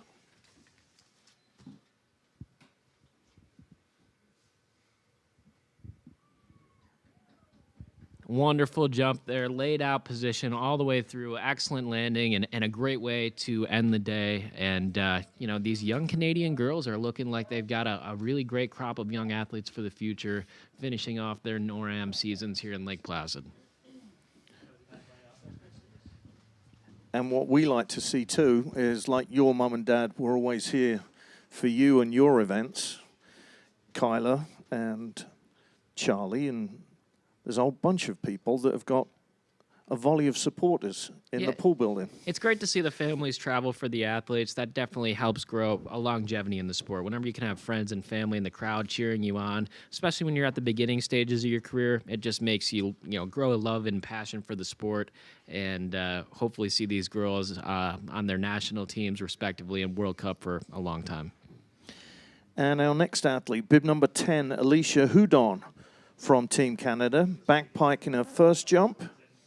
Her second jump is a back lay.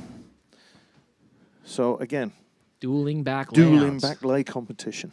And that was a pretty good one. So it'll be a tall task for her teammate Alicia to knock her off, and we'll see what the score is. And do a little self-scoring if you can at the bottom, and then figure out which back layout you like better.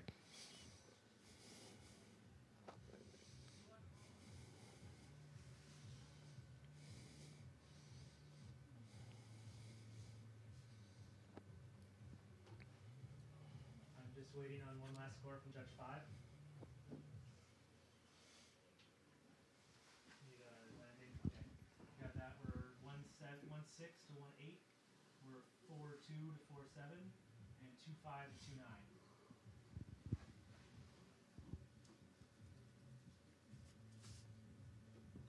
Okay, judges are ready. And the judges are ready for you, Alicia. Back lay off of kicker number 1, Alicia Houdon, representing Canada. She's on course.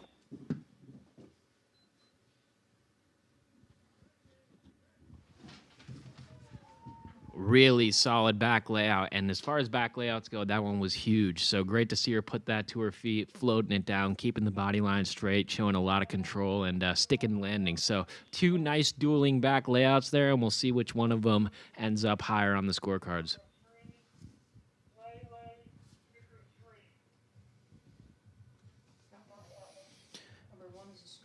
Amelia Klogowski, who took a little tumble, is a scratch for this second round jump. Alexandra Monmini is up next. Lay off of kicker number 3. And just a little update on Amelia. Did see her skiing around and walking off that pretty gnarly crash earlier in the competition. But she's okay, and maybe we'll see her tomorrow, but definitely, taking the rest of the day just to get herself together and make sure she's doing all right. But we're happy to see her skiing around and feeling all right.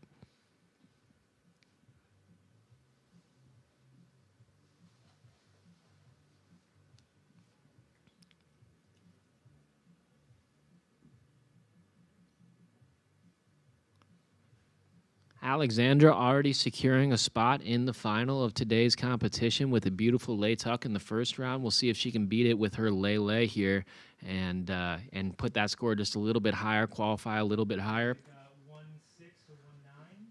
We've got 4-5 to 4-8 and 2-8 to 3.0.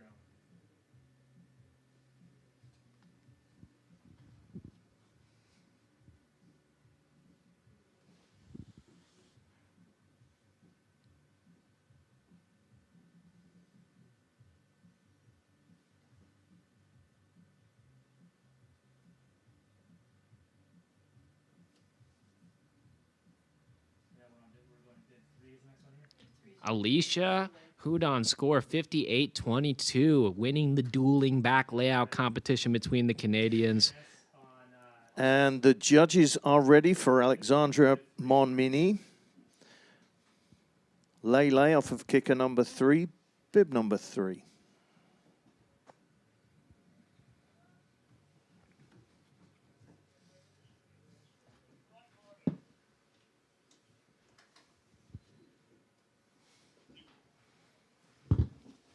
And another beautiful jump from Alexandra. Gonna overtake that lay tuck. Could even potentially push her higher into the final round here. It's fun to make predictions, so I'm going to keep doing it. Going into Chris's score, Chris the announcer's score, going into 4th position and knocking Kira Dosa down to 5th place. We'll see if the judges agree with me, but definitely going to make her way into the final. And just a spectacular jump. Both those landings were absolutely pinned, and the air, the form were beautiful. One final jumper in the second qualifying round of jumps, and our final jumper from the field of 16 athletes, Runa Igarashi, back full in her first jump, representing Japan, bib number 13. You find it unlucky to get bib number 13 in aerials? I find it unlucky to get place number 13. So usually in World Cups, we take the top 12 into the finals. So 13 is kind of an unlucky one. But I've actually had some success. I won a World Cup one time as bib number 13. So out of all the bibs I've ever had, it's not been my most unlucky one. But it's weird because in soccer you wouldn't have a number 13. You just skip it? No, yeah, just skip it. Go 12, 14. We don't even have a hotel room number 13. So for Runa, representing Japan, had a tough jump on her first jump on the twisting back full and hoping to do a back layout here and just have a solid jump, put it down to her feet, get herself a nice score, and get some momentum going into tomorrow's competition. Stick around. Don't go anywhere. We have the top 6 in a final jump off. A back lay for Runa. And Runa, we are ready for you. The judges are ready.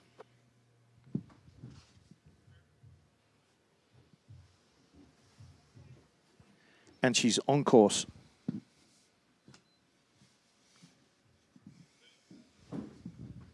Putting it down to her feet, having a much better landing than her first round jump.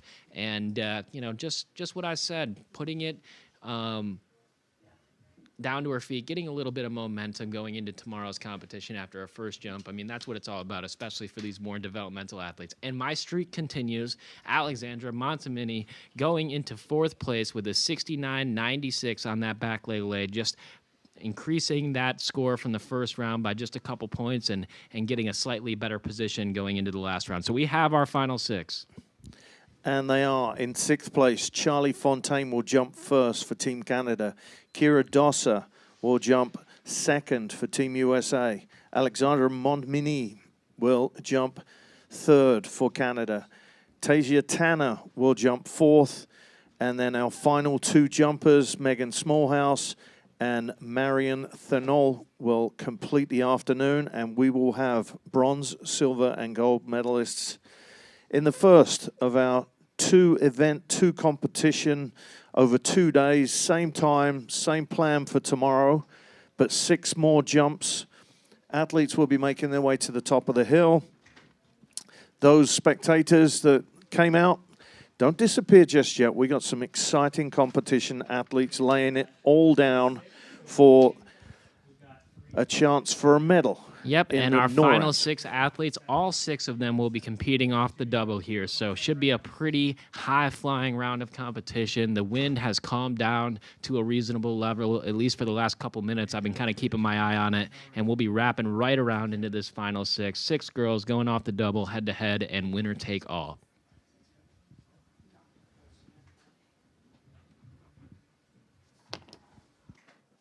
I am good. I should judge. I can just judge with my brain.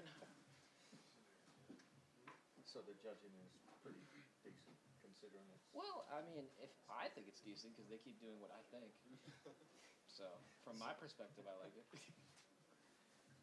So all of your World Cups the judges win this year?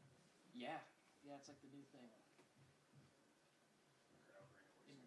If I'm being honest, that's not my favorite development in the sport, but it does make it a lot more reasonable expense-wise. You know, because you don't have to fly them all the way across the world and whatnot.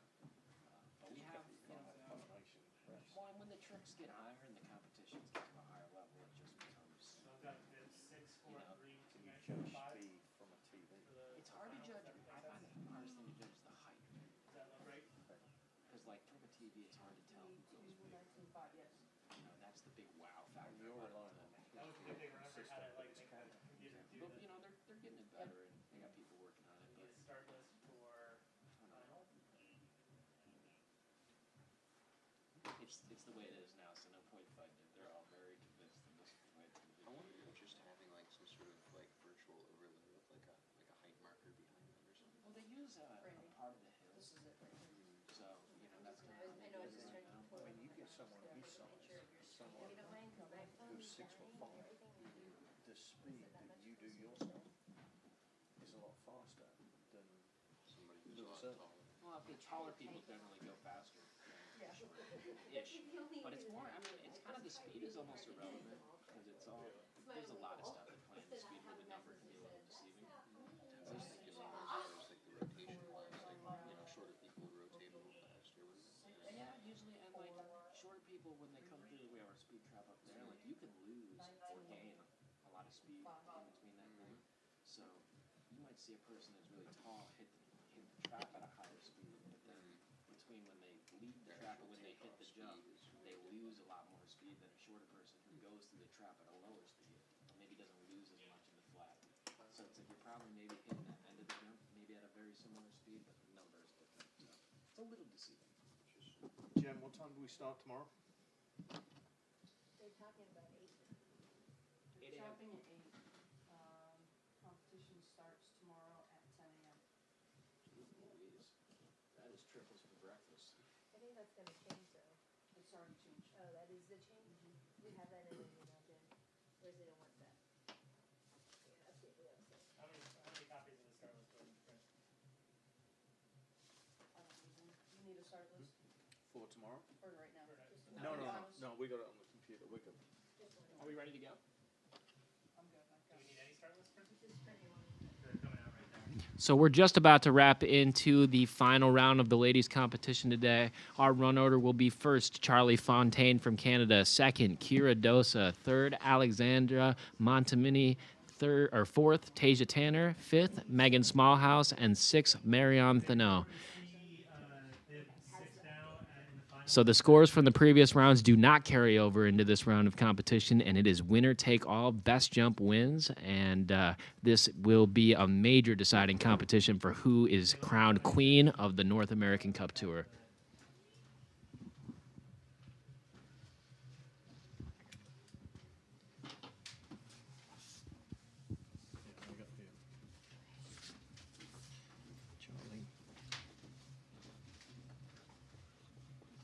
It's uploading all the jumps again to the live, so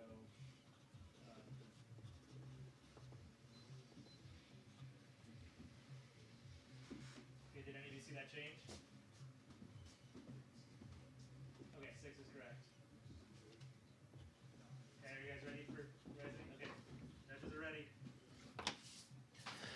Okay, the judges are ready for our first jumper, Charlie Fontaine. What's her jump? We're just doing a quick chop of the landing hill before we'll get her clear to go.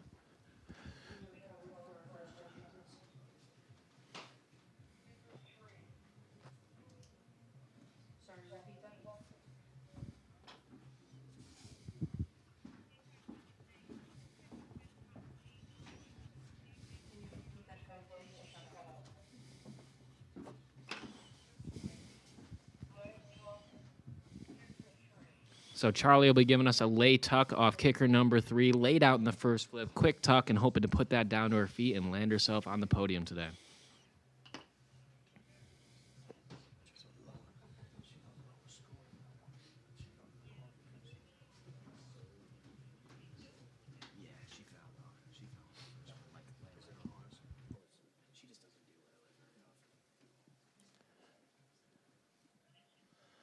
And the wind looked like it's playing with us. And she is on the hill.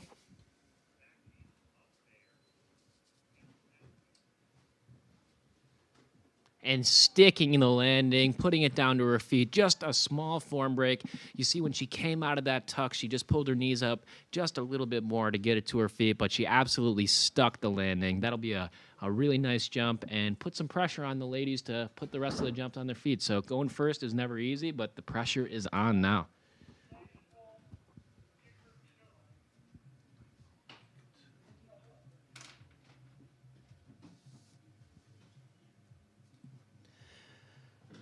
As we wait for Charlie's score to come in, Kira Dosa is up next, representing Team USA.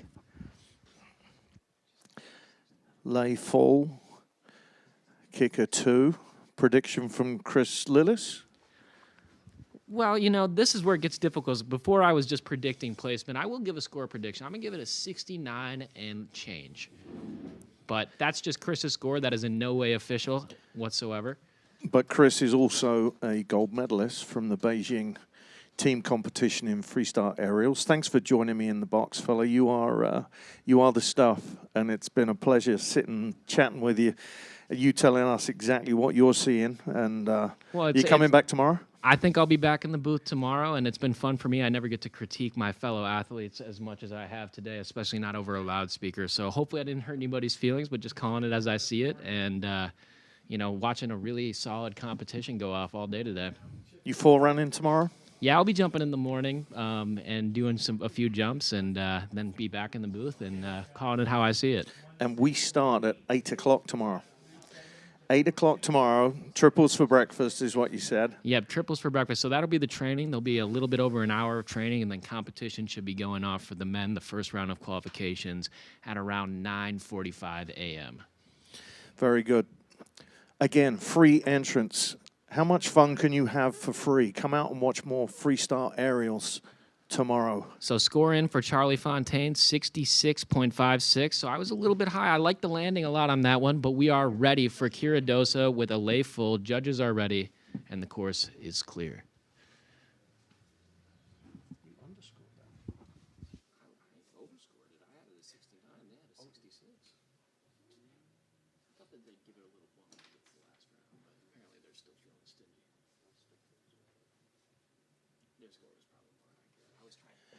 Kira is on course.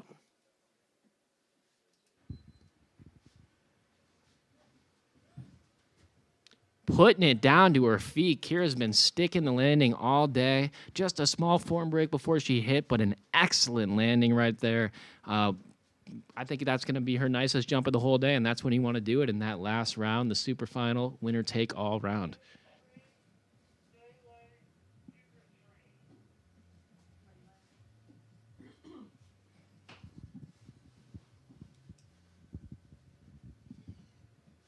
Our next athlete representing Canada, Alexandra Monmini. Bib number 3, jumping 3rd.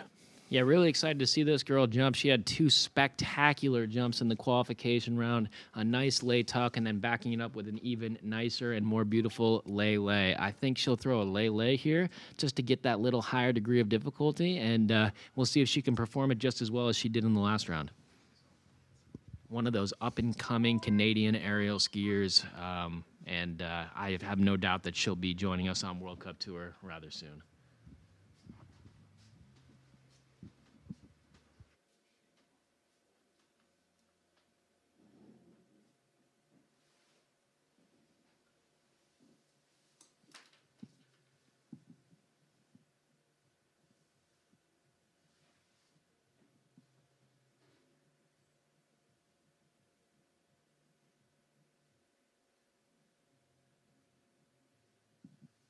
Okay, we've got a spread of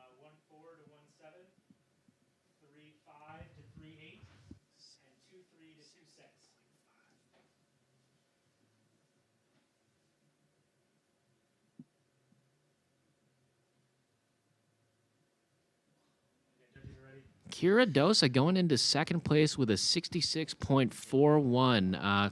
Must have hurt her a little bit on that form break going into the landing there, but Charlie Fontaine staying in first place. Judges are ready for you. Alexandra Montemini with the Lele.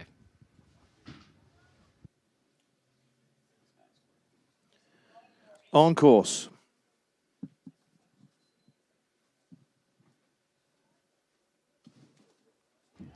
Wow. And that's another stuck Lele from her. I just love seeing stuck landings. It just, the ease of everything they've done in the air makes it look so much easier when they just land it. If you like the stuck landings, go see Alexandra Montemini. I think she's done 3 comp jumps today, and all 3 of them were absolutely stuck on the landing. You know, it's great to see from a young jumper. Famous Canadian Steve Omershaw, To Your Feet. Remember that? It's on the bottom of his electronic mail signature, To Your Feet. Yeah, and it's great. You know, the program going into the 2010 Olympics for the Canadian team was so strong, and they had one of the more stacked teams in the entire Olympics. Then just a slight drop-off, but they've taken this time, and now they're really starting to get back to full force, especially on their men's side. A lot of really talented and young men's jumper, but now in these competitions, in the NorAms, we're seeing a lot of young female Canadians come on, and they've got a full squad. It's awesome. Okay, prediction. Alexandra Montemini. Prediction, I'm going to say that's going to have to go into first place just purely based off the landing alone. She kept her form really nice in the air, just slightly a little bit too hollow on that second layout for me, but the landing was just gorgeous, and that really leaves an impression on the judges. When the judges can see a stuck landing like that, I think it really just leaves a strong impression for them. So I'm putting that into first place, but we'll see. You know, I'm on a little bit of a streak right now, so I think I'm due to maybe be off, but I like that jump quite a bit. Tasia Tanner is up next, representing Team USA, bib number 2. 3 jumpers left. Is that judges ready? No. All right. What's your jump, Jen? Did you see that replay? Full 2. I just played it again, so I can do it one more time. Waiting on a score here for Alexandra. Next up, we got Tasia Tanner, one of our U.S. national team members, trying to put down a single twisting double backflip, a lay full, and just going to be a few minutes while we get Alexandra's score before we're ready to go. Okay, so we have scores in for that. 1-6 to 1-7, 3-8 to 4-3, 2-6 to 2-8.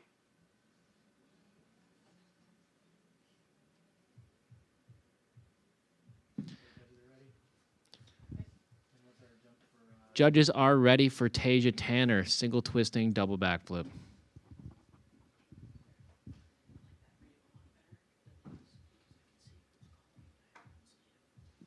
And the air is still. She's on course.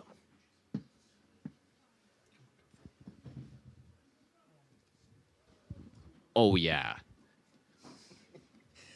That was a homer kind of, oh, yeah. Well, that was a nice jump. And Tasia, you know, had a little bit of a rougher competition in Canada, had a little struggles with her landings, but today she's been rock solid all day, putting down that single twisting double. And going into the lead just before she took off there was Alexandra Montemini with a 68.10. I predict we're going to have a new leader after that jump. Great body line, great landing. I'm looking at the year she was born. She's from Park City. She was born the year of the Winter Olympics in Park City. Yeah, one of our few Park City girls on the U.S. ski team has really only been to Lake Placid for the many competitions that we've had over the years and at the beginning of her career and just kind of making her return. But a West Coast girl coming to the East Coast and putting down a great competition. Next up, Megan Smallhouse while we wait for a score for Tasia. Megan, a year. It's funny, look at that age group. We went 2006, 2005, 2004, 2002. Now we have Megan Smallhouse, a 2001 athlete. I just see numbers. You know, we're seeing a little bit of experience at the top. You know, the slightly, I'm not going to say old because we don't have a single person in the round that was born in the 90s, but some of the older girls, you know, showing their stuff and being towards the end of the round. And Megan Smallhouse going up next. Like I said earlier in the competition, this year's U.S. national champion earlier in the year, coming off a knee injury a few years ago. It's just been a long road for her getting back, and she's really coming into form over these last couple days. Booyah. Score in for Tasia Tanner, 75.98 into first position. Judges are ready for Megan Smallhouse. Yes, full, full. Full, full, 2. She's on course.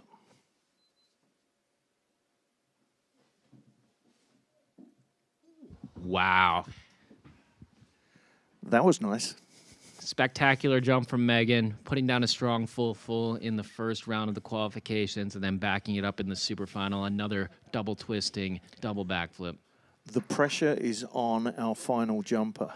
It is, but she's used to this kind of pressure. You know, this is an experienced jumper, Marianne Thénault, 2022 Olympic bronze medalist, as well as many World Cup podiums in her just a pretty short career, but a lot of success so far. So there's a reason she's jumping last, and she's ready to take it to these ladies, but they have put the pressure on her to put a nice jump down.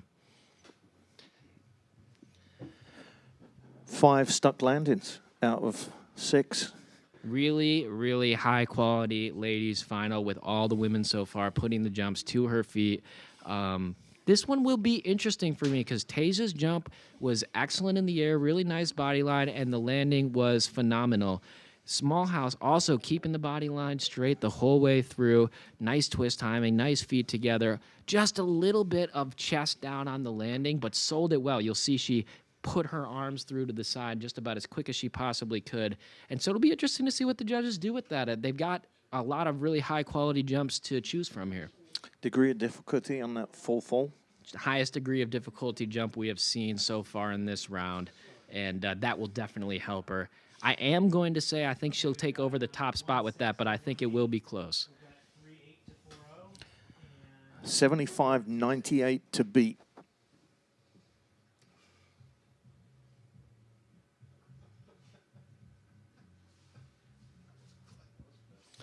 So close. So close. Megan Smallhouse taking over that top spot. And the judges are ready for our final jumper, Marianne Thénault from Team Canada. What's the jump? Double full, 3. Double full off of kicker number 3.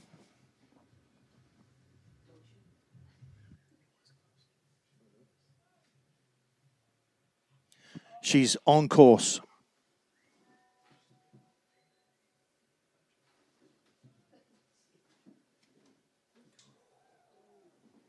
And holding on to the landing, a little bit of ski acrobatics required, just holding on from going over the handlebars. A really well done double full. This should be interesting towards the end of this round, how the judges see it. Obviously, highest degree of difficulty in the round. That'll help. And very well done in the air. That landing had to hold on, had to do a little ski acrobatics to ski it out. I didn't see her save it. I thought from where she was, where I was looking from, it looked like she'd gone over the handlebars, as you would say. Well, I'm going purely off Coach Jeff Bean's reaction for the end of it. So jumpers have to ski it out from all the way to the bottom of the transition if they want to get that high score on landing. I was going off the fist bump, which leads me to believe that she saved it. So we'll see what the judges do with it. Currently, Tasia Tanner sitting in second place, 75.98. Megan Smallhouse currently sitting in first place. That last jump had the biggest degree of difficulty of all of our jumps in the final. And we're going to see in a matter of seconds where that jump has landed Marianne Thénault. Score to beat, 76.23. With the degree of difficulty and the air and form, it is very likely that she's going to take over that top spot, but that landing just had a little bit of ski acrobatic, ski ballet to it, so it'll be interesting to see what the judges do with it. It's going to be a tight round. He's got to pick it up. Where he, she, whoever it is, they have to pick it up tomorrow. Please mention then the hour will be given to Okay, we've got 1.5 to 1.7. That was fast. We've got 3.8 to 4.0 and 2.0 to 2.0.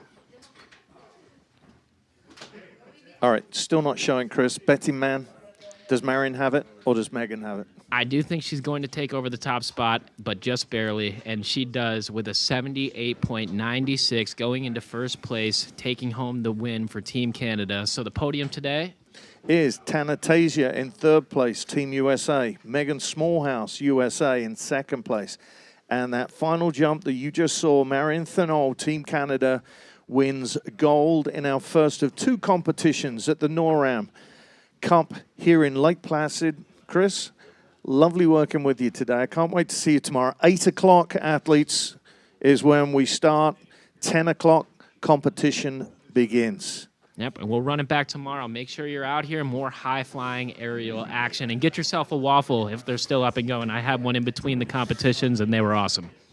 Thank you, Chip, Pat, Manny, Evan and Evan, Brad Preston, Chiefs of Hill, and Raymond for doing your stuff. Thank you to the coaches for bringing your athletes to Lake Placid from the U.S., from Canada, Australia, and Japan. We'll see you all in the morning. Have a safe night out in town. Weather forecast for tomorrow. It's going to be bright in the morning. Chance of rain a little later in the afternoon. So we'll try and get this event underway. We could be lucky, but we'll be here ready for more freestyle aerial jumping. Thank you, spectators, families, and friends. Coach is happy with results from Canada. 2 golds. Alexandra Duchesne on the men's side, and Marion Thanol on the ladies. See you tomorrow. I just got off the phone with MBC Sports for you guys. Thank you. I know. They're calling you. World Cup next